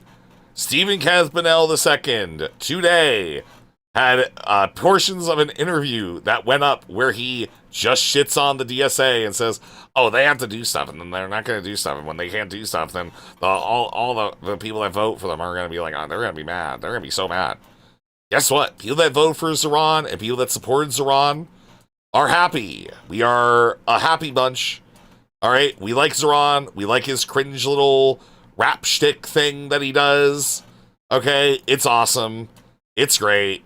Everyone fucking like that. You're a curmudgeon, and no one loves you, Wick. Not even God. Not even God. Is they point to the Democratic Party and they say, these guys are failures. These guys suck. Who is the guy with the FFR? He's like some communist that's like super anti-DSA. Which, again, you know, I'll just be real, like, I don't like DSA, but only because they're just annoying. That's it. They just, like, kind of annoy me a lot. I don't have, like, a structural issue with them. It's just like, yeah, it's fine. It's just, they're really fucking annoying, and I don't like spending time around them. It's not really super complicated. They're just mean. These guys can't win. These guys haven't done shit for you, right? And they use populist rhetoric to paint the Democratic Party as feckless, impotent, and bad. And like we have studies actually that show one of the reasons it's been hard to hold Trump accountable for his corruption is because so many voters see the right and the left as the same when it comes to corruption. That's bullshit. But one of the reasons they feel that way, and one of the reasons the voters think that way, is because you've had nonstop for the last 10 years. Now, just so like we're clear, right? When we watch Wick, we have to understand Wick has now avowed the Republican Party. All right, he is a dino, a Democrat in name only. That's it. He is just like out here openly shilling because he's scared of them making more awesome little pictures of him in his little fucking noodle hat. Okay, he can't deal with it. He's like freaking out. Okay, he's calling Alish at all hours of the fucking night and be like, Alish, how do you do this? I know you're a strong woman representative of DGG, and I need to know how to be strong, Alish. All right, voice breaks, all that. You know, it's pathetic, but it is what it is. A constant stream from segments of the left saying just that, right? This is the danger, one of the major dangers that the DSA, the far left, etc. I think like one of the major dangers to like the Democratic Party, specifically Democratic parties, is Destiny molesting them. The county is the messaging that they use to win makes it harder for us to differentiate ourselves from MAGA. Dems need to run on collaborating with Fox News and Stephen Molyneux. These guys are liberals. Okay, so you have to like. So now I don't know. I know a lot about you. I shouldn't know a lot about you. You know why I would. Here's the thing. When it comes to like the word war debate thing, I have like a lot of extreme mixed feelings about it. One, because there's some uniquely weird shit involved with it. So like if you look into that like Rich Swan guy, okay, for instance, if you look into him, you find out he's like with RT. He like, you know, is a former like RT guy. And the funders for it, it doesn't make a lot of sense. The first event, there weren't a lot of fucking people there. There weren't a lot of people watching the live streams. It's small. And there's something, I don't know how to describe it, that feels, I guess, a little Russian to me about it. And are you alleging a conspiracy? No. I'm just saying that it might just be like a kind of like Russian debate thing to like normalize like right-wing whatever. I'm gonna be honest, I watched the first show. I was riveted the whole time. I fucking love that shit. Okay. I fucking love that shit. All right. That shit was awesome to watch. Like the was it Konstantin Kalimnik versus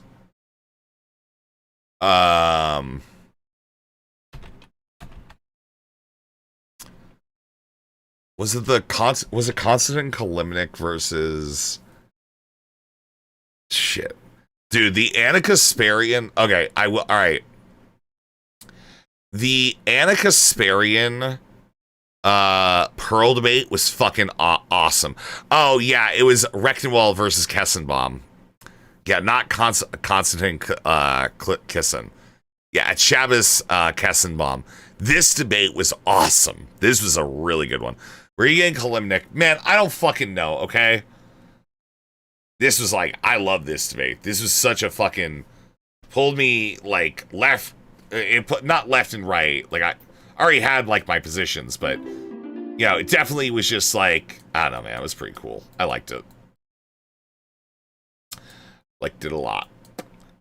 But yeah, there is something very weird about word war debate, and I don't really know what to say. So you have Rowan versus Erudite's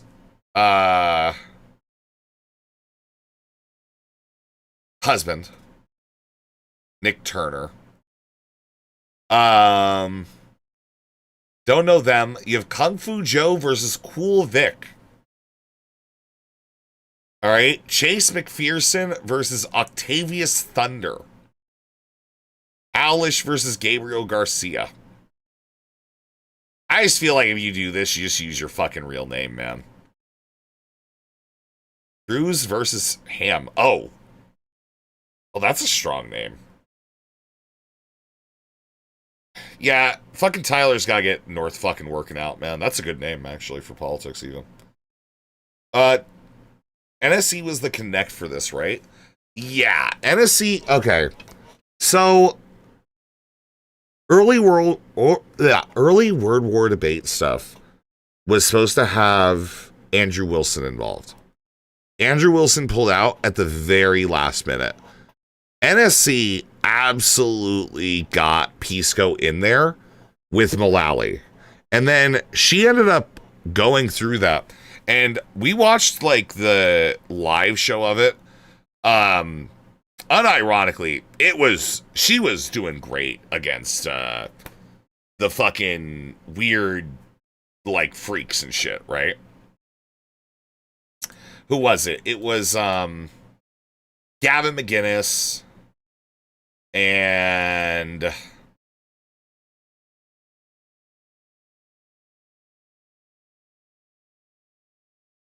I don't remember the other guy. Gavin McGinnis is most well known for like shoving a dildo up his ass on stream to prove he wasn't gay. See my epic Twitter morale edit yet? No, send me a link, buddy. My body hurts, okay, man? We did arms today. And the thing that was crazy was at the very end, Rich Swan.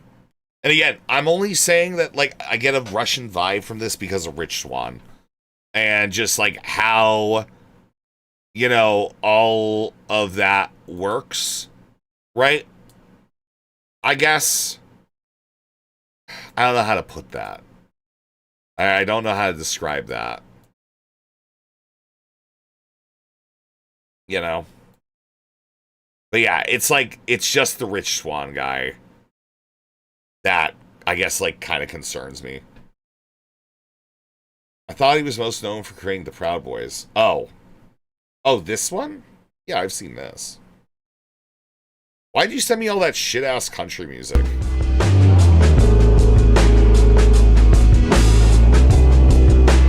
Yeah, this is really cool. What are you doing?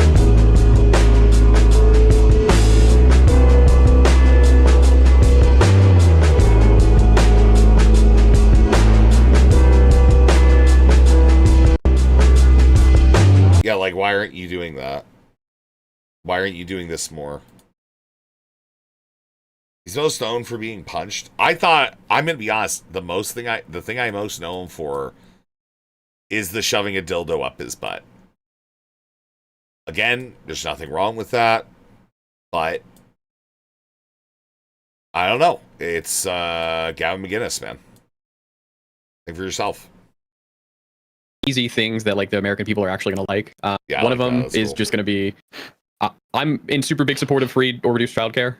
Every family can take home extra money each month. It'll go in their pocket. Another thing would be stock trading. I don't think any Democratic candidates or anybody in office, public office, should be allowed to just publicly trade stocks, especially in Congress or the presidency. So we need to have better messaging as Democrats. Yeah, I think we can all agree that the right adapted to the new media landscape a lot quicker.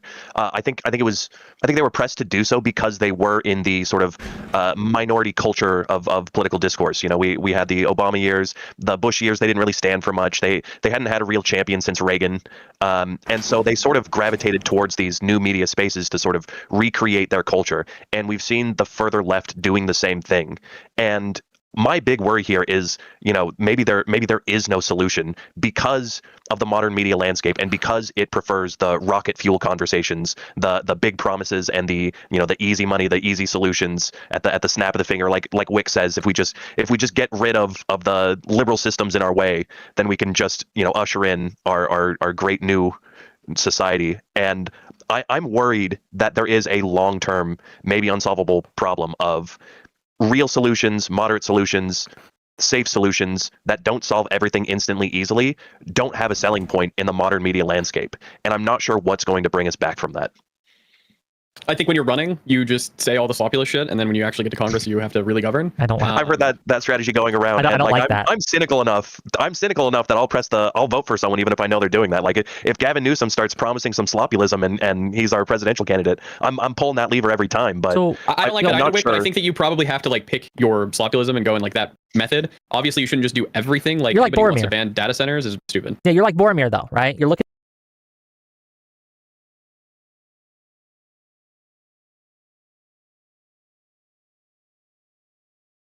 You're boring me, Wick. With that. Just. Lord of the Rings reference, man. Boromir. At the One Ring, you're holding it in your hand and you're like, I can use it to help. I can use it to win. No, cast that shit in the fire, bro. Like, one of the problems with populist rhetoric is that it destroys trust in institutions. Populism has to have an. I can't believe they're at the point of the LARP where we're using Lord of the Rings references. Folks, this just in, liberal democracy just died. Congratulations. It sucks here, man. That wasn't Boromir either, you cunt. That was Isildur. Thanks, man. I know nothing about Lord of the Rings. I just don't.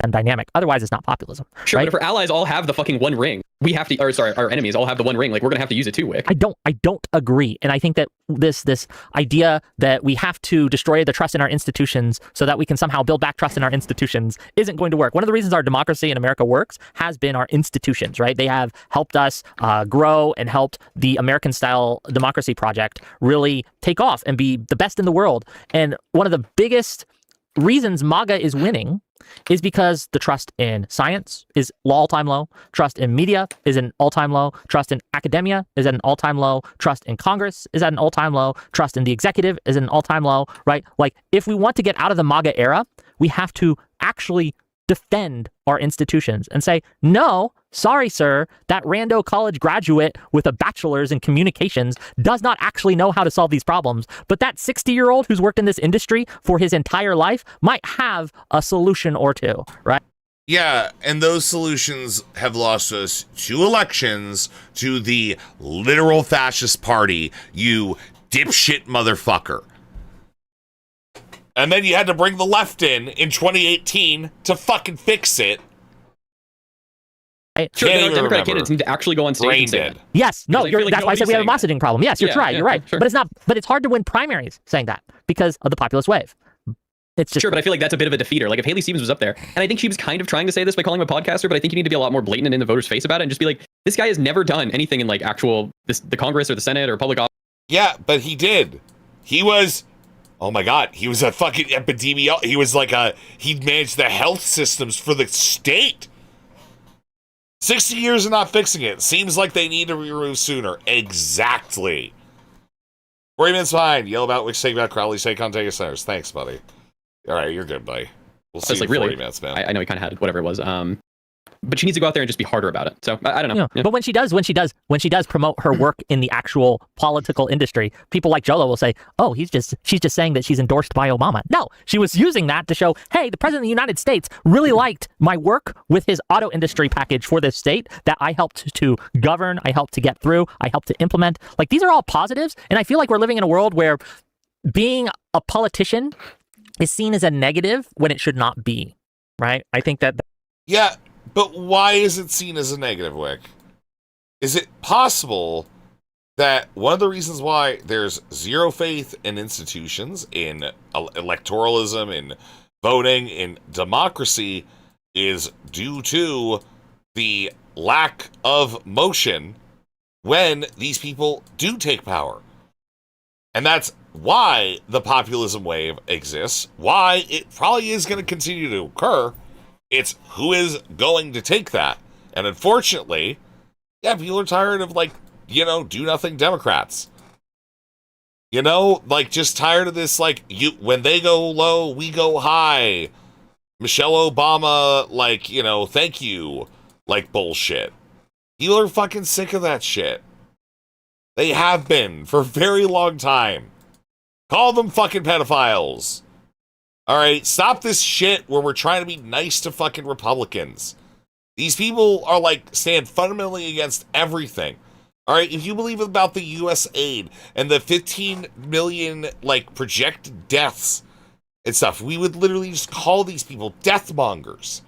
Because that's what they are. They are deathmongers that are infesting and infecting our world. And they want to do it because they like that. They like the infestation. They like the rot. They want it. They live for it. They yearn for it. The rot is a part of these people's beings. And you know what? That's exactly how COVID happened, man. That is, again, the result of people leaning on populist rhetoric. Is people who are experts are not seen as unable to do the job. And so we need... Because they're not doing the job! Wake up! Fresh, young, outside voices that'll get shit done. And everything seems to be getting worse. I think an issue like ICE definitely deserves populist rhetoric and populist anger, and I think it's at the point of losing control completely, where we do need some pushing from the far left, and that's why I think DSA candidates are probably healthy for Democrats in that regard. We do need very, very radical action with ICE. Like, Tom Homan won his highest awards and accolades under Barack Obama. He's been around for a while. Obama did a great job decreasing the private prison system and overall private prison spending, but that spending went directly to detention centers. And right now we currently have government officials like Miller and Homan who are invested in GEO Group and a bunch of other operators of these private prisons. And we have mentally ill, manic, idiot, like, wife beaters murdering people cold-blooded, like in Maine, for example, not having even a crime scene preserved with evidence, not having any trial, no investigation, like nothing at all. The FBI is not even going to be investigating these cases anymore. It's disgusting. Yeah, and I think that is like an issue where voters are, I think they're right to want populist anger about that. And I don't know if we're going to get the reforms. And even if my overall take would be repeal and replace ICE. You don't even need to be like abolish, but that's like Abdul's point, is repeal and replace it with the, it wasn't ICE, it was the immigrant. He does say abolish ICE, but yeah, what he means is repeal and replace, which I think is what most people INS. Yeah. So is it immigration and naturalization services? You say that's what most people want, and I agree with you. But there is a group of people who don't want that. First one, I don't think that being angry at ICE right now is necessarily populist rhetoric. You can use populist rhetoric in order to target ICE, but you can also use institutionalist rhetoric to say this institution has fundamentally been subverted. Yeah, but there's no institutionalists that be doing that, Wick. Yeah, oh, they could, but the problem is, no, they don't. They vote to fund it, Wick. Oh my to God. What it was supposed to be by Trump basically opening the doors to all these crazy fucking folks to come in and be ICE agents. And what the policies from the top, because of Trump's appointments, have subverted the agency, and so it has to go. And so we can build a better agency, right? And we can build a better... But it's like, no, we don't even have that. Okay, we just go back to where we were when it was like not the fucking bane of all existence. Yeah, people are probably unhappy with it. INS, all right, needs to be the ICE needs to be abolished. All right, just like the fucking Patriot Act. It's one and the fucking same. There is a point for both of them. Okay, and yeah, it is control. version of Simple immigration fucking enforcement in control. America. I don't think that that's necessarily populist rhetoric. It can be. But you're absolutely right that if it is an institutionalist take to say this institution isn't working and we need to reform it, or we need to replace it, or it's just not fulfilling the job that we thought it needed to do, so we just need to get rid of it, right? This is a fundamentally different thing than saying the corporate elites have destroyed us and it has decided to subvert the will of the people, right?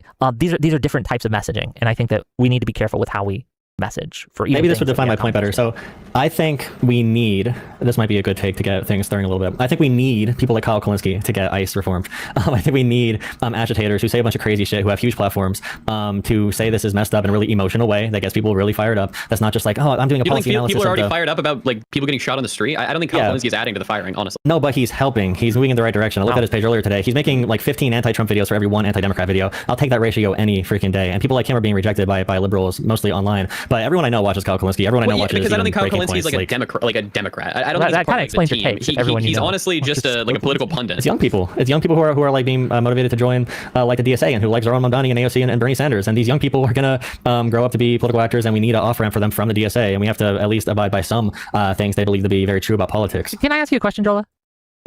Would you be okay with a pundit who was very anti-Trump? Okay, every day he came out with an anti-Trump video. It's just that every month, right? So after 30 days of anti-Trump videos, every month he comes out with a video of why we can't trust black people. Black people will steal your daughters. They'll steal your bike. They'll come out and make your life worse. And black people are the worst. Would you let someone like that?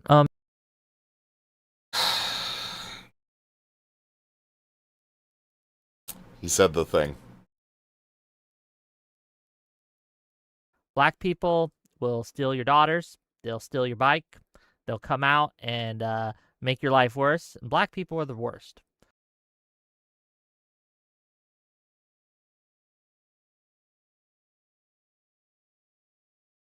He said the thing. Link, please. It's in the general. It's in the general. I think Acreal posted it.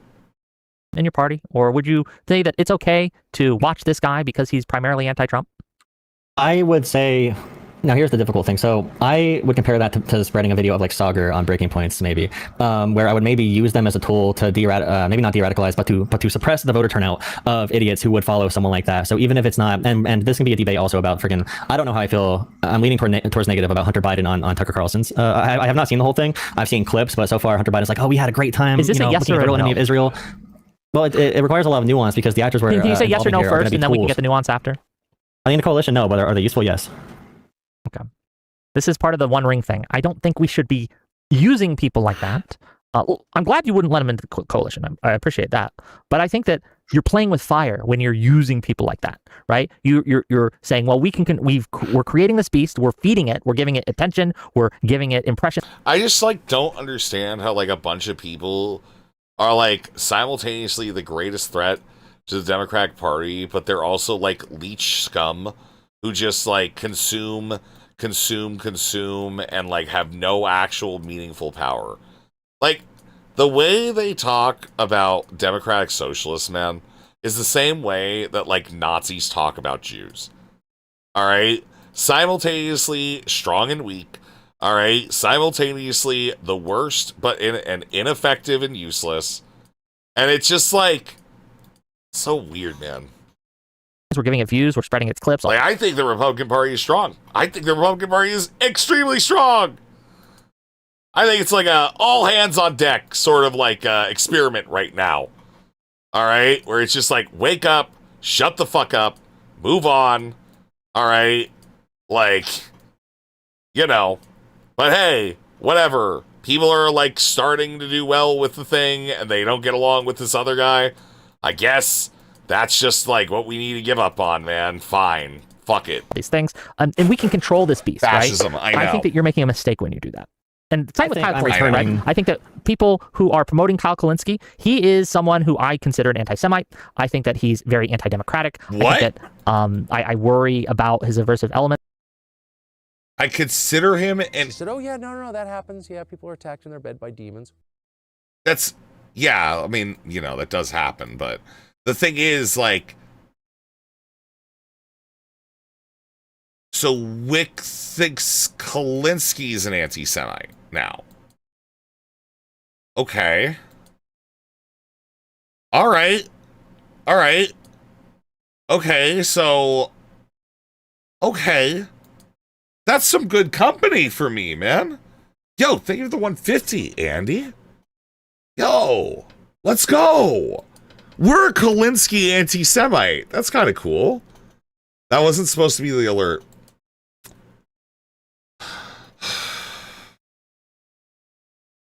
These subversive and perfidious communists are infiltrating our institutions and tearing this country apart. Yeah, it sounds a little fashy, but, you know. Here, give me 1 sec. Let me take a look.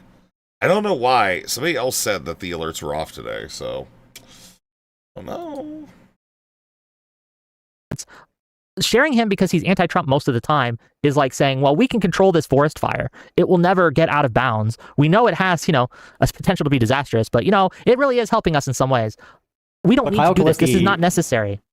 The entity of Kyle Kulinski will be existing no matter what we do, and breaking points will exist no matter what we do. They are going to exist. They're going to have huge platforms, bigger than all of ours, times probably like 1,000. They're going to be spread all over the internet. They are very, very freaking popular. They are growing like a wildfire, like the analogy you just used. I would compare it to, I think you would agree. Do you believe that Russians and the right wing help fund the Green Party to beat Democrats? I don't know if the word is to beat, but... Andy, what's 150 supposed to be? Andy, what is 150 supposed to be?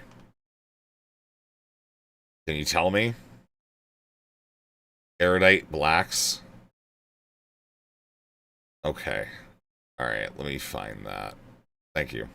To split the vote. I would compare it to that, where I want people who are going to say, there's two types. So one would be like, oh, we're going to make a third party and destroy the Republican Party. So that might be like a Jill Stein, but for them. Libertarians do that sometimes. Or it'll be like, we are going to, I hate both parties, but I guess you should be voting Democrat, or I guess you should be voting Republican. Like the old Joe Rogan endorsement before he became a full-on cuck. Yeah, but you understand in Russia's goal isn't just to beat the Democratic Party, right? Russia's goal is to fucking destroy America, right? They are wanting to cause chaos. They do not care about the second order consequences of who they promote. In fact, it's probably a bonus to them. Like, no, we get to hurt the Democratic Party and push these crazy conspiracies? Hell yeah, right? Like this idea that that we should do the same thing is to fundamentally...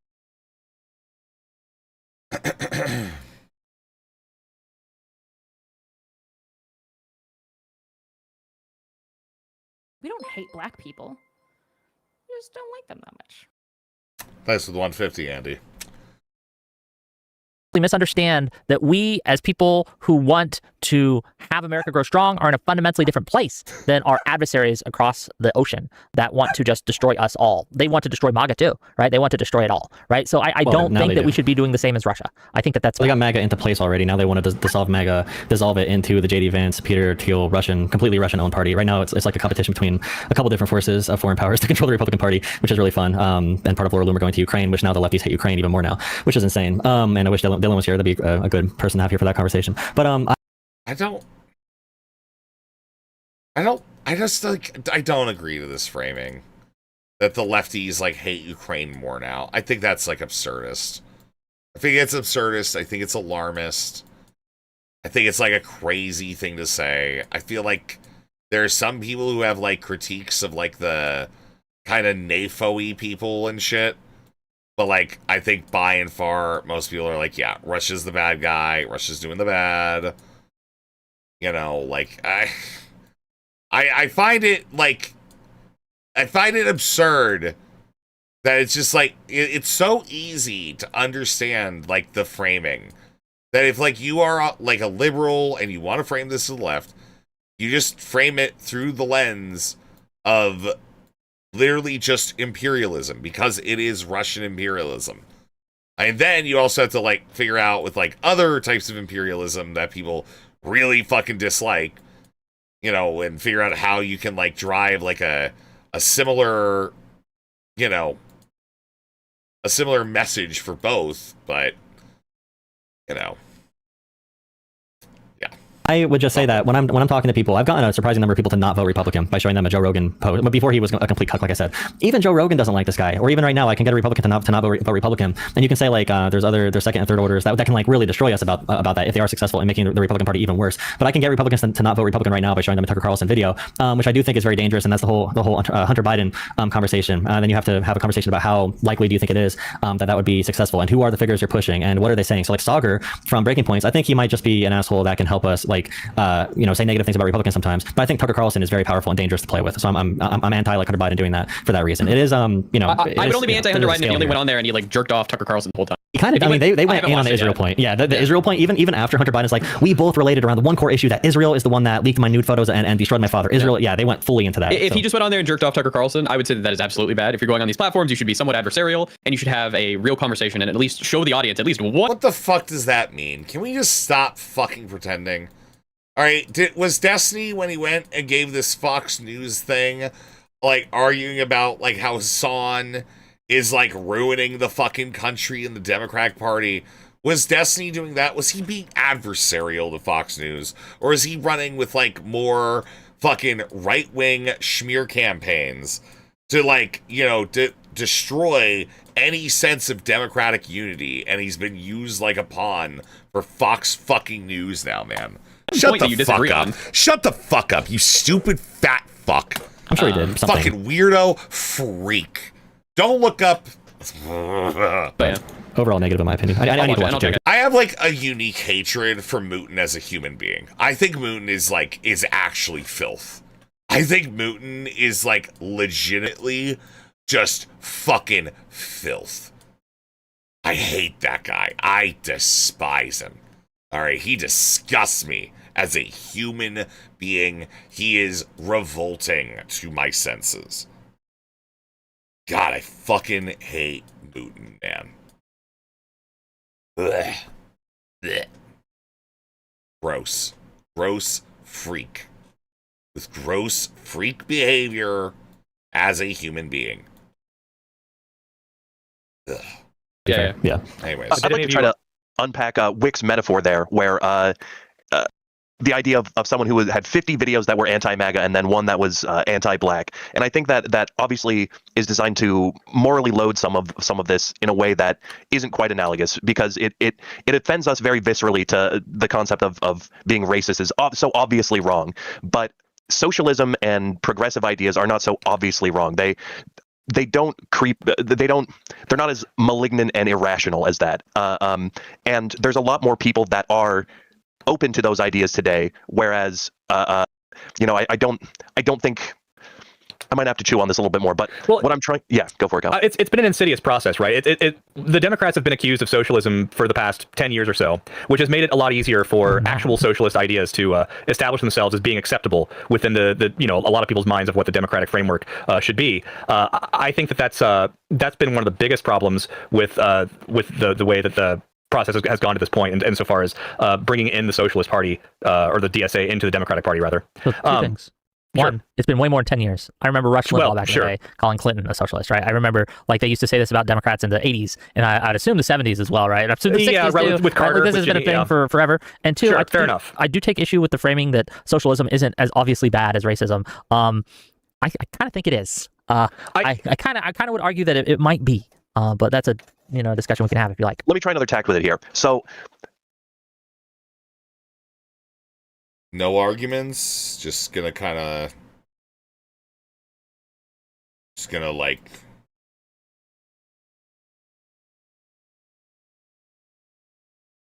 let that go.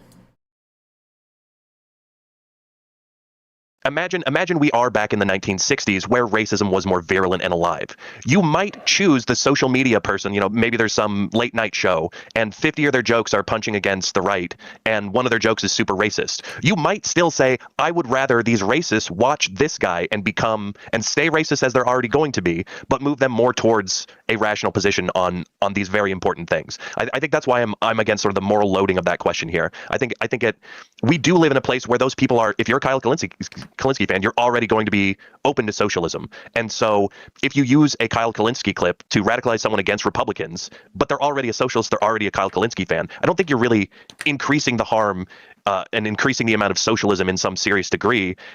And that is outweighed by what you're doing in bringing them against MAGA.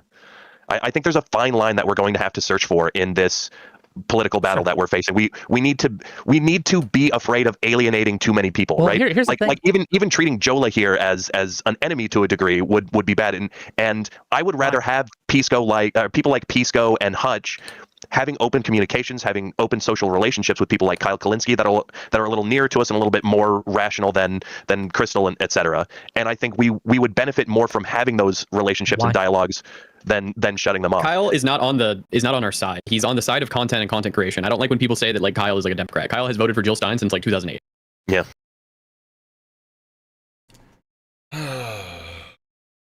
Sick.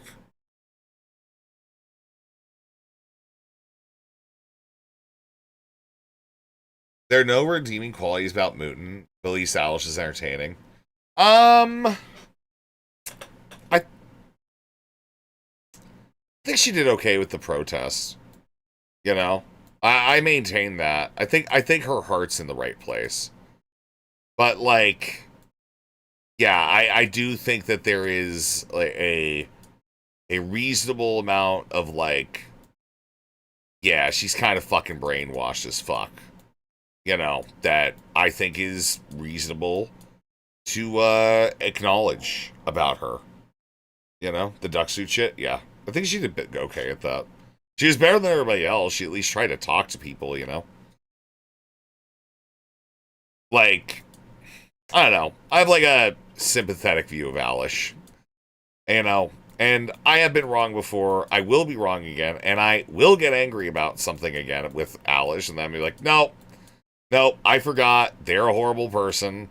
All right? And I know what it's going to be. It's going to be some other dumb, stupid bullshit. That's like, yep, that's why we shouldn't ever trust these things. I think... forgot. I know. I already remember what it was halfway through saying it. It's hard to demonize them. They are like, dude, I'm sorry. They absolutely just fucking played like nothing. Like Owlish did when, you know, fucking Zug is going off on like some of these Discord leaks and shit. Alright, that like they didn't know anything about it. Okay, they're in the food shop sphere. Alright, the food shop sphere is just like a lot of mean girl bullshit with food shops as the head of it, which is crazy, okay? And it has a certain flavor of dislike for one person who just so happens to also be me. But look at the art Alish made. It's in the Snarchive, I'm guessing, right? Yeah. We get one Alish post today. Show me where on the buddy Destiny hurt you.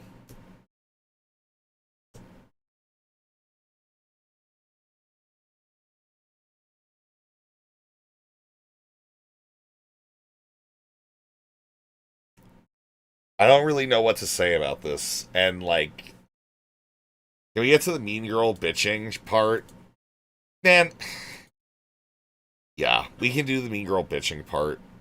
Does he go, like, more in on this, like, racism shit? I'm just asking. It's a little on the nose. I mean, dude, okay. Does it, like, get more there? Bet you Alice is one of the top Maiwan snarkers in the ladies group chat. No, I bet you... Okay, Smatic. How do I put this? Okay, how do I put this? I have a feeling, on a personal level, Thank you for the 200. Jules Moon, thank you. I have this feeling on a personal level, okay, that I have pissed them off a lot. They hate me. And I think that's fair. At some point, you know, I think that's fair. Right? I think that's fair. So anyways, you know, we're just gonna like, she's definitely not a fan of yours. Yeah, think about everybody that's in that group chat. Okay? It's like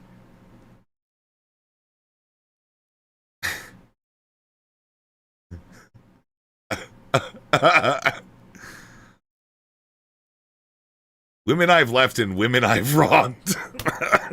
And it's what the fuck is happening on the Darius stream?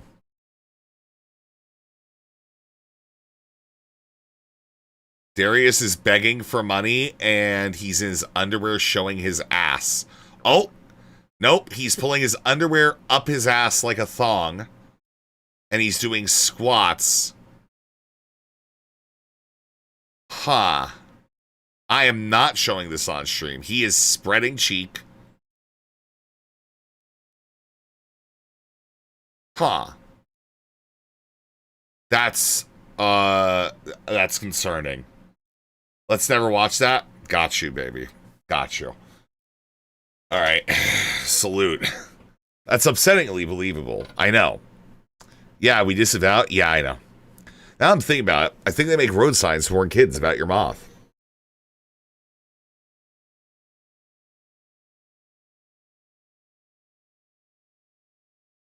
Fuck you, man. Okay.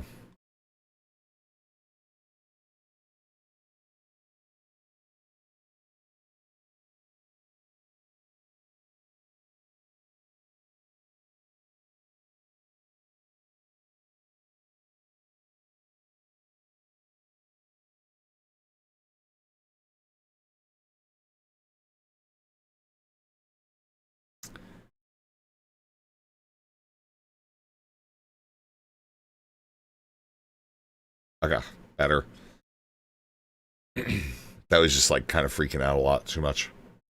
Just came on Bare Cheek. Who is Bare Cheek? Kinda. Sorry. Moon, dead air. Yeah. I'm fucking fixing shit. Okay? I'm just fixing shit. Alright, I just came back. It's like Darius. I guess.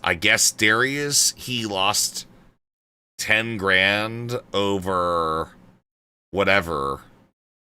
And then, yeah, he's just thug shaking. I guess his background is a dox with like a grape suit on. Wait, FMJ716? FMJ716. Oh, he's fucking live? No shit. Okay, yeah, I'm gonna get, well, fucking, there you go, buddy. Oh, they're watching the EDP documentary. You know?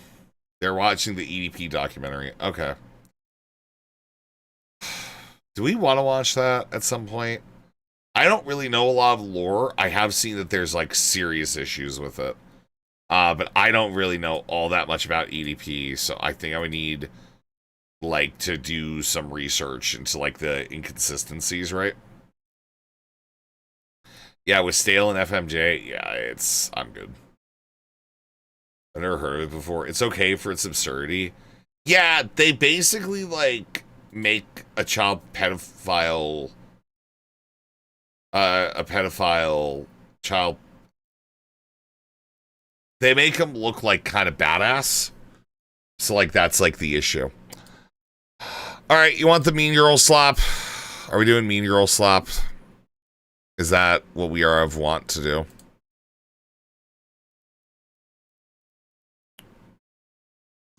So we missed this yesterday, right?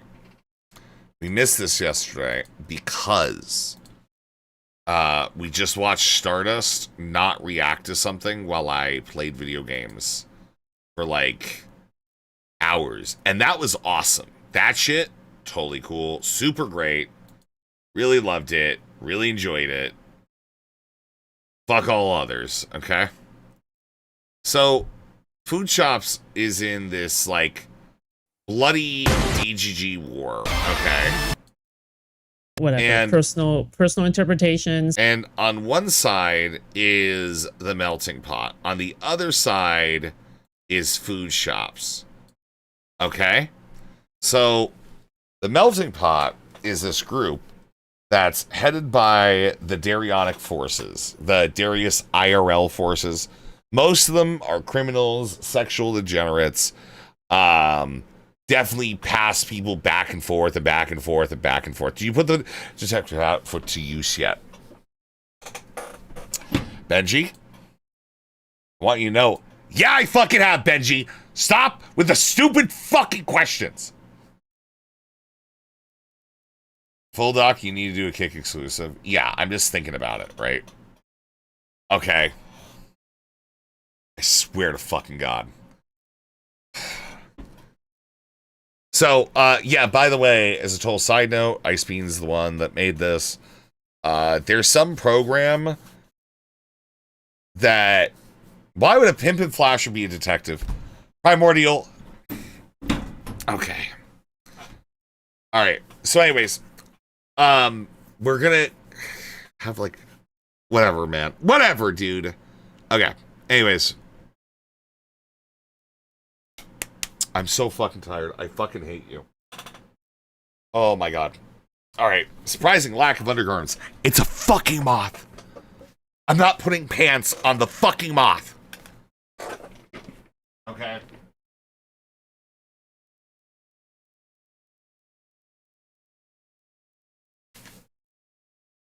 I hate you guys. You guys are assholes. He does kind of look like a pimp. Good. All right. Have a good night, One Punch. People are waking up. Awesome. Good. Continue to wake up. All right. To nothing. To nothing and no one at fucking all. The slave owner moth has pants. Yeah. Yeah. And I'm not a slave owner. It looks like the moth is wearing a black bikini, though. I don't fucking care, man. I'm just gonna be fucking honest with you, Smatic. I fucking hate your goddamn guts right now, dude. Shut the fuck up. We need to get back to the topic at hand. Okay, so food shops has few allies. Okay, and we found this out yesterday. All right, well, we watched what was the resolution of Israel. Okay, going ahead and figuring out a it's okay package between food shops and Zug. Okay.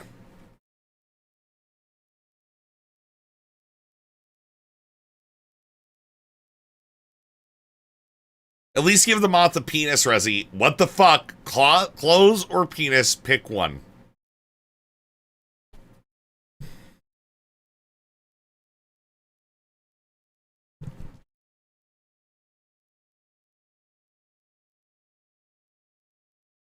Anyways, so there is some things that happened before this. That stuff that we did last night, which is super fun. Okay? It was super fun to watch. I had a lot of fun playing games. I think we all had a pretty good time last night. And I think there might be value in seeing what happened previous to that. Hey, Kel. How's it going? So, that's where we're at tonight, is we're going to be watching food shops react to Mooks and Parsec read her to filth. And it's kind of sad. 3 hours, 3 minutes. Okay. It's finally happening.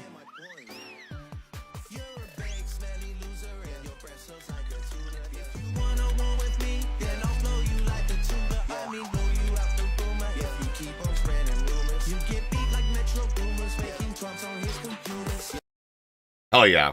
Andy, thank you for the 16. All right, for the food shops, it's finally happening, guaranteeing yet another hour to the stream. All right. That hour has been promised for generations. Okay. Almost like 8,000 years. Andy, thank you for getting us that hour.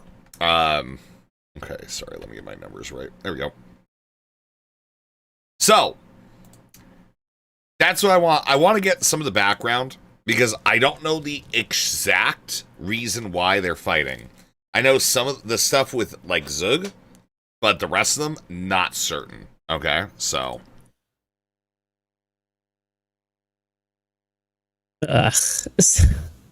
So here's the thing. If you levy things at me, I can defend myself on my own, okay? But I don't really like some of the things that are being implicated about the people that I view as peers. That's the deal. That's a good deal. That's a good deal. Joe Kami, thank you for continuing your gift sub. I'll add it to the bar. Again, I'm not speaking for them. I'm just saying from my perspective, I don't like it. Like, from my perspective, these are misconceptions that I believe are that need to be addressed, basically. So anyhow, I think this is the part where it begins.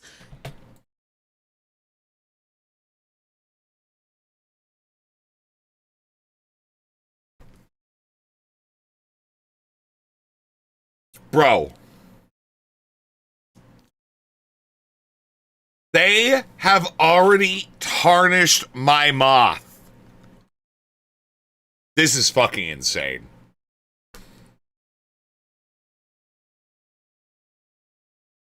This is fucking insane. Who is they? You know who. Mark.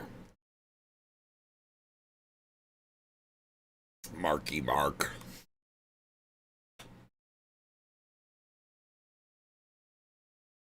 Anyways. Did Chai make it for you? It looks good. No, Ice Beans did. And when we get everything running with it, it's going to have a ton of different, like, you know, things that I can put in its hands. And it's going to have, like, a bunch of other, like, motion stuff that it can do. We're kind of upgrading a little bit there. And we're going to have more. For a PR move, I advise you lean into the pimp as opposed to the flasher. Okay. It looks cool. This is a bad design to go all in on. I don't even fucking care at this point. I hate you guys. I don't care. I like it. And there needs to be a Creepy Moth version? Yeah. That's going to be down the line. There's going to be a Creepy Moth version, right? There's going to be a Creepy Moth version. He's going to have knives and guns and chainsaws and more guns. Okay, but different guns. So the whole, like, thing is whatever, okay? You'll see. You'll all see. Okay. Yeah, I guess they did spend 2 hours on this. 2 to 3 hours?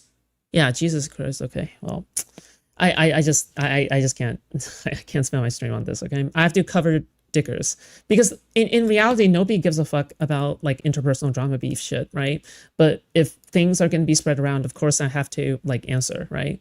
Because in my opinion, like ultimately I think my number one priority is the like Destiny snarkers. You do have to respond if you are subjugate to other audiences. Because if you don't, you look like a pussy. Specifically, okay, like this stuff is just a fucking side thing. It's a waste of time. Nobody actually cares, okay? Anyway, just that. It's also that I don't want to have bad blood with some of these people because, like, well, I'm pretty sure that anybody in the group chat that isn't crazy would hear all of the things that I'm saying and just be like, yep, that chick sucks. Yep, already knew that. Because I did consider not addressing this entire stream, but then I decided that like because the entire GG chat was watching during this time, And because like nobody else was streaming during this time and it probably got a lot of attention during that time, I need to clear things up. Like this was technically a DGG community stream. So I feel like I have a right to respond for myself only, okay? I'm not speaking for Deeds. I'm not speaking for Black Cat. I'm not speaking for anybody else, okay? Just not Black Cat, for possible. anybody. It's like, it's not like, it's like that. I don't know, but there's a few people in there that like don't really like know that much about like anything that's going on, and they kind of get their information from food shops. So that's like part of why I'm like sad she's just able to like feed those people things about me, and they're just like, wow, that girl sounds crazy, that girl sounds mean, and I'm like, fuck, like this is like, I thought you were cool, like. So here's the thing, there are at least one person in that group chat that is like does actually get their information only from me, I believe, but the rest of the people in there do not at all. Like who? This probably only applies to like one or two people out of like the multiple people that are in there. I swear to God, man. Don't like this. I know the answer, because and a lot it's of driving people me get nuts. information on their own. In fact, I that's know the why answer, it they're drives in me the group crazy. chat in the first place. Is because they are proactive on their own. If they are not proactive on their own, they wouldn't be there in the group chat in the first place. It would make no sense for me to have people in that group chat if it weren't for the fact that I view them as like independent peers, basically, more than minions to essentially send out as drones or something. Like that's not something that's happening, okay? So this is something that isn't even applicable in my opinion. So I don't know, man. On a tangent, I decided to try Limbus Company, and yeah, that shit's dope. Oh, it's a really good game. I really like Limbus Company. Yeah, I'm glad though. I hope you have fun. It was nice talking to you last night. Yeah. I just wanted to hang out and play games. This sucks. But also, like, I think I just need to get over this idea that I can, like, do everything all at once, like, have my cake and eat it too, and make friends in the space that I also work with. Like, it needs to be, like, kind of... Okay, so this is another thing that kind of confused me, because it's not like Mooks did not talk in the group chat, because she did talk, like, here and there. Like, after the whole LibCon stuff happened, Oh, so Mooks was the one that leaked the group chat to like make it look to like stab on food shops.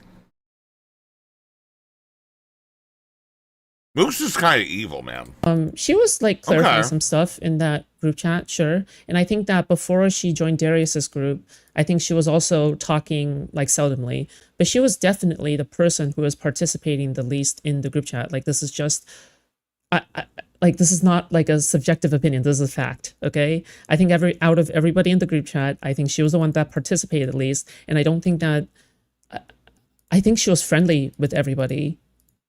As far as I'm concerned, like nobody told me that they were actually friends with Mooks. So to me, this is a weird like characterization because again, right, if she wanted to be friends, like nobody would say no because people in the group chat were glazing her because of the LibCon shit. So it's like for me, I'm like I'm a little confused about that, I guess. I don't know. But who knows? It could be a misunderstanding. I understand. Okay. I mean, I guess there's like there's Because she figured out food shops was going around to other groups shit talking where she nuked food shops. I mean, I get it. It's still just like, I mean, I gotta say, again, I don't know what all we're going through. I do want to like kind of double in on a piece of this, right? Specifically the part where food shops talks to Zugami and how that call like comes to an end.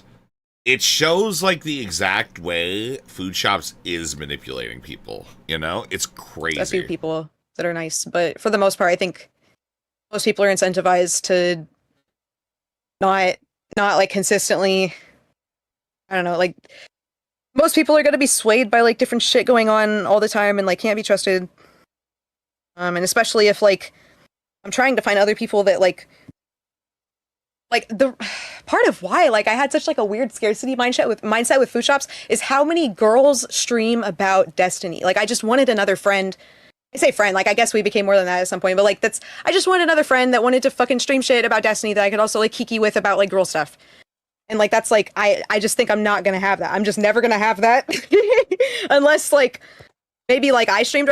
I'm not going to comment on this because this is like her talking about herself, and I'm not here to judge her own personal goals. Okay, who is this? This is Mooks. She's the girl that was blew up a little bit due to the whole like LibCon College Democrats event drama with Hassan. Essentially, she was like essentially just kicked out with Darius and the others when the Hassan stuff was going on. And I actually remember during that time that I think I was defending Mooks and her group.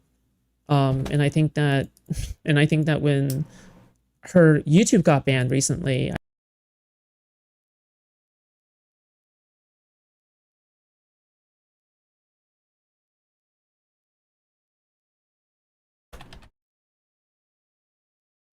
So the thing is, when it comes to like defending their group or whatever, we do have some really awesome stuff that shows what Food Shops was doing at that moment. I just gotta like roll through my libraries real quick,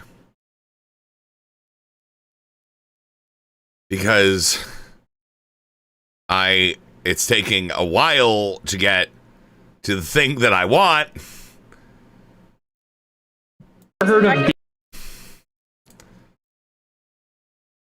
We have it. Emery, I have dated Food Shops. You ever heard of the dated What? By the way, Zoog is the one who's like calling her a pedophile weeks before. Like, I love his dopey, simpy ass in like a fucking weird way, okay? In a weird way. Not that much. Is so fucking evil to this guy. Dude, it's so crazy. What are the odds Food Shops reported? Food Shops is stunned watching her ex Mooks cuddle up with the dude that sexually harassed the ever-loving fuck out of her. Okay, we know. I'm just saying. I think I was also saying that was an unfair ban, so. Also, I saw it, and I can't help myself, man.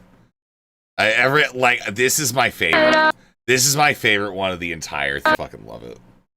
I don't care. I fucking love that shit, man. I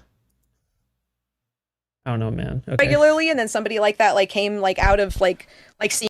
That is a shame Mook's channel got nuked. That video where she meets Destiny is edited and shot like a horror ARG. Do we have copies of it? That sounds kind of interesting. Seeing me do it, like or maybe if Destiny fucking gets more girls in the fucking shit after the lawsuit. I don't know. I just feel like I'm. I mean, as an orbiter, no, everything is going to be related to stuff in the orbit, kind of by design. The only thing that you can really do is just like kind of separate yourself from it as much as you can. That's what I've been trying to do. Like, I don't mind kind of hopping into a discussion if it's on like Darius' stream, but like for the most part, whenever it comes to the like Destiny snarker stuff, I don't touch that shit with like a 10-foot pole on my stream. Snarker stuff is boring. I agree. Yeah, I can't be bothered. I don't even think there's it's not boring. even a girl that makes fucking streams about or YouTube videos about Destiny and shit that's going on. Like other than fucking Food Shops doing the snarker shit. Like that's the girl Destiny YouTuber at home. Like that's like, yeah, I guess. Okay. Yeah, there isn't, because they're aggressively sexually harassed by all of DGG until they quit. I don't even know. Whatever. All right. As far as I'm concerned, I think Caramel Covered has that shit locked down. Personal interpretation, subjective opinion, whatever. I don't know. I'll just be the change I want to see in the world and hope that I meet other girls like me at some point, or just like get more okay with like not having other people that have these interests in common, being fine with it. I mean, the problem is like.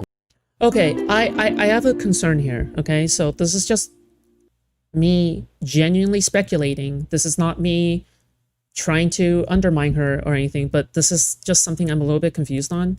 So here's the thing, okay? Wanting a girls group out of DGG is something that everybody wants. I think that this is something that Steven himself has tried to obtain, that Not So Erudite was essentially trying to carve out when she was much more active in DGG. Yeah, and why isn't she active anymore? G-Chat. Why isn't she active anymore? And I think that Mooks has been in the DG sphere for a very long time. I have been watching Destiny for a very long time, but I was never an active community member this entire time. So my question is, if you want to see something like a women's group in DGG, I guess why didn't you go out of your way to do it? Yeah, the they call it a GC. All right, because it doesn't mean group chat. No. Okay, it means the grape cult or grapes to be grape cult. Fucking, I had a better word there. Because the thing is, I hate myself. Is that it is actually harder for me. Do you have a HPF on your? I don't know what that means. It's actually harder for me to create something like a women's group because of my reputation and my history than it is Grooming for somebody channel, with yeah, a much cleaner, something like that. much cleaner history like Mooks, because her history is much more clean. There's very little controversy there. So in my opinion, there's nobody who's better suited towards making it. And I have like the transgender hypot filter, or whatever. But another thing is that like, it's kind of, in my opinion, maybe this is just projection, but like I see myself being a trans woman, right? And I feel like it's harder to get cis women to accept me in most spaces. So there's even less incentive there. The reason why I decide to put together the... Why do you think that is? Why do you think that is, Food Shops, that cis women will not accept you? This group is because, in my opinion, there is no choice. Like the pedophilia has to thing, be yeah. this group of women who are able to actually stand up to the snarkers and actually make really good arguments. And in my opinion, it's not. What do you mean? What do you mean? When has any of these things ever gone well for any of the women you're grooming? Okay. Fujao is trying to say people don't like her because she isn't a real girl. Yes. A little bit of that. But you gotta go on to other shit. You lost to Westside Tyler. I mean, here's the thing. Yeah. Yes. And like the whole appeal of the Westside Tyler thing is, I'm so much less unhinged than you. Meanwhile, back in Food Shops land, let's talk about Lolly every day. Yeah.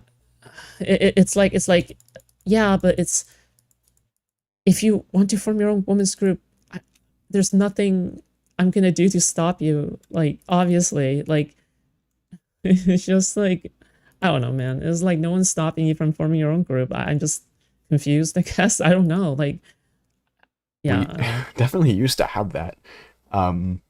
It was a lot better, or it used to be a lot better, but I think the problem is that like we literally just have like we have like a new generation of orbiters that just, I don't think that a lot of them have been on the internet for as long as is necessary to understand how to deal with stuff like this. Food Shops is a very long time like online person. So that would be like pretty much your only candidate whenever it comes to people who are like already tapped in. Yeah, but then again, like nobody is stopping people like Persec or Mooks to create this kind of content on their own. The new DG orbiters are SSRI'd out, okay? They got the fucking glaze, okay? Yeah, we know, okay? Yes, Kel, you can just say it. You know what to say. They're like, no, SSRI'd out, fried to the fucking bone, okay? Yeah. Yup, yeah. Kind of feels a little bit weird to have this like kind of I guess, dependency. I guess, like, oh, food shops is the only one, and this is the issue I have with the whole, like, oh, food shops is the only one, like, Max to narrative. the max. Now, yeah, I can sit okay, here and man, stroke my own ego, right, and say that, oh yeah, I am the only one that can do this. But the thing is that there is not much of a desire. There's not much of a desire to do this on your part. It's not like you're trying and I'm competition. It like Arachne, it's not just even the respectable members left long ago. The smart ones just work behind the scenes with Destiny, like Erudite, so they don't have to incur the wrath of DGG whenever they go into like one of their weird little blood frenzies, because Steven doesn't get to get away with like having weird like age play fantasy role play shit. All right, as often, okay? Like, that's it. At the end of all of it, man, that's the point, okay? Remember the things Connor said, all right, at the height of that shit with, like, the alleged Griper woman, right? At the height of that shit, what did he say? Erudite agrees with me. She's just too afraid of you to actually say anything. I absolutely fucking believe that. I realize, like, we all have to realize, Erudite, unfortunately, has probably tied her citizenship or ability to remain in the country on Destiny. And that's how she's kept in line. One day, we will hear the full fucking story, and it's going to be sad, and it's going to be a tearjerker, and it's going to be fucking bullshit. Okay? It's going to be absolutely fucking bullshit, dude. Dex said himself just now that, oh yeah, I don't want to touch the Destiny Snarker stuff. And then you hear Mooks. Like Riley left and they got left with Darius. Well, yeah, but Riley just quit doing anything at all. All right? Like, he's off now, right? Lamenting how there isn't a girl that covers the Snarker stuff, even though she is a girl and she hates the Snarkers. So it's like... what's stopping you? Like, I guess, like, I don't know, man. Like, I'm not, it would be nice to have other people who are anti-snarker, but yes, it does actually feel like I'm fighting in the trenches, just one person. Like, it does feel like that. I'm sorry. This is not an ego thing. This is just, I feel like it's reality almost. Yeah. Well, obviously, this is not related to like on Twitter, where everybody is fighting on Twitter, right? I see a lot of pushback against snarkers on Twitter, but on YouTube at this point, like, I feel like, isn't Aiden and Rao like covering me every day? Jesus Christ. Anyhow, I don't know, man. Isn't Aiden and Morale covering you every day? Aren't you covering Aiden and Morale every single day as well? And they're just looking over the shit you say about them every day and ridiculing you and figuring out ways to project the message that, hey, this person's weird around kids to more people. Every day. Yes, that's what's happening, food shops. It's not this deep conspiratorial shit.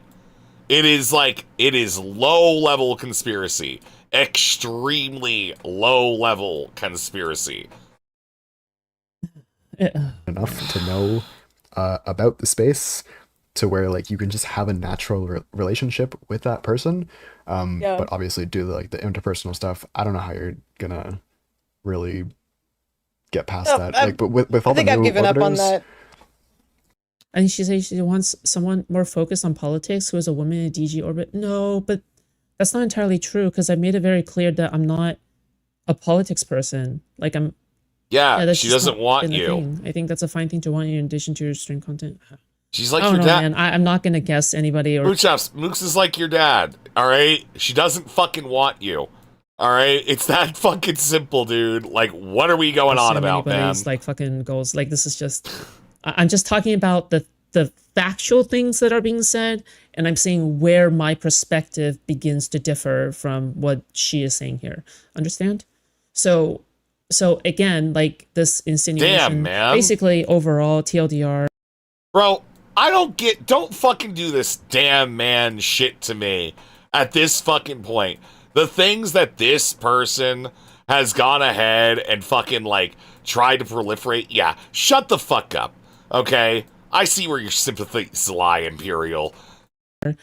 There was this kind of insinuation of like me having. It's really weird. I wish it wasn't like this, but it's like this woman minions thing. I don't like that. I don't like that kind of thing. But whatever, it's fine. Whatever. Yeah, I bet you don't like it. I bet you don't think you realize that the women probably don't like to be referred to as that, but that you were talking about their commodification as a way to fight the snarkers and win, because none of the snarkers are women except for like Hellbent, I guess. Okay, and it's like, yeah, you're not getting quality foods. All of like the new orbiters though are basically just going to see the insane space that like the community has kind of created by accident right now whenever it comes to the snarking stuff, and then just kind of assume that that's the status quo. Like there are, and they're used to, and I really wish that there were more streams just like this, where like instead of going live and talking about Destiny and Destiny drama, Destiny this, Destiny that, like it would be nice to just have like personalities who are like their own distinct people, who are actually able to like deliver some form of like entertainment. Just for a record, Persec is saying this right now, but I'm just gonna chime in with my own experience in this space as a content creator. I have actually done the whole like streaming, bringing people on for drama, bringing on people to litigate their beefs and differences stuff before. I've done that before. I have, I think in my first year, I have brought on people from Twitch Poll, the dying Twitch Poll, to come on to my stream to essentially like argue things out. Like for Yeah, you did nothing. You had a shitter show that barely anybody fucking watched, just like everybody else. example, fucking, God, what was his name? Oh shit, I forgot his name.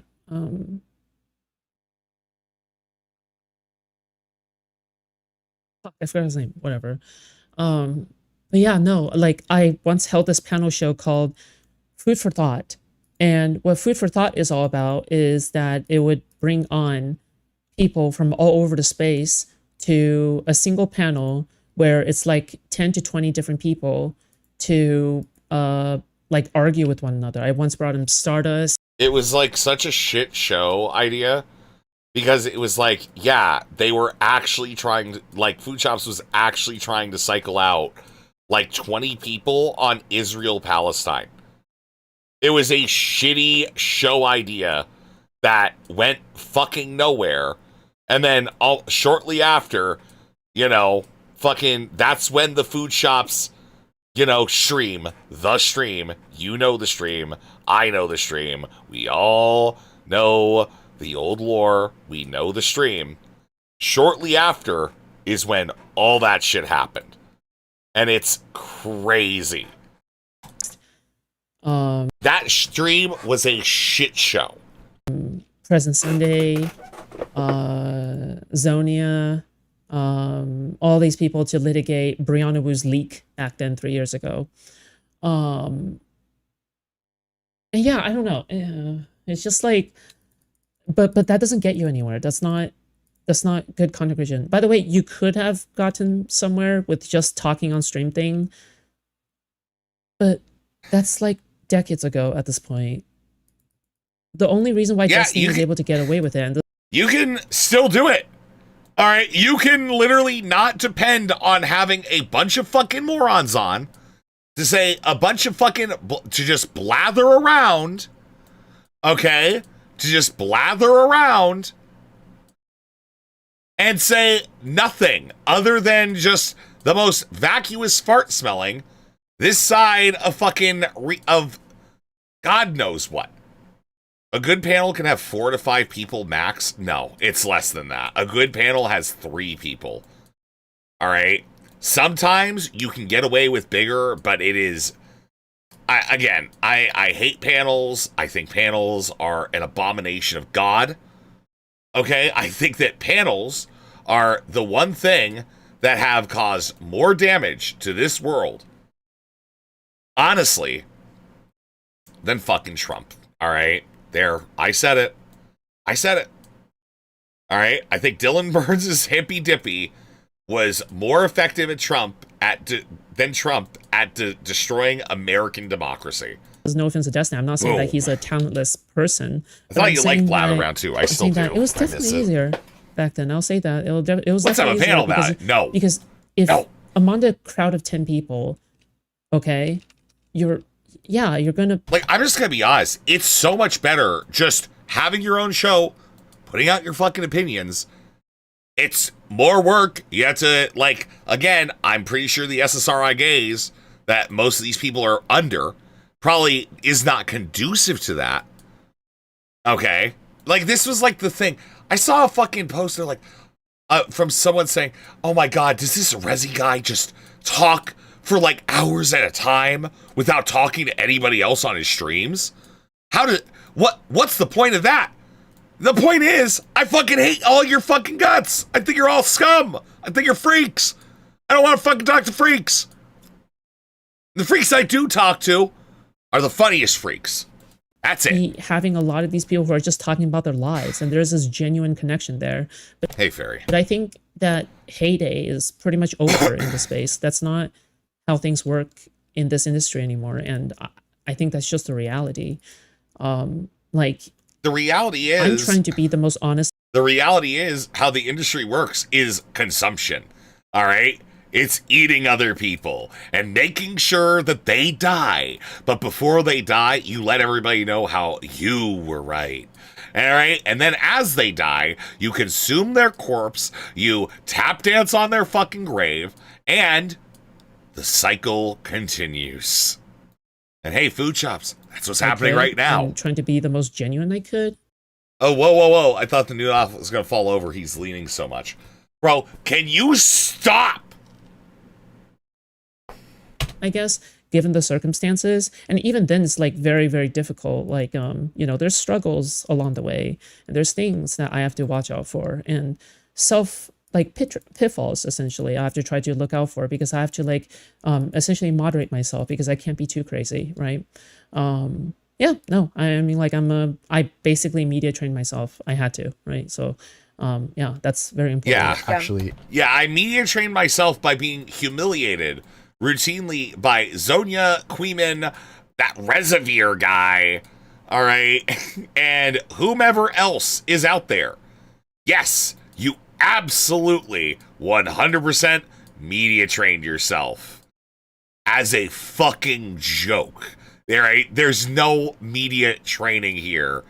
You're still not capable of understanding. You can't engage in the lolly shit. Okay? You literally still can't fucking engage in it. And yet, you try. Still doesn't work out, but you try. So it's not great, man. It's pretty goddamn bad. You just enjoy watching them for their content. And that's what I'm trying to be, like, to the best of my ability. Is just people come and watch me.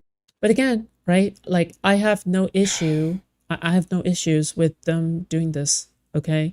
If you want to have your stream where you go on and you talk for fun, okay, not necessarily to become, like, I don't know, a big shot or whatever the fuck, I don't care, right? Then it's just, I'm not going to stop you. I'm not going to stop you. It's just, I wouldn't be able to stop you. Like, for me, they don't come and watch me in hopes that, oh my god, what if Destiny comes and joins his voice call? Or like, oh my god, what if there's like a crazy snark event that happens? Like, I think that's just, that gets you views and it gets you the money, and that's cool. And I if you want to do that kind of content, I respect you. Like, I've got no bad blood for Darius, because I think Darius is like pretty much the only person doing that right, and he's making a bag. So hell yeah. Like, I fuck with that. But like, what I wish for, and what I would really like to see for this community, is just like more normal people in this space. But I think that's only going to happen through like basically what you're going through now, which is, I'm not sure if Persec, because I want to interpret this in the best faith possible. I don't think Persec actually means that everybody in my group chat is like not normal or something like that. But I feel like this was a thing to say, I guess. That it absolutely is what he meant to say. What he meant to say is that you're all a bunch of cringy fucking losers who embarrass yourselves routinely on stream and then act like, oh wow, but we're actually like totally in the right and we're totally cool because, you know, we all have to deal with some pedophiles in our families, right? Wrong. No, we don't. You guys call things wins, but you're terrifyingly, all right, stupefyingly idiotic and incapable of relating to normal fucking people. that he didn't clarify that, oh yeah, but I think the people in, like, a lot of people on food shop side is super normal, because I don't know, like, I feel like this is because, for example, Deeds, right, like Destiny's personal friend is in the group chat. You have other people who are like normal. They're all normal. Everybody in the group chat is normal. They're super normal. I'm just like, no, they're not. They're not normal. They are not normal people. All right. They're not necessarily bad people. All right. I would argue some of them are kind of fucking bad, but normal. All right. That's doing a lot of lifting for very little gain. So I don't like this insinuation. Like, from my perspective, they're super normal. Man, I wish I still had a good copy of the "Why Can't Anyone Be Normal" Bastiat clip. Wait, do you mean... Sorry, give me 1 sec. No, that's not on this one.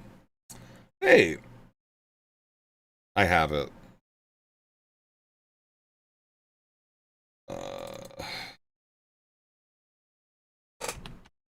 I have it somewhere. All right, give me 1 second.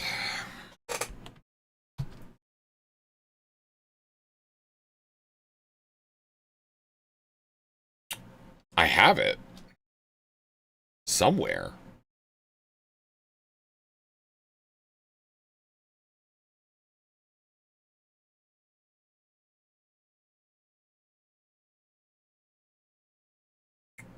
Where?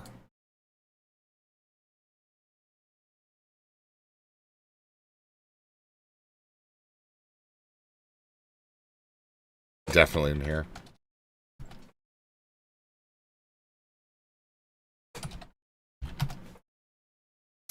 I have it. I'm losing my mind. I'm losing it. Like, I'm actually fucking losing it. All right. This is before, like, the most recent, like, redo of, like, how I do alerts and shit. It's gotta be in here, right? Let's press play. There's a lot of people in my audience who are super normal. The average age of my audience is 30 to 40. Yeah, like 30 to 50. These are people who have families and have children and own a house and have a job, and this insinuation. So Klein had better info on this. Apparently, like 30% of like her audience is unemployed. Apparently, is what I have been told. All right, I know not what exactly to make about that, but nonetheless, yeah. That I thought it was like 52%. Really? Yeah, I represent the abnormal is bizarre. Like, sure, I'm eccentric on stream. I am. But what I'm showing you guys right now is how I genuinely am. Like this is me at its core, my most genuine. This is who I am, okay? And yeah, like, I don't know. I feel like I'm acting normally right now, whatever. But yeah, right now. But the problem is your entire background is not that way. Bro, we never made this an alert. It is yours. Inshallah.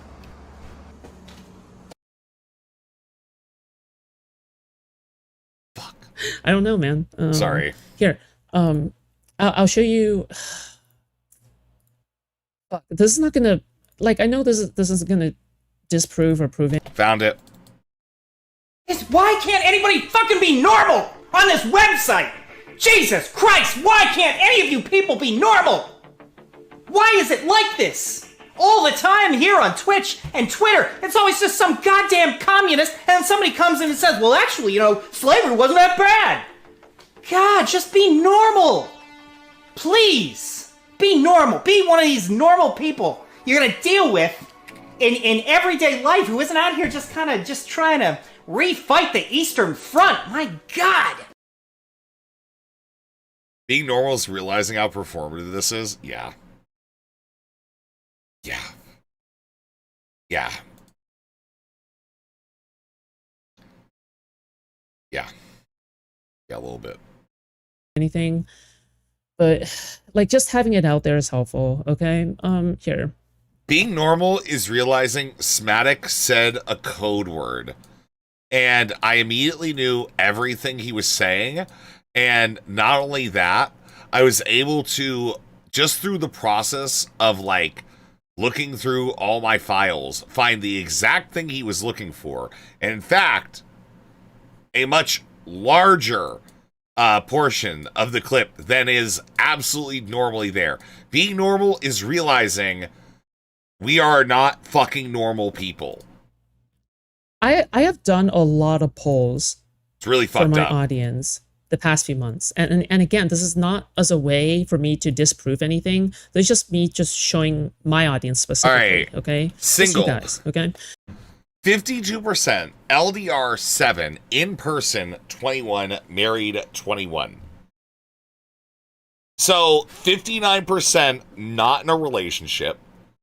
Okay, 59% not in a relationship. So here, like, what is your partner status? Now, even though 52% is single, in my opinion, like, this is still really good ratio, because if you imagine the snarkers are probably like 90% single, right? Yeah, this is an absurd thing. All right, the Starkers are 90% single. Meanwhile, the Starkers are so deep in it that, in fact, they are sucking their own cocks with each other.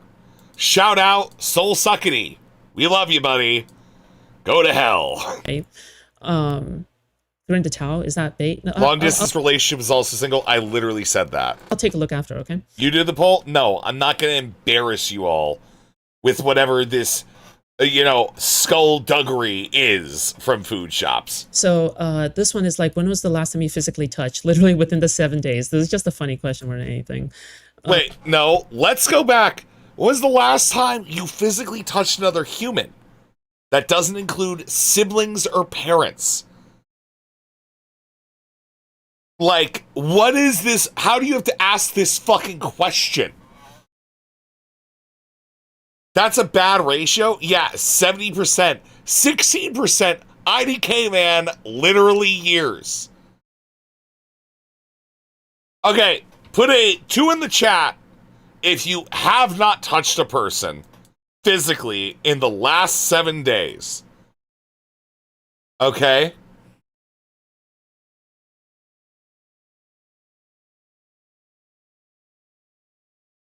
Put a 3 in the chat if you haven't. Put a 3 in the chat if you haven't touched somebody in any, like, a hug, a handshake, something simple, something human.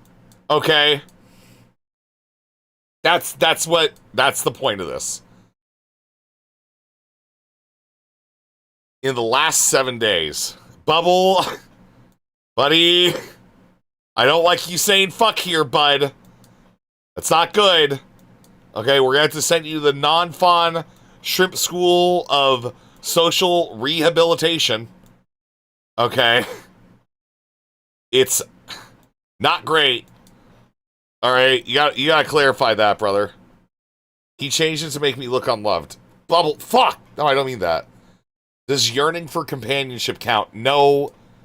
You must be touching physically another human being in some way, shape, or form. Okay? Not necessarily sexual. All right? Not necessarily sexual. It does not necessitate sexuality to answer this question. Oh, don't say it like that. I touch my hospitalized girlfriend every day. Hell yeah, dude. Let's go. The towel, is that bait? No, I'll take a look after, okay?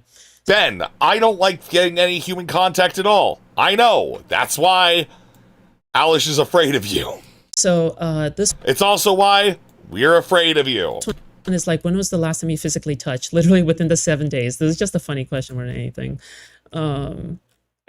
Yeah, it's just a funny question about, like, you know, how fucking, like, broken this is. Hey, Food Shops, when's the last time you physically touched another human being? Like, legally, consciously, and consensually. What's your answers for these? Orientation doesn't count. All right, Food Shops, 4 months ago. Would you be willing to become a paying customer if I reopened my OnlyFans? 21% yes. 60% no. 19% maybe. And not great ratios. These are bad ratios. These are not great things. Why are you asking questions like this? Asking about my OnlyFans doesn't count. What are you? Black, 17%. White, 55%. Asian, 6%. Other, 21%. What are you? Doesn't matter. What is your status right now? Unemployed, but no school is only 19%. Full-time student is 14%. Employed, including military, is 57%. So, 57% of your audience is employed.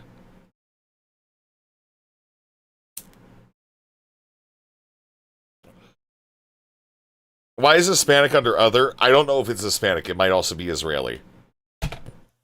Other, which means like, oh, let's just say that you are disabled, like you're legally disabled, like So half of your audience is employed. All right. I'm gonna be honest. I think we're okay there. I think we're winning. I think we're winning on that one. Illegally disabled. Okay. Illegally disabling somebody is what we do on Saturdays. Okay. It's kind of evil, you know? Sorry. God. I'm pretty sure stumbling, you know, is legally blind. So like she couldn't do anything, right? Even though she wants to work and she wants to go out there, right? That's 10%. That's 10%. So people who legitimately are like, they're not in a condition to work, even though maybe they want to, that's 10%. Okay. So 57%, again, 57%. In addition to 14%, only 19% unemployment, sitting at home doing nothing. Only 19% unemployment. Only 1 out of every 5 of my viewers is a fucking bed blob who is not even fucking trying. Which is fine. That's okay, because maybe you're like in between jobs, right? Maybe you're in between jobs or whatever. Again, these are normal people. I have a crowd of normal people. Like, it's just so frustrating to me because it's like people keep on saying, oh yeah, my community is full of chasers. And I'm not saying they are saying this. I'm saying like other haters are saying this. Okay, just to clarify. And saying some other stuff about my community, which I find grotesquely untrue. Like a grotesquely, factually, statistically untrue, I mean. Like, here. Like when so many people are married in my audience and have children, that by default makes no sense. You don't have, bro, like 40% of your audience is in relationships. How many of them have children? Okay.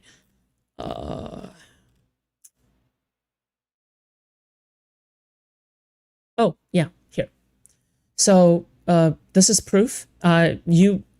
I'm just showing my back end just for the sake of clarity here. Okay. Female, 7%, 92.9. Queeman was very funny with this because his arguments were along the lines of, I hate women, and I've got like 13%. And so I actually got curious and I looked this up, okay, for my own like analytics of the audience and shit. And I gotta tell you, it's fucking crazy. Okay, how much like different, okay, it is. We've got 17.9% female. All right.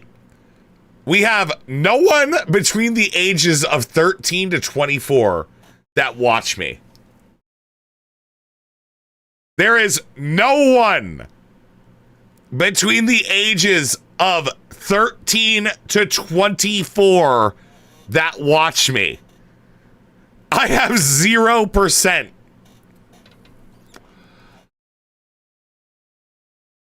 Like, we have literally culled all children. They are afraid of us, and that's awesome. That shit's so cool. Don't say you know it's false, because it kind of sounds like you're saying you're a kid. All right. You're 22? Oh, fuck. You're 22? You sent them all to food shops. No, wait, no. Oh, wait, wait. Sorry. I just like I just think there's a very humorous joke behind you go like really against kids and then the kids go to the person who molests them because of how unfriendly you are to children on your stream. That's there's a humor there. It's not like a good humor. But there is a humor there. There is a humor there. Okay. So here is Asian Yeah, sending them to food shops is sex trafficking. Yeah. gender. Okay. So female 7.1%. I believe for Steven's audience on the ratio front in I believe the subreddit. And you know, that's just what I'm saying. All right. I don't know. All right. I really don't know, but yeah, I just found it like very odd that we have literally no one under the age of fucking crusty and dying in the audience. There's something that tickled me a little bit about that. In a good way. In a good way. It's like 3%. Like 3% female. And yeah, I have like more than double of that, whatever. And then you have 25 to 34 years is 51%. 51%. This is not a vulnerable audience I'm grooming, right? Like this isn't, I'm not taking advantage of anybody. Like these are people that are my peers, that are older than me, have experienced life more than me, right? Uncle Alert, thank you so much for the 440 Jules, Dr. Strangelove, thank you. You can see here the second age group, 35 to 44 years is 34%. 45 to 54 years is 6.8%. 18 to 24, right? The young adult area is 5.9%. That 0.6% is working overtime. It's terrifying. And this perception that I have an audience. Oh, Destiny is a sausage fest? Well, sorta. Full of minors that I'm trying to groom is just so statistically untrue. 0.6%. That's probably some So she has like been getting like 300 viewers when she gets like the embed and shit. That means that we're only to have food shops content.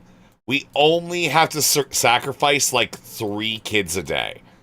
Okay, that is like a in my opinion a better way to read that statistic.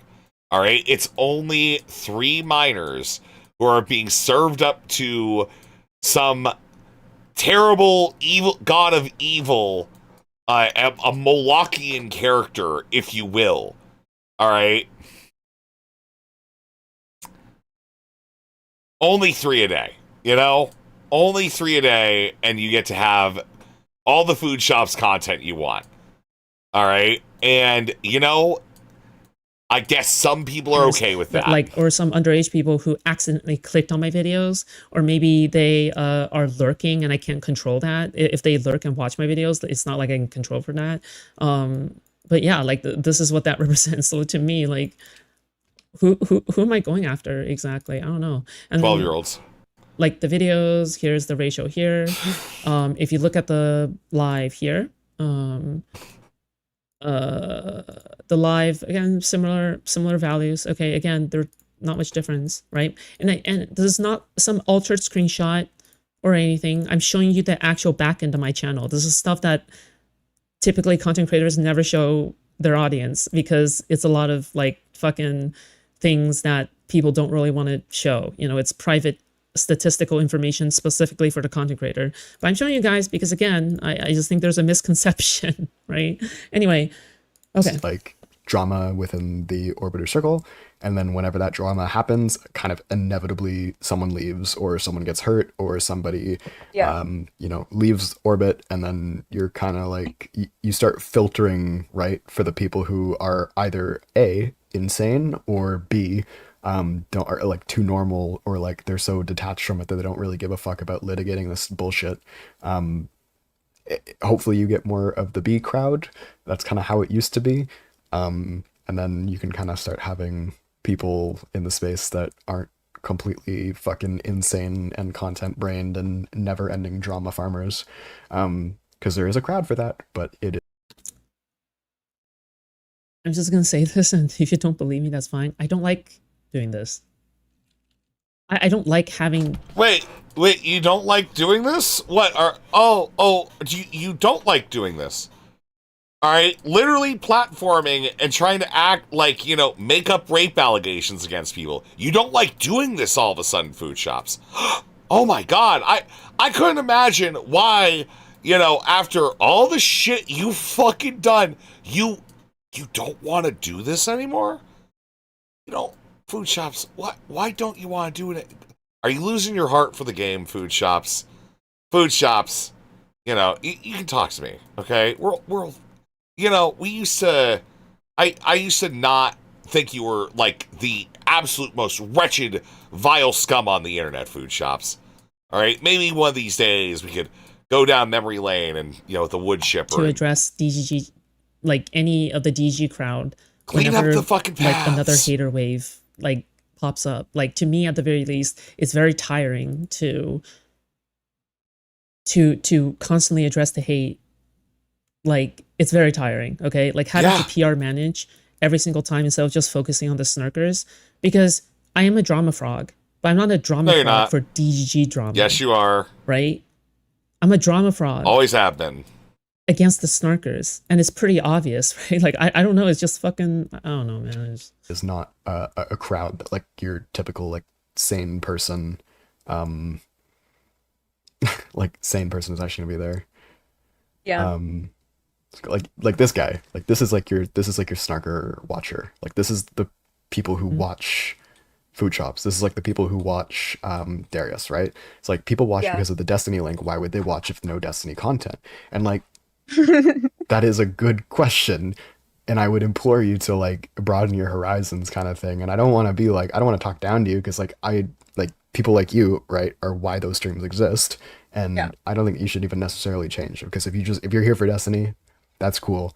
Just like watch those streams and enjoy yourself. But like the problem is that like it's a self-fulfilling prophecy.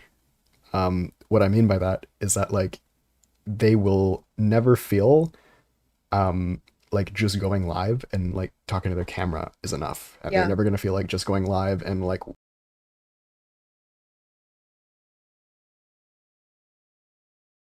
literally exact word for word fucking critique I have heard of myself, because I've seen the DGG post where they're asking, does this weirdo just talk to himself for hours every day? Yeah. Yep. Yeah. I figure out shit I want to talk about. I come here and I talk about it. It's pretty simple. It's how it used to be, actually.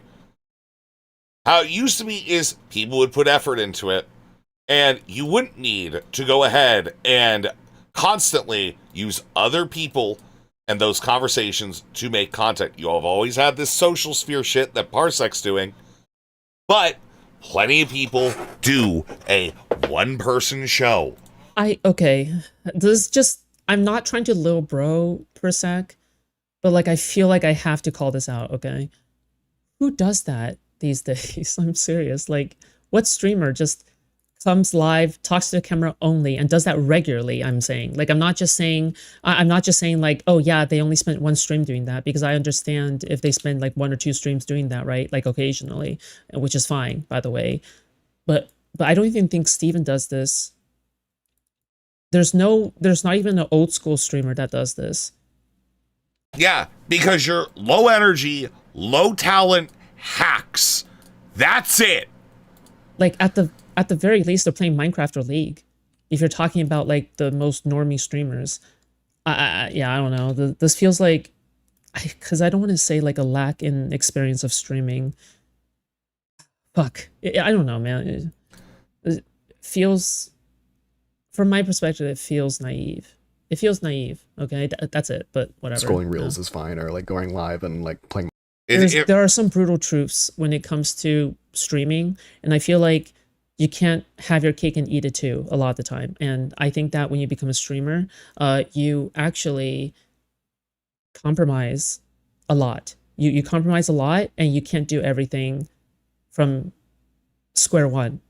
The hope is that you can build yourself up to a point where you're able to do the things that you want to do. But the reality, and the sad reality, is that it's a part of this streamer space. Nobody is going to care about you unless you make yourself known, and that is how it is. Now, I'm not saying... Yes, because your entire content strategy is finding other people to leech off of, to try to develop an audience that you can consume. It's so fucking absurd. There's no person there, ninja on a ninja. Yeah. Yes. Yeah, what does she know about being a good streamer? Well, what Food Shops realizes is that if she sucks on the fucking worm's ass, okay?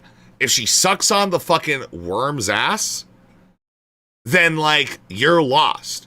Old school streamers, honestly, are probably pretty close to Frogan. They just throw up a video every once in a while. They talk about their day. They talk about shit that they do. That's it. It's absurd. That I'm undermining people on purpose, or me trying to sabotage people's careers, right? Remember, keep in mind that, like, I have every right to do so to Connor when he was in orbit. But then it was only afterwards I discovered, when Destiny said that against Connor, that Connor was spam messaging him every single time that Destiny raided into me. Every single time Destiny raided into me, Connor was spam messaging him. Essentially trying to undermine me. So it's like, at some point I have to like think about, like, was Connor saying that I was taking over shit just projection? Because what does that even mean? So he was like insinuating I was getting a lot of unearned clout, but then he had to, I don't know. I just see a lot of patterns, and it's just like, whatever. It's Minecraft. There always has to. What is she even saying? Like, what was any of that? None of that was intelligible. It's just like, I'm seeing patterns. I'm going schizophrenic. Okay, it's like, what are you trying to say in the first fucking place?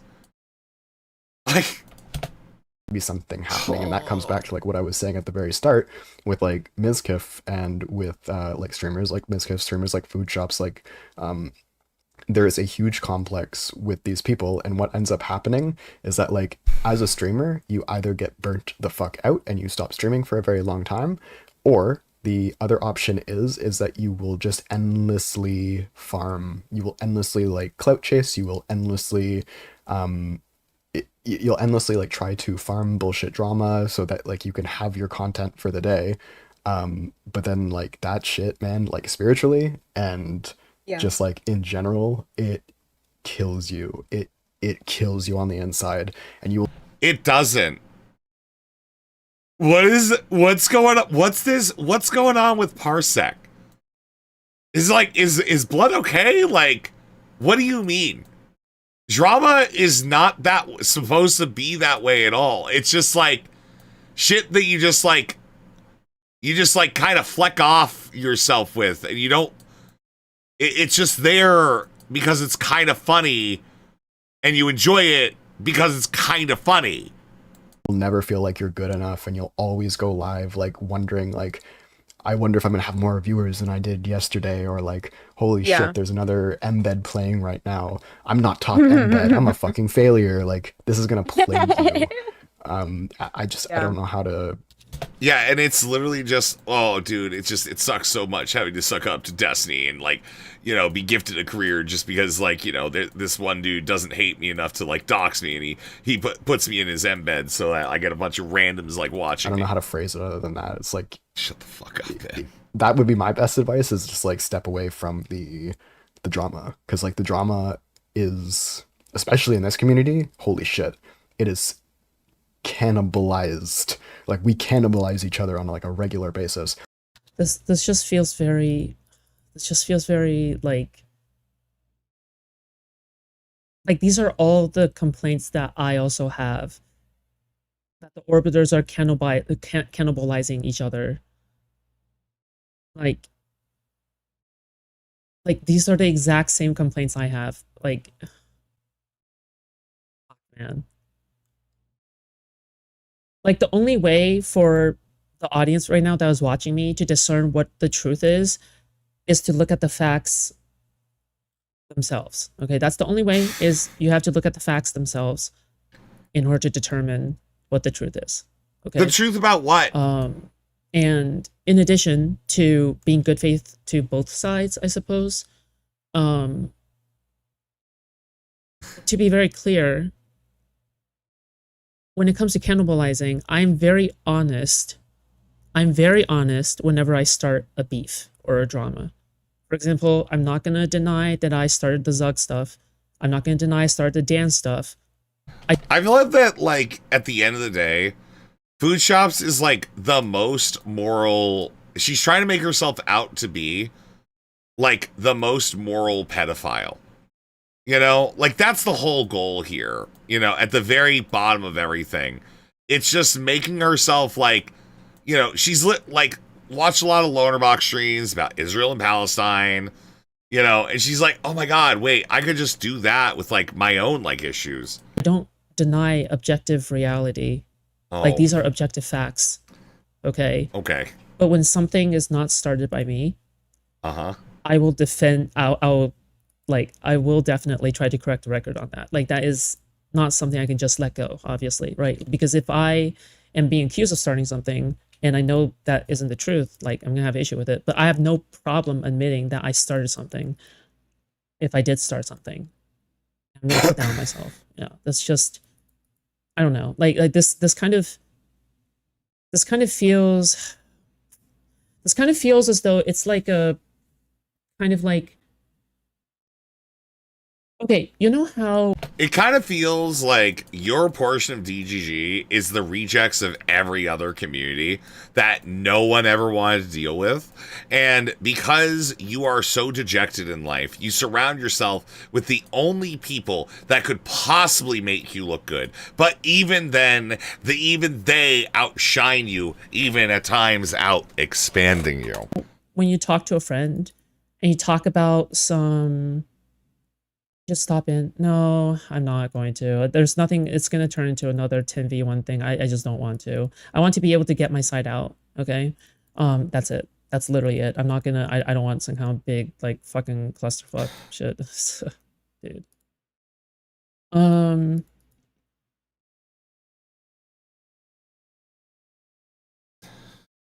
What else? Yeah, okay, let's watch a little bit more and then I'll stop, okay? Because I need to be able to get out all of my thoughts. And if you're like too close, if you're standing too close to the fire, as the saying goes, you are going to get burnt. And it sucks. Yeah. But another reason why I don't want to do another 10v1 is because the snorkers could just farm off of that. Again, right? Like, I am... No, if you guys do this, Rezzy's gonna say anti-Semitic things about me. Not Semitic person. No, stop! Don't make me go on there. Don't make me have to face and atone for like the weird shit that I do literally all the fucking time. No. Super anti. I'm in your fucking head, food shops. I never fucking left. All right? I'm always gonna be here. All right? Giving the snarkers ammunition. Okay? I don't like that. I hate that. I despise that. So, no. Get the ring out of your background, dude. That's it. Clean up your shit. No more Roach Hotel. Like, another 10v1 on me, another, like, appearance on Darius' stream for me, at the very least. Like, if it's me, specifically, it's another wound that the anti-fans can pull apart to try to widen the injury, essentially. So to me, at the very least, like, anything that has already been hashed out in the last, like, 2 10v1s is already hashed out. Like, I have no interest in litigating it any further in confrontations like that. I don't know what It sucks because, like, I thought I was above it. I thought that I, like, saw that happening from afar, and then I was like, oh, that's, like, an easy entry point. Just participate in drama, and then you get your name out there. Nice, I can do that. And then me and Food Shops literally, like, just to be very clear, right?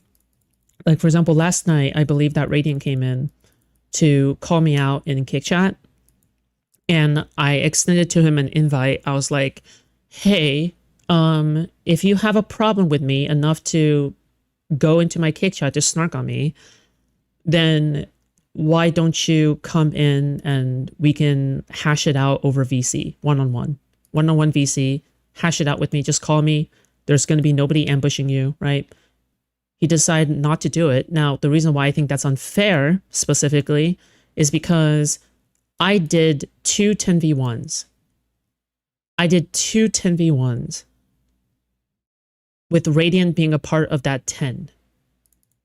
So it feels as though, like, the only time he's okay with, like, facing me is when he has, like, all of his friends there. Like to me, that feels unfair. You know what I mean? Yeah, literally cue it up where Food Shops just a couple of weeks ago was like, yeah, I would never go onto a stream alone with a snarker. Okay? I have to have somebody there. Destiny has to be able to show up. All right? He has to be able to do this thing and that thing and whatever other thing. Right? You know, like, that is, like, the actual reality. It's the reaping, sowing shit. You have no issue with this when it's everybody else telling you how dishonest it is. And at the end of the day, you did it anyways, and you still got fucking gaped by fucking Aiden. All right? You know, somehow, you resurrected his fucking career, okay? Like, doing this shit online. But, you know, hey, go ahead, man. I guess you did great. I guess you're really winning now. Like, yeah, like to me... Voice shaking. She like, is like so hard. It just feels unfair. You know? Food Shops realizes that she's going to have to go back to delivering mail again. Okay? That's what this is. She knows the end game. She knows, like, what she's going to be left with.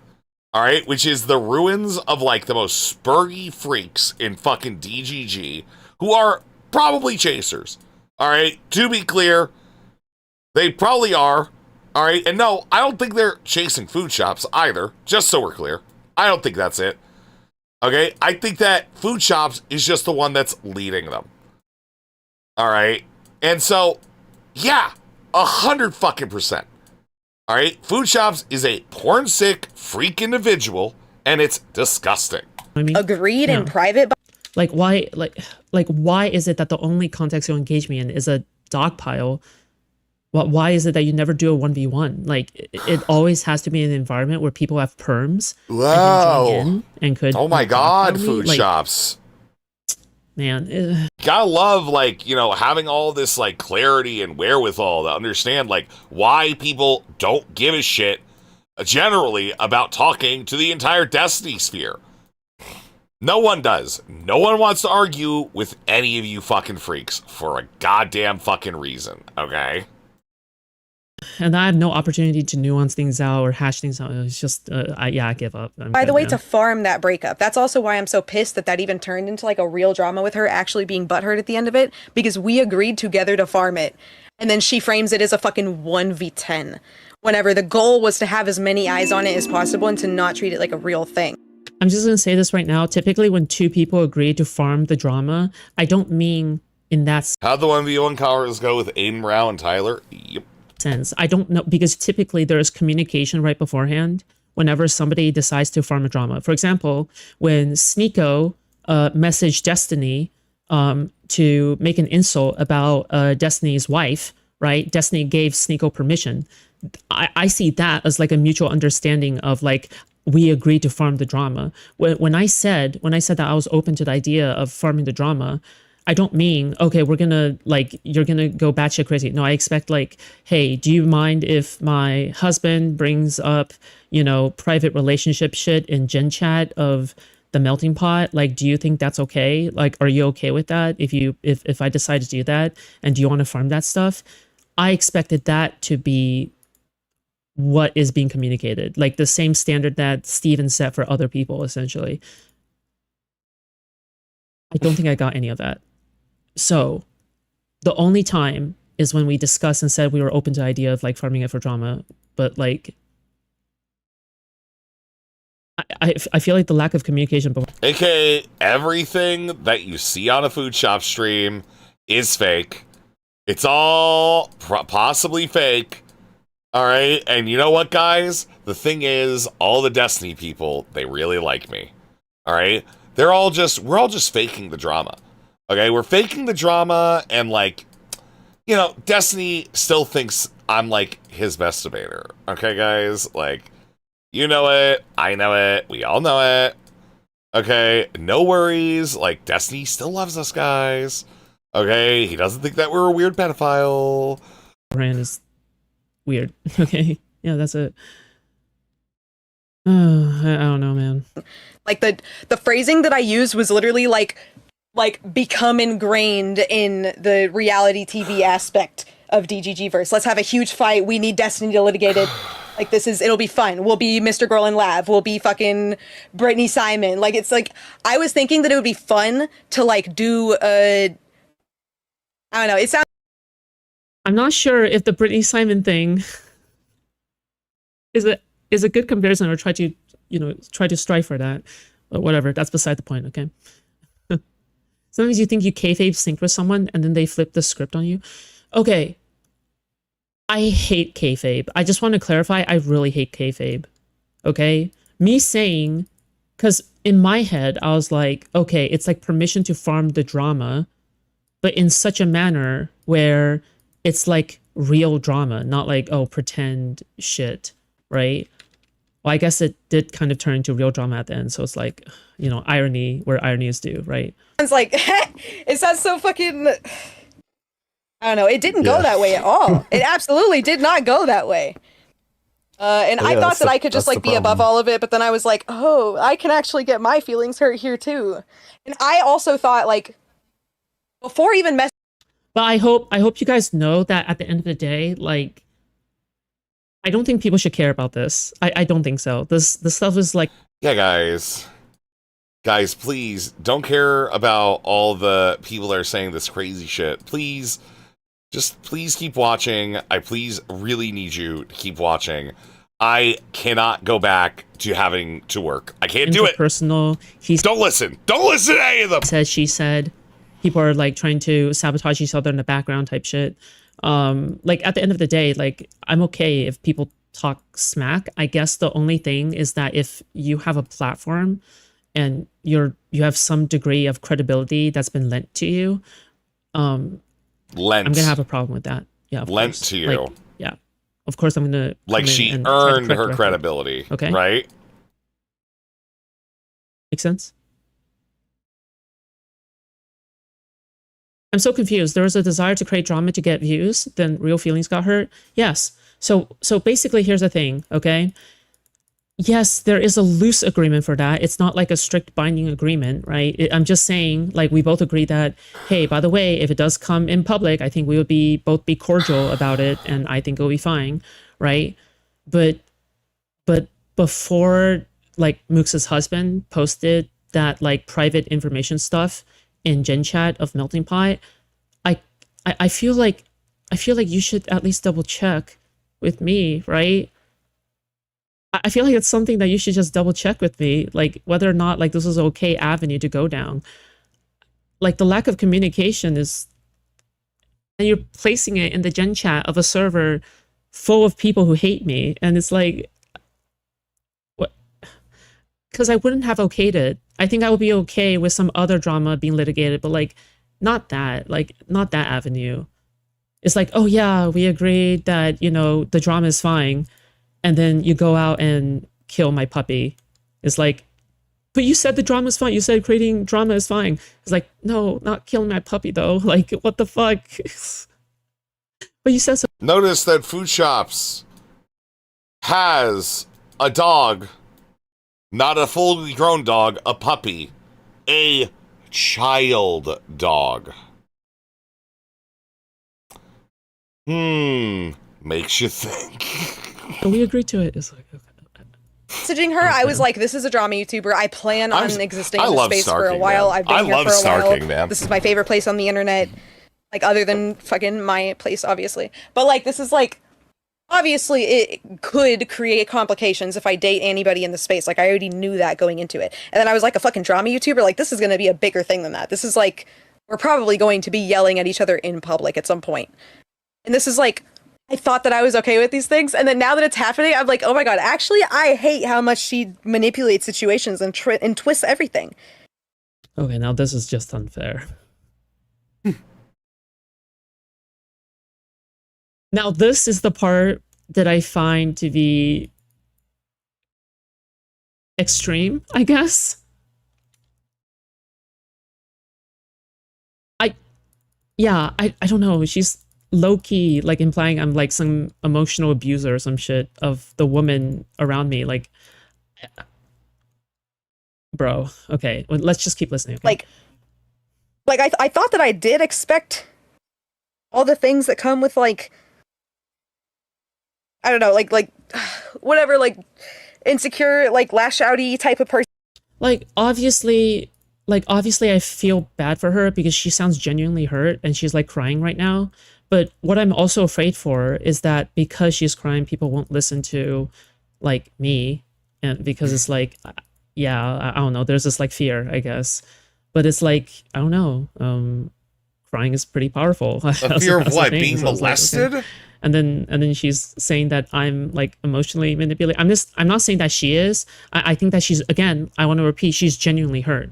I understand like why she is crying. Like I understand that she's genuinely hurt. But the thing is that like I hate how she's implying that I'm emotionally manipulating people in the same breath. Like that feels kind of like not the right place or the right time. I don't know. And like this, I thought that I was prepared for all of that, and then I think actually I'm like butthurt that I did end up getting like closer to people in the space than I like ever planned on, and then she's like ruining my reputation to those people. Like I thought I was just never going to make friends in the space, and that nobody was ever going to fuck with me. And then now I'm like, oh, a lot of people fuck with me, and then I'm like, oh, fucking, I guess 1/3 of those people are food shop dick sucks that now like are skeptical of me. Food shop's dick sucks, dude. I don't even know what to respond to that, bro. They are the people that have signed the dotted line okaying lolicon, pedophilia, doxing, threats of rape, making up allegations about stuff, complete spinelessness, lack of a being. Yeah, a lot of people don't fuck with you because you ain't got no fucking form. You only have a form that suffices to hurt other people. Like, what am I even supposed to say here? It's just something that feels so absurd. Like, I literally have issues with people calling me Empress. There are people in my chat and people in my server that I have like this kind of like I don't like it when people call me Empress. Like I don't even like the fucking glazing dick sucking thing. I don't like, fuck. it's like if I have to glaze myself, I will glaze myself, but I don't like it when others do it. Like if I'm gonna self-validate, I'm gonna self-validate, but I don't need external validation for stuff like that. Like maybe I do desire like verbal affirmation from Steven or from people who are close to Steven, but that's literally it. I think that's a far cry from like implying that I have some kind of audience capture shit going on. I don't know. I don't know, man.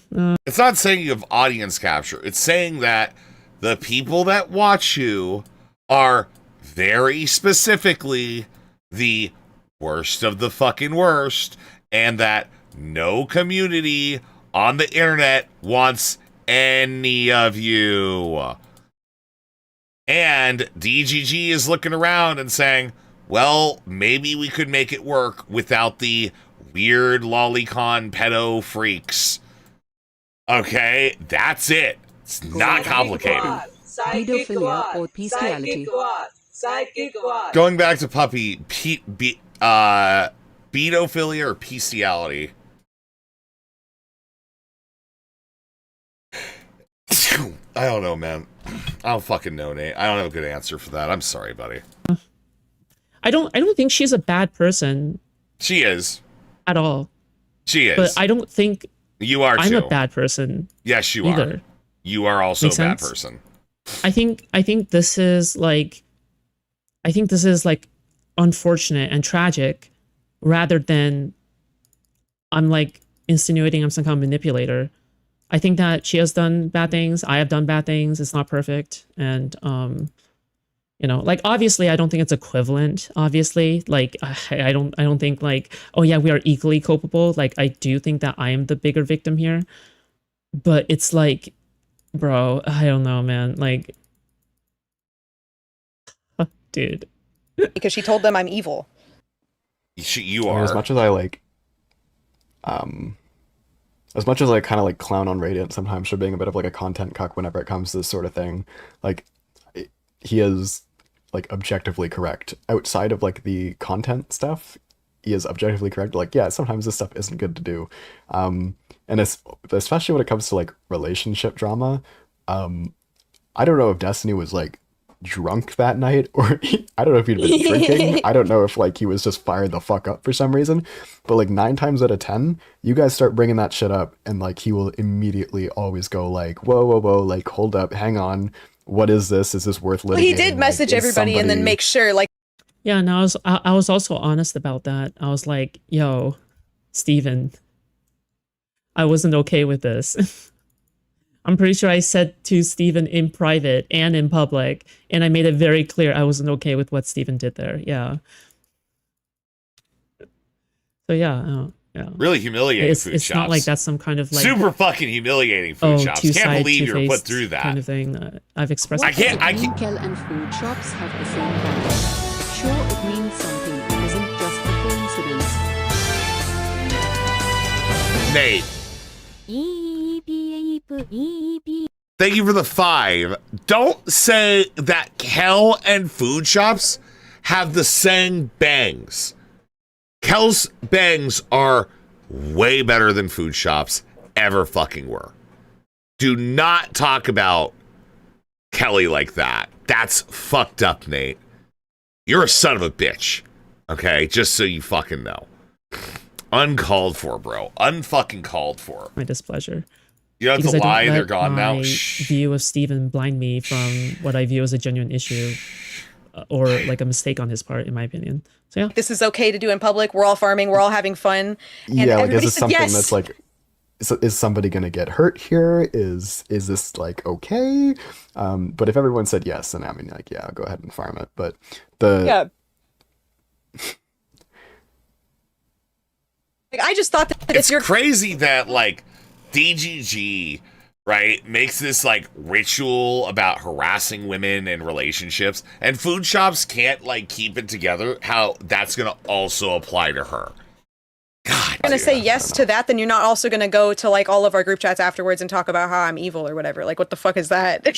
At that point, it sounds like you weren't actually cool with it. And then she said that the reason why that she says like I had no choice. Also, remember to like and subscribe on all platforms. We're on Kick, Twitch, and YouTube. for your choice and viewing pleasure. Thank you. Thank you. Choice. I had to I respond. chill I had more, no but I'm choice. tired, I didn't so- like it anymore, but I had to keep participating because I think what she's specifically talking about is when she appeared on stream that one time and basically said that, oh yeah, I know that Food Shops loves to frame herself as somebody who is like a debate coach who sends out these women out to do that kind of stuff. And yeah, like after she said that, I did kind of You literally said on stream this was explicitly your goal. You did it in this stream.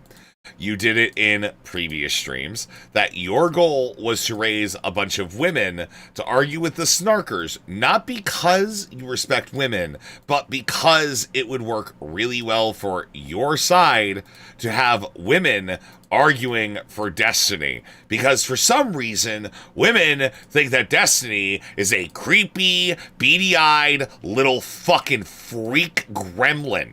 All right? A little weird cum gremlin, if you will. Okay. to freak out in the group chat because I feel like, okay, well, like she's saying something that I feel like is in front of an audience in public, that I feel like is blatantly like not true. And if I phrase things the wrong way, then maybe it's being taken in Keffels the was right. misinterpretation. Yeah, what's up? Why are you a pedophile? Kevels was right. Thank you for the 275, Ronan. Thank you. Yeah. So it's like for What me, the fuck, debate coach? Yes. Food Shop said she was training people like Owlish and Duck and others. All right. And this was a while ago now. Okay, that Food Shops like revealed her secret machinations because these women, they can truly stand up to the snarkers. You know, not these women are gonna look like fucking idiots talking to like 22-year-old kids who can barely fucking figure out their head from their fucking asses half the fucking time. Yes, these women are going to win these debates with the snarkers. it feels as though that she brought up an issue, which I then talked to her in private that we seemingly... That's it, to debate snarkers. I shit you not. That was actually her point. I shit you the fuck not. There are clips of it. It's out there. I'd have to like fucking, search for it because I never saved it. But yeah, that's somewhere deep in the Snarchive. That clip does exist with Food Shop saying, I am explicitly doing this to defend Destiny because women don't like being around Destiny for reasons. The reasons being rape. And then she brought up that same issue on a live stream after I was trying to clarify. And then we resolved that afterward. Like we were in the fucking private, like fucking clarifying afterwards. And then it got brought up again. It just keeps on feeling as if it keeps on getting brought up by her, and we have to constantly in private resolve things. And I don't know, it's very frustrating. Like, because you have to keep in mind again, like I love resolving things in private. This is what I've always done. I love resolving things in private, but literally, she's just lying. Food Shops is not a solve things in private person and never has been. When I keep on resolving things in private and then she goes out and like keeps on bringing it up, I have to begin to question the efficacy of that. And at some point, I can't just simply resolve it in private at that point. It's just not possible. You guys made me because you kept saying all this stuff. And it was like at multiple points, like people were... Because at multiple points, I thought that, it was resolved. It's just... Or DMing her or like trying to say like, hey, do you want to move to a different chat? Do you want to talk about this offline? Do you want to talk about this tomorrow? Like me included. Like I was saying all these things and she was saying, no, let's just do it here. Let's just do it here. So it's like, I don't know. I just don't know how much I can like Like I felt like, but we were probably on the same page because she's like fully incentivized to like farm drama. Like this is like, and that's already, she's talked about doing all these things before in other situations. So then I was like, for surely we can just. The funny thing is, it's like Mooks is saying this, and all Food Shops has to do, yeah, like you're doing right now. You know exactly what's going to happen if on one of the larger orbiter streams, you go on, you start talking shit, you start trying to start some shit, you know what's going to fucking happen. But Food Shops is like too fucking stupid to even like figure out the obvious way around this. That yes, they were baiting a confrontation like this from Food Shops. It's your time. Do that here. Surely we can just spawn drama and then fucking have content, and then we can stream about it for the next few days, and then I can watch your response and you can watch my response, and then we'll go back and forth, and then all of our people will talk about it and our chat will go so fast, and everybody will ask what's happening. Are they cool? Are they not? Because behind the scenes we still had kind of a bridge, but then we were like, let's go shit fling in public. So then it's like, no, there was no talk beforehand about Sharp saying that in Gen Chat. There was no indication, there was no communication there. And that's where the big discrepancy is. That is the thing that started it all, was specifically Mooks' husband throwing the first stone, right? Because originally all the issues is in private, and no matter what issues you think is going on in private, whoever brings up public first is the person who started it, right? So from my view, at the very least, it's very clear that it's from the other side that brought it to public first, when originally it was a private issue that didn't need to be litigated in public. Yeah, I don't know. It's frustrating. I always... Wow, Food Shops. Yeah, like some shit can stay in fucking private, Food Shops. Yeah. I wonder, Food Shops. I wonder if you have a leg to stand on there about keeping some things private, Food Shops. Like consuming drama content where the people are like somewhat...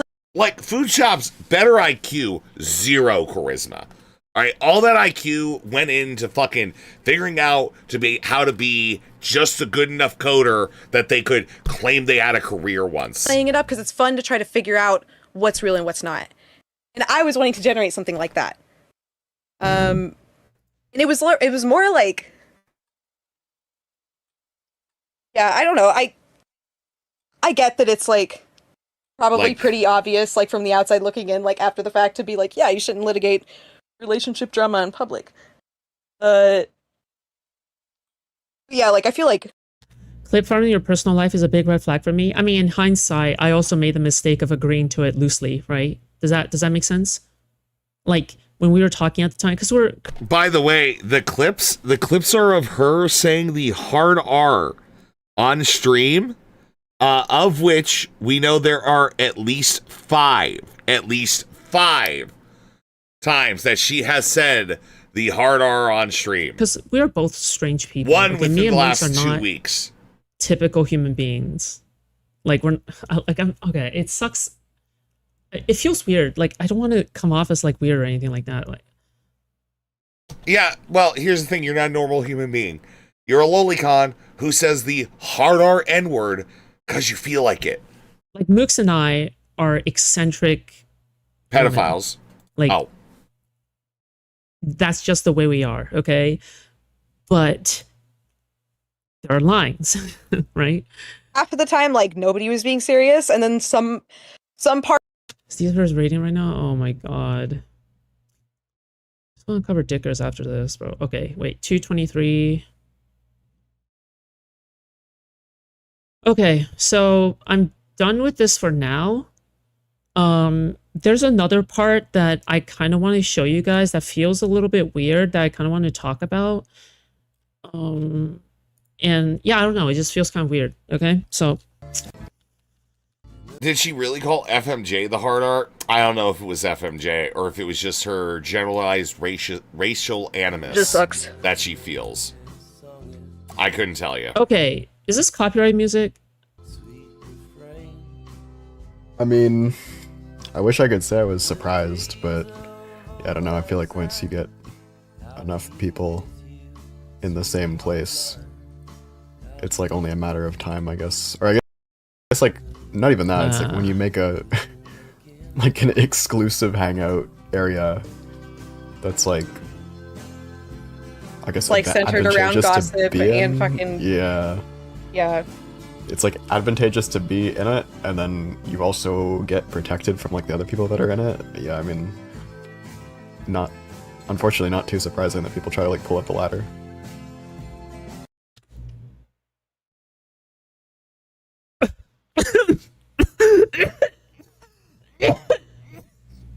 What?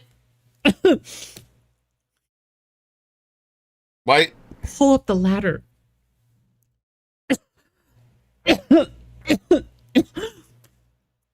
Guys, how many times did I raid into mooks? And how many times did I platform Megu's videos?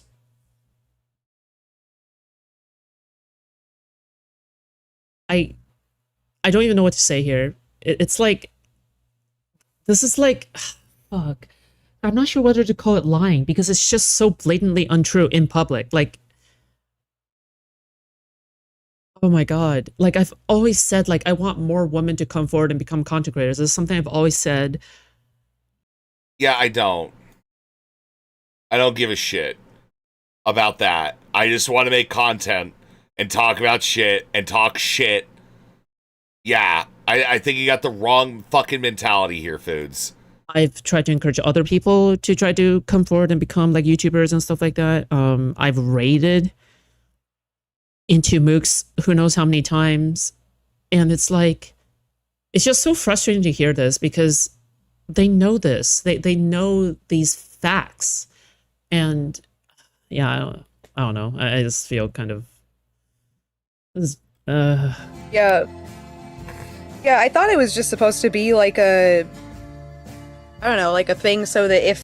A big shot. I don't see myself as a big shot. I'm sorry, but I just don't look at myself like that. I'm not, like, yeah, I'm like self-validating, a little bit egotistical. Like, yeah, I mean, you're not a big shot. You're taking like low shots at like low fucking age numbers. I will admit I'm a little bit egotistical because every streamer kind of has to be a little egotistical. But like, I don't think, I think I watch myself a lot. I check myself a lot. Like, I basically always go like, okay, am I going too far? Am I being too arrogant? Am I being too whatever? And I think it's pretty clear to my audience, I'm pretty self-aware, right? Like, I always try to... Oh, so you're self-aware that, like, you know, the easy cash flow that you had coming in with, like, the Destiny Association's about to end, right? You're aware that, like, they are going to throw you out. All right, they are going to desert you. They are going to leave you wanting.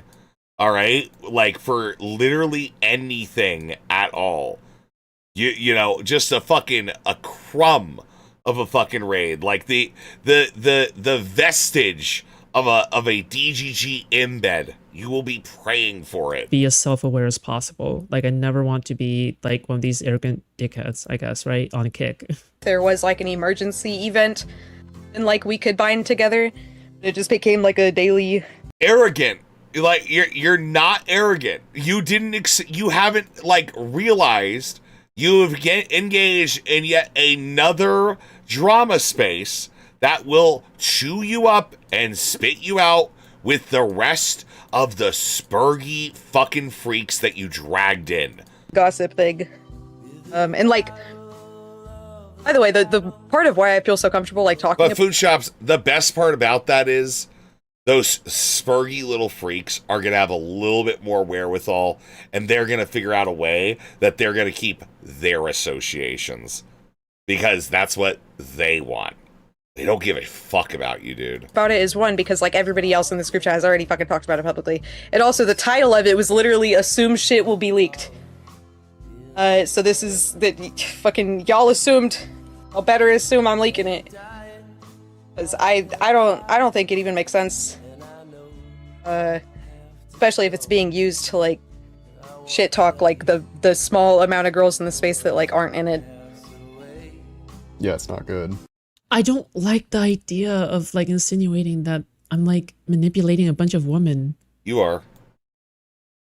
Like, Oh god, dude. Can people just stop like predator jacking? I don't even think I predator jacketed like mooks. Right? I don't think I predator jack. Dude, I hate it whenever It's not predator jacketing. It was your explicit goal to get more women creators to be able to challenge the snarkers because women are more palatable to argue with rank misogyny. And even then, you fucking failed. people do this like low-key insinuation of like me being this mastermind emotional manipulator, but somehow I'm also super retarded at the same time. I just don't like this. This is just like a weird thing to say. Like, how am I a master manipulator, but also like a fucking retard? Like, I don't know, man. It's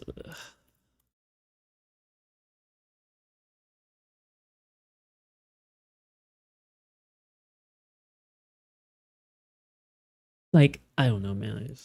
I'm over your head. I'm more than happy to have a public ceasefire. We don't have to agree, but I want a public ceasefire. This is what I want. I want de-escalation. I want you guys to not keep reminding people that I'm virulently racist against black people and a pedophile. All right, I want this to end. All right, I need DGG on my side. No. Public ceasefire.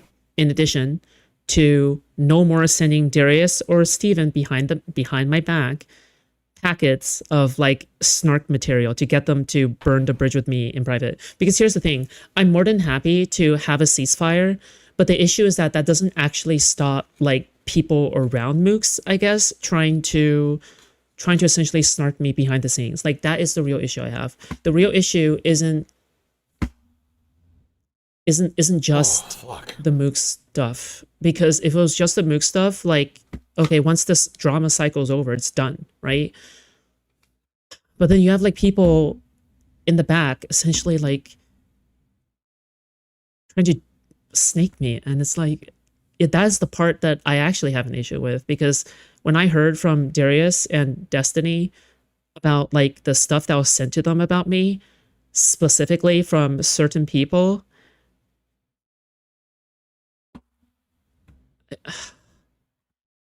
bro, I'm sorry, but it's just, I know for a fact this is happening, dude. Like, it's a fact that this is happening. Yeah. It makes me so happy to know like how much of a paranoid schizophrenic she is being forced to be every single day. There is like a small joy here for me. And it is because I'm a little bit of a sociopathic freak who delights in like the, you know, distress of this one singular person. And then I've been learning more and more to give in to those horrible, terrible urges. Because they're fucking awesome, dude. Like, I can't fucking, like, I don't know, that she gets, like, I'll tell you what's going on, okay? And also, like, the anti-DGG snarkers have every incentive to do this too, because you have to keep in mind the anti-DGG snarkers are, awesome. They Super see cool. a wound that then they get to expand. Yep. Right? They see me in a position where I have no choice but to respond to something like this. But at the end of the day, this is just bad for Destiny overall. Like, Yes. every single second addressing this drama is another second not addressing the snarker's own fallout, like internal fallout, right? Like, this is like about... Yes! Yes, Food Shop's correct. Correct. All right, it's so bad for Destiny when he has to kick out his pet pedophile, all right, who has been his stalwart defender for all these long and cold, harsh months. Yes, we know that it's hard, and it's really fucking funny. One of the worst times to essentially try to litigate this. But in my opinion, like, this is, like, it has to happen. It has to happen just mainly because she called me a grifter, and then now they have a 2-hour stream on me, and the 10v1s happened. It isn't like the grifter is like the first and only straw. It was the last straw in a sequence of events. So yeah, I'm not happy covering this. This doesn't make me happy. I'm not a happy person right now. endlessly talk shit about me and my husband, and then See, what Food Shops is referring to is that, unlike the snarkers, all right, who have the rallying cry of no brother wars unless it's really funny because Aiden God's dick sucked, all right? Okay? Because of the no brother wars mentality, the Starkers will always be stronger than you because you're a fucking loser. I can't fucking say anything about her. She flips out, tells a bunch of people in private a bunch of shit about me that isn't true. It's just like so like... Yeah, it's weird behavior, for sure. I mean, I don't know how to deal with that. Yeah. I mean, I just expect that, like... I mean, there's just, like, probably, like, always going to be, like, some amount of crashing out that happens in periphery, and I just, like, have to ignore it. Is this a crash out? Yes. Yeah. I think I have been measured in my response so far. I think I've gone above and beyond to try to be as fair as possible, okay? As fair as possible as I can possibly be. Because I like to look inwards. I like to look at what I've done and whether or not what I was done was right. Right? She doesn't like... No Brother Wars died when Quee took the DN opt-out option. You say Brother Wars have died, and I say the Dickers drama was a day before people started defending Dickers. Okay? The Dickers drama was a day before everybody started defending Dickers. So much so, it drove Aiden insane. Seeing me, like, in the space, like, around other... Why is your moth floating? Is it a detective ghost moth? Oh, you know what? You know what, buddy? Here's the thing. I don't know if you know this about moths. They have wings and telepathic powers, okay? Fuck you. Fuck you, man. Just fuck you, bro. Diggers cut his shit off, so it's debatable whether he's a brother anymore. It's the same thing. People and, like, okay, getting bigger and whatever. making friends with Shut people up. she doesn't like and shit like that. Like, this is, like, part of why she's been crashing out at me. So, like, I just have to deal with, like, the fact that, like... Just to be clear, this crashing out that she is calling it is during 10v1s. Still crashing out. It's like 10v1, and she calls it crashing out, and then another 10v1, and she calls it crashing out, and then she calls me a grifter after these two 10v1s as all part of the same drama, and she calls it crashing out. It's like, what? You are currently crashing out over it. Yeah, it's just gonna be, like, an inevitable thing. I can't, like, keep... I hate this gaslighting where it's How like, are you gonna flap your trying to wings make with the me coat out on, as Bang? Okay. Alright, man. somebody who is like... Smatic, I swear to God, every day, I just sit here and I'm just like trying to display how angry I fucking am. Right now, Smatic, I'm fucking 4 guns fucking angry at you, Smatic. Fuck you. Fuck your shit. Alright? He's not flying. Whatever, man. Fuck you. Fuck you, dude. insane. Like, oh, you're crashing out. You're just crashing out right now. You're crashing out. And it's like, bro, I think I am able to logic my way through this, okay? Like, please. Like, I can't maintain a thing where I keep her happy and also, like, focus on my career at all because, like...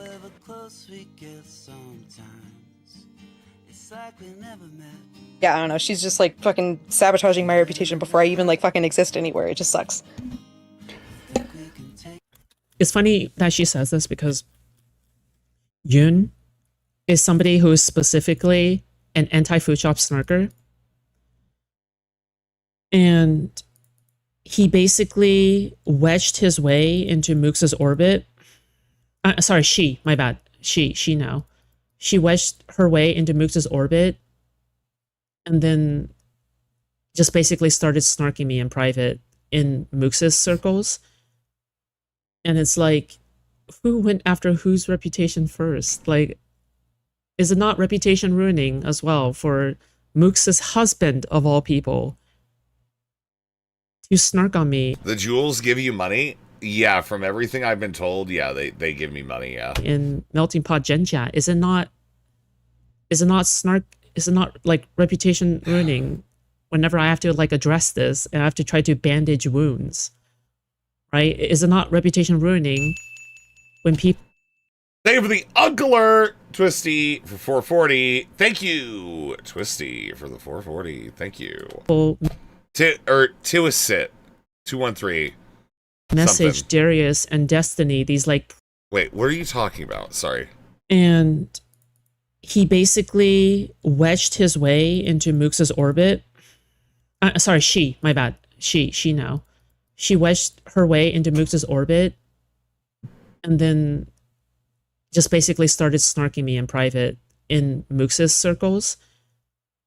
And it's like, who went after whose reputation first? Like, is it not reputation ruining as well for Mooks's husband of all people to snark on me in Melting Pot Gen Chat? Is it not snark? Is it not like? Oh yeah, no. Mooks has a husband. Yeah, they make porn together. Okay, they make porn together. It's like a thing. Yeah, the husband doesn't like food shops either. It's crazy. The Moth is clearly. You put those alerts to the bar. I do, Remy. Shut up. It's clear standing. I don't know why it would be constantly flying as a detective. It would make the job harder. No, it's psychic powers, okay? There's psychic powers. It allows me to hover, okay? Here. I don't know what to say. Like, it's just like, oh, there we go. We're like kind of landing now. Reputation. They're basically ruining. bits. Yeah, kind of. Whenever I have to like address this, You and also I have just to buy them bandage too. wounds, I think. right? Is it not reputation ruining when people message Darius and Destiny these like private packets of just essentially hit pieces, right? Documents written up by snarkers to undermine my position in the space, right? To interfere with what I'm trying to do in this space as my job. So yeah, like to me at the very least, Bro was doing his taxes at home while she was getting ragdolled by 30 DGGers at LibCon. Well, these are all things I have to like put up with. The husband is the cuck? No, I think he fucks her too. I don't know. I haven't looked into Mooks's like more unsavory elements of her, stuff. But then the one time in which like her reputation is on the line, now she feels as though like she is the ultimate victim. Like to me at the very least, like I have always been the ultimate victim in a way, right? But like then why not psychically hold the guns? Because it's cooler when I'm holding the guns. Oh my god. Like if we really want to make that the standard. All right, okay? man. If I'm using her standard, like I'm like 100 times that victim. But like I just view it as part of the thing. Like I take on this fight, I accept the consequences, right? Because you have to accept that things are going to happen, and I do. But then, now she's crying foul, and like that seems unfair to me because if I'm going to accept, you should all. By the way, this is what Mooks' husband said. Polyamory isn't for me. Experimented and did it, so I'm good. Sharp, food shops couldn't help but try to subtly position herself above me. She doesn't have emotional infrastructure for poly-esque dynamics. Thank you for the 10 hiding jewels. Remy, thank you for the 10 jewels for the hiding. Thank you. Okay, I actually have a question about the antenna and the hat. There's little holes in the top of the hat, man. Okay? There's little fucking holes in the top of the hat, man. Okay? Okay, there's little fucking holes in the top of the hat. They aren't that big to be burdensome for the Moth to remove the hat. It is. It's really fucking difficult for me to remove the hat. Okay? It's really, really difficult for me to remove the hat, which is nice because it keeps the sun out of my eyes during the daytime. So I don't fly at it, okay? Putting it on must be quite painful. Shockingly not, actually. Shockingly not. To accept. But like now it just feels like we're not playing with the same rules, right? This is all Tyler's doing? No, it's not. It's the food shop's hate has been fomenting for a bit, and I think that there's just an overextension from deeds and food shops to try to do this. DGG needs to be friendlier towards women so we can get above 3% audience. right? Like, it's just not I working. shouldn't even say sabotage, because I think that most people with a brain that hear her like vent about random shit like are aware that she's like, at the very least, like exaggerating and like has like a flawed perspective on things. But then like, it's hard for me to hear because I'm like, she's literally like making shit up out of thin air. What? Sorry, I mean, what exactly am I making up? Like I just can't know like how much that's coloring anybody's perception of me. Like it just sucks. Yeah, anything. Did you want you can to throw it at advice? me. Or? And also, like, involving your own personal goals to make friends in the space is kind of bizarre. Because I just don't get its relevance in comparison to, like, the entire drama. I don't know. It's just a weird thing to bring up, like, how you want to make friends in this space. Like, I feel like that's really separate from everything else. And I don't know. It feels... This is from my honest perspective. I think it's selfish. Because your desire to talk about your desire to want friends feels as though it comes at the damaging of my reputation and the undermining of my position. You're essentially pitting the two concepts against one another. And that's what I find weird, because it's like, I think there are two things going on here. One is calling me an emotional manipulator, and the other is you want friends. And I think one is much more severe, and it just comes off as a little bit like you don't entirely know what you want, I guess. I don't know, man. It's just... Yeah, I mean, my advice is, unironically, just, like, leak everything. If I did there's, back like, up stuff that is... all of the group chats before. Oh, this is the worst part. Okay, hold on. This is the part that I feel like is the worst part. Hold on. But I'll get over Did it. you I want never like advice? expected to make friends this space, so it's fine. Yeah, anything. Did you want you can throw it at advice? me. Or...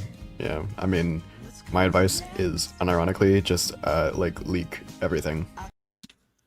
This benefits nobody except for the anti-Destiny snarkers. It benefits nobody. Okay? Yeah, we know, and it's awesome.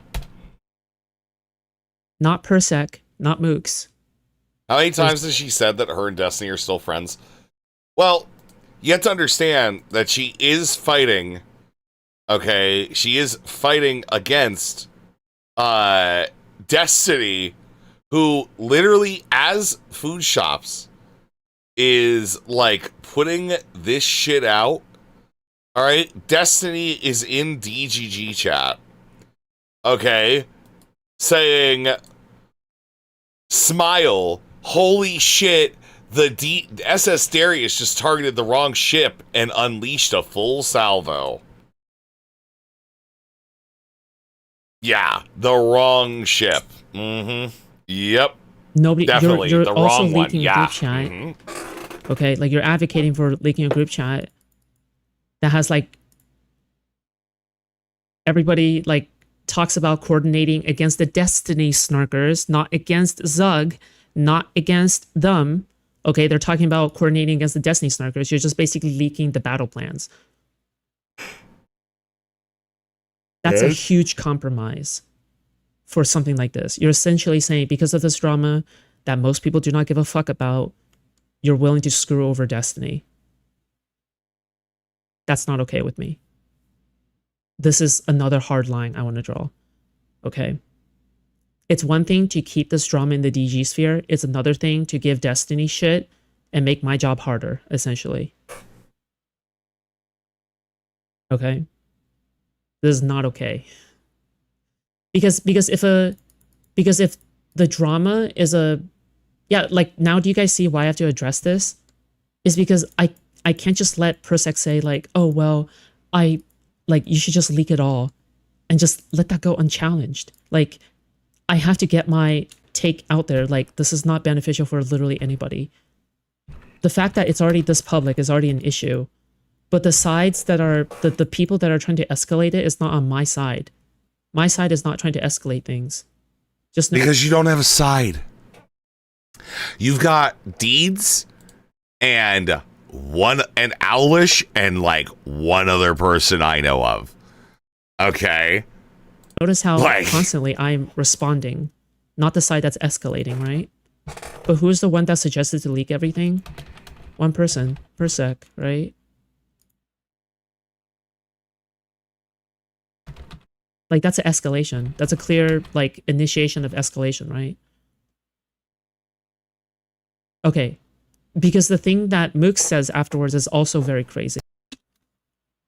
Okay, do you guys think what I'm doing right now is shit talking? Or am I trying to, like, I'm trying to... You're shit talking. You're just trying to be like really small and like be like, I'm such a small being. Why are they hurting me? We're just hurting Destiny when you hurt me.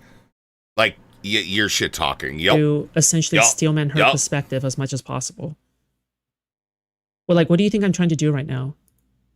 Am I smack talking them? Am I snarking them? Am I insulting Persec's hair? Am I going after Mooks' looks? Yes, you are insulting them for being too stupid to understand that if they go after you, that the snarkers get free content. You are calling them dumb and short-sighted.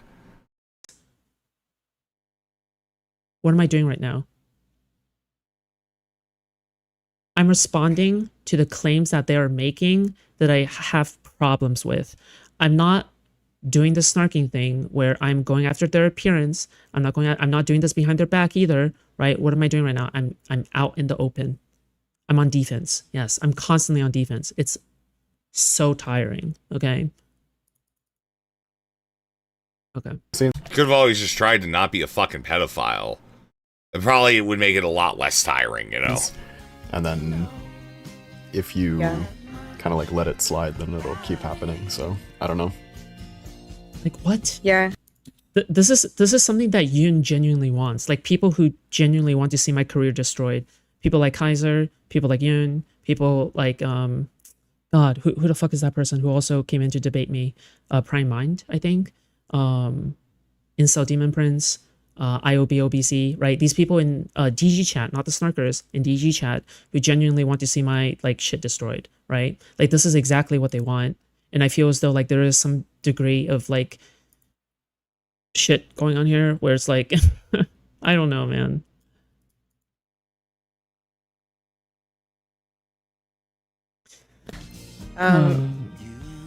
It would be nice to have something to point to, though. Like, my two main fears are like, one, that if I did that, then that would just be like another thing that she can like paint as like how this other fucking conversation that she fucking walked into and decided to have, she keeps painting it as like a dog pile.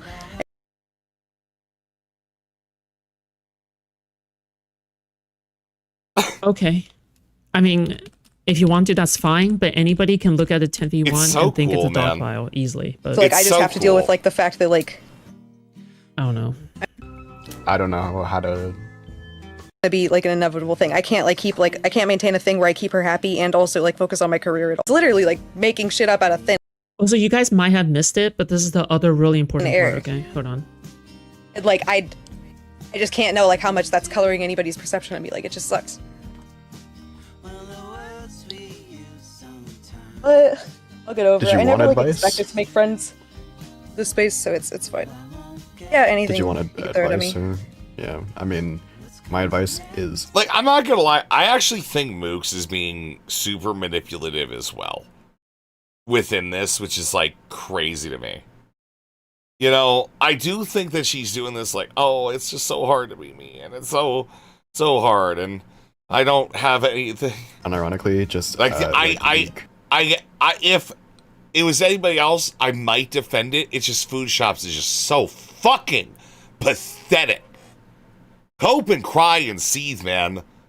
Where the fuck is this energy after all the shit you've been doing? Notice here how Persec, like, it isn't Mooks asking Persec for advice. Like, notice here it's Persec that's trying to push for it, right? Like, notice what's going on here, like subliminally, like fucking subconsciously. Like, notice what's going on, like, beneath the surface, right? Like, notice how it's like Persec essentially pushing his unwarranted advice out there, right? I don't think Mooks asked for advice in this moment specifically, right? but Persec essentially gave his unsolicited advice to leak everything. How like like the weird like shit that is going on. Fuck, I don't want to say manipulation, but the weird shit that is going on is like out in the open. Like this is out in the open. Like you see it, I see it, you guys see it, you guys can judge it for yourself, right? Like the weird fun with that little chud dude. shit that It's this awesome. dynamic that they have. Like I don't know how people don't see it. It's just like Persec essentially trying to soft push the idea of like everything. I If did there's, back like, up stuff that is all of the group chats before I left them, yeah. Pay attention. What did she just say? I did back up all of the group chats before I left. She didn't leave. I kicked her out. I removed her from the girls group because I found out that she was a liability. So I removed her.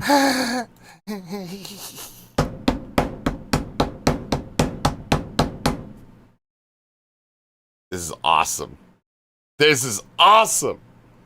Resume, I don't understand the argument that this situation suddenly ruined Fruitstop's reputation. There are already controversies surrounding her, including low account-related ones, allegations of inappropriate conduct. Whether those accusations were true or not, they already affected how people viewed her before the situation happened. So, yeah, I mean, if you're not paying attention, Black Yamato, all right, the reality is Food Shops does this shit every single time. Whenever she's getting criticized, she turns up the sad girl voice shit. Okay, she did it with me back in the fucking day. Reservoir. He told me he was my dad, and my dad beat me because I like things. And he just took that from me. Yeah, dude, like, that's been the fucking energy. She's done this shit before. She'll do it again. She will never cease. It's just, it is what it is, man. It is what it is. And turns out my fears were justified.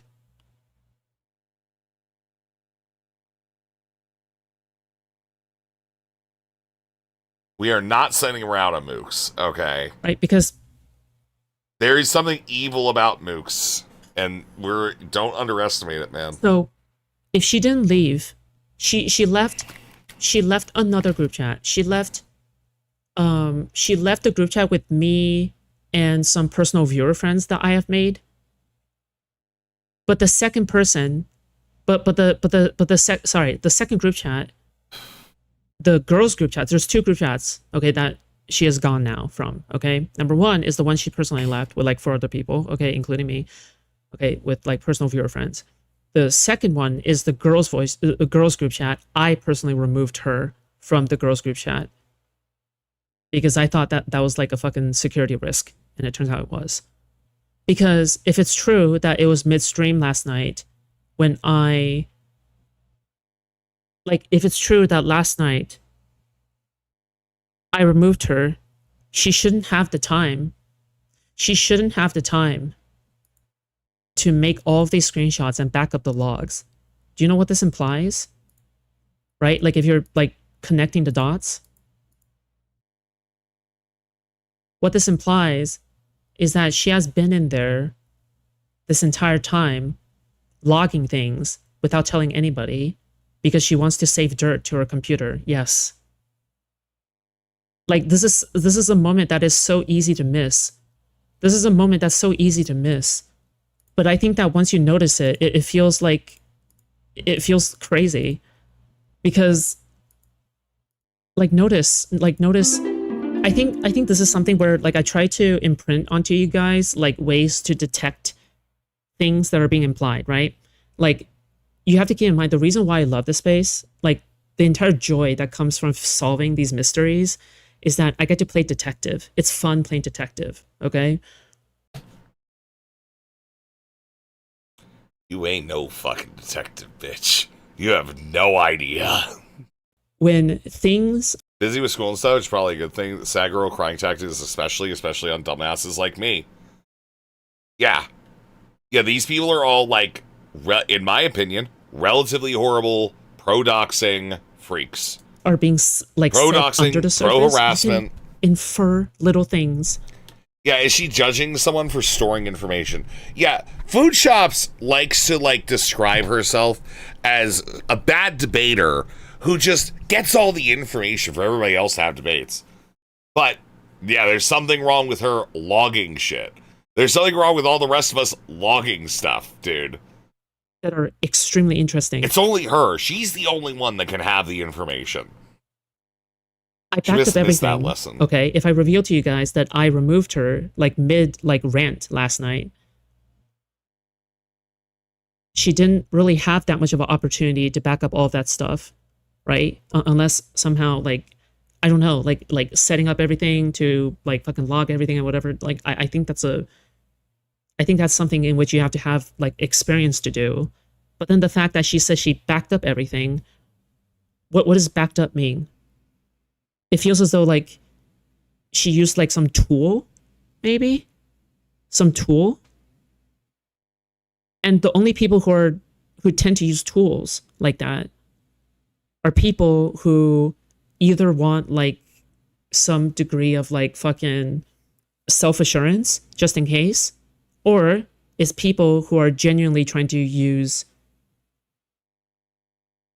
like they're trying to save dirt.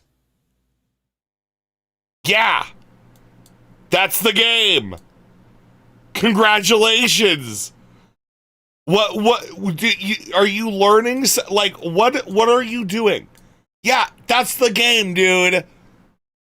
It's just keeping screenshots. Are we gonna Food Shops? Do you want to talk about Owlish's? Like, what is it? The fucking the 80 gigs of Owlish content, where if you mention Owlish once, she will save your entire fucking stream. Are we gonna talk about the 80 gigs of Owlish content that we are going to be forcing Owlish to buy more hard drives? More hard drives for Owlish. Okay.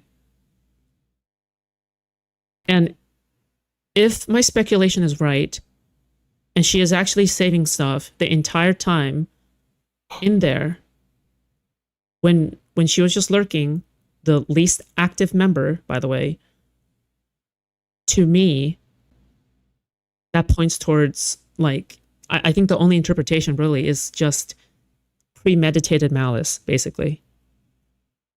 Like, literally premeditated malice. Like, unironically, just premeditated malice, because there's no other explanation, basically. It's like, you're like trying to threaten to leak the group chat, which is like blackmail or something, right?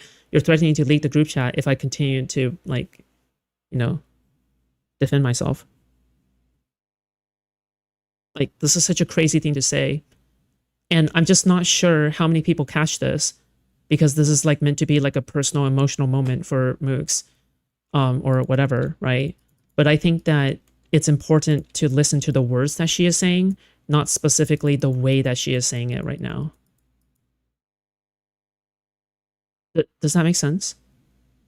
Like, the realization here, the moment of clarity that we've all had, like when she said this. Like, this is probably the most disturbing part, is that how long was she logging the group chat? When did she begin logging it? When did she begin logging it?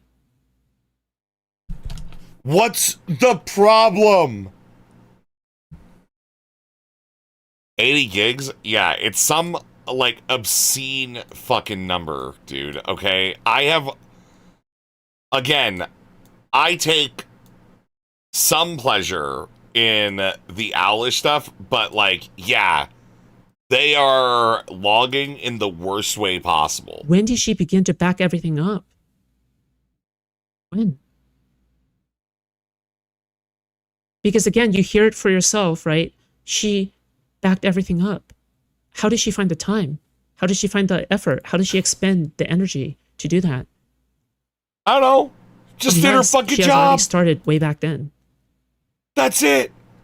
Yeah, I kicked Mooks out of the girls' group chat, but she left the second group chat that is, like, not related.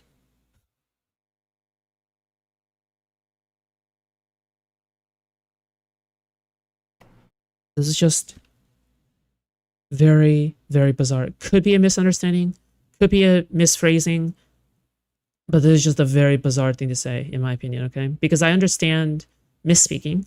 Like, I'm willing to grant that level of charitability, okay? It's just you saying, I'm allowed to log and no one else is. That is all that you're saying here, food shops. It's not special. It's not different. It's not extra. Okay? It's just... So... fucking but lame this as is the part shit. that's, like, the most telling, maybe. It's very weird. I don't know, man. I don't know. Okay, that's it. That's the entire drama. I don't care anymore. Oh, Lord. I know that Mooks and Radiant and Destiny and Deeds are like hashing it out, but like I honestly, I don't think, I don't know if there is any like, there's anything I can contribute that would help the situation. I think that's just pouring gasoline on the fire on a drama that I don't want to litigate again. Like after clearing things up on my end, right? Because they came forward about it. They talked about me for more than 2 hours. I feel the need to correct some things that I feel like are complete misconceptions. Yeah. And also, in addition, might I add, I don't like the idea that all of these girls in my group chat are like being brainwashed by me. Yeah? As if like these grown women don't have their own autonomy or their own decision-making process or their own, like them taking accountability for anything they've said personally, as if they are so easily manipulatable. I look up to all the girls. I looked up to all the girls in the group chat.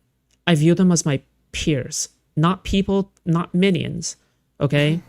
I admire Duckbringer. I admire Forest Cat. I admire Deeds. I think that all of these girls are so much more well-spoken, better at debating than I am, being able to think fast and be very, like, witful, way better than I am. But It's like... it's beyond compare the fucking insanity here.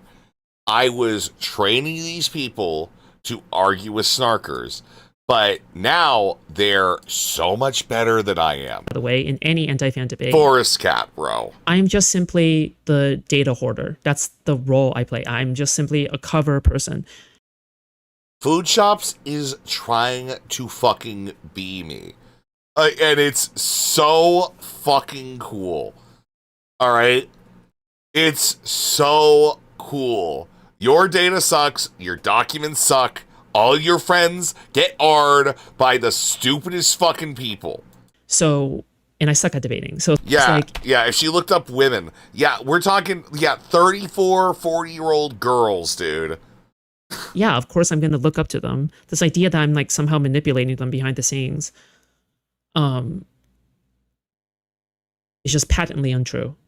Patently untrue. And I hate that insinuation because it makes me sound like First guy's the same one who used to go thirsting Destiny around when lyrics. Mr. Girl Yeah. was accusing- Yes, correct. Correct. That is that Forest Cat got into a debate with Hellbent about it. Because Hellbent made jokes about it, and that made Forest Cat real sad. him of manipulating women, like basically taking away all of their autonomy and decision making. The only reason why I'm this harsh to Mooks is because I view her as an adult, right? I view Mooks as an adult. So this is why I am talking like this. Yeah, because you're not thinking of them sexually, so you're forced to view them as an adult. Because if you viewed them as a child, it would be a relationship I'm for not you. talking at her as Again. if she is being controlled by everybody else. I'm saying that she is making the decisions. She is responsible, and I'm not going to dehumanize her. Okay? I think if I have to try to like have like a little feminist thing movement in this space, I think the most important thing is to humanize people who are opposing me. Yeah, you're just gonna get art. Anyways, cool. All right, we got some food shops, Hayden. How do you guys feel about that? How do you guys feel about all of that? Forrest Cat also used to run around saying life was hard for her because she had a lolly type body IRL. Very strange person. Yeah. Yeah, fun. Mooks is cosplaying young while she was in training by food shops. Yeah. Yeah, I think that's the best way to put it. Feel like that's the easiest way to go ahead and put it, but yeah, something like that. Happily go without seeing any further content regarding food shops for the rest of my life. Well, you know that's not going to happen, okay? I am here for the end of whatever this food shops shit is. All right, and I was sent a clip earlier. This has nothing to do with anything else. I just want to see whatever the fuck this is. What is this? Elo, do you fuck with M&M cookies? Fuck with what? Like M&M cookies.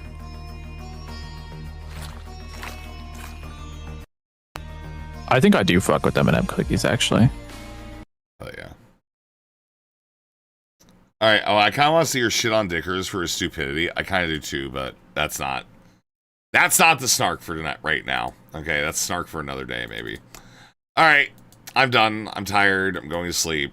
We'll be back tomorrow at a point in time. I don't know what that point of time is going to be, but it will indeed be a time. What? I know. It's only like 7 in the fucking morning. Okay. All right. We'll be back tomorrow. All right. Hopefully, I don't know. I'm kind of hoping that the food shop's full, like, implosion holds off till, like, Friday. I hope it holds off till Friday. That's it. That's just, like, a personal hope. Okay? It's a personal hope, man. All right. Anyways, appreciate you guys. Be good. Stay safe. Don't die. Bye.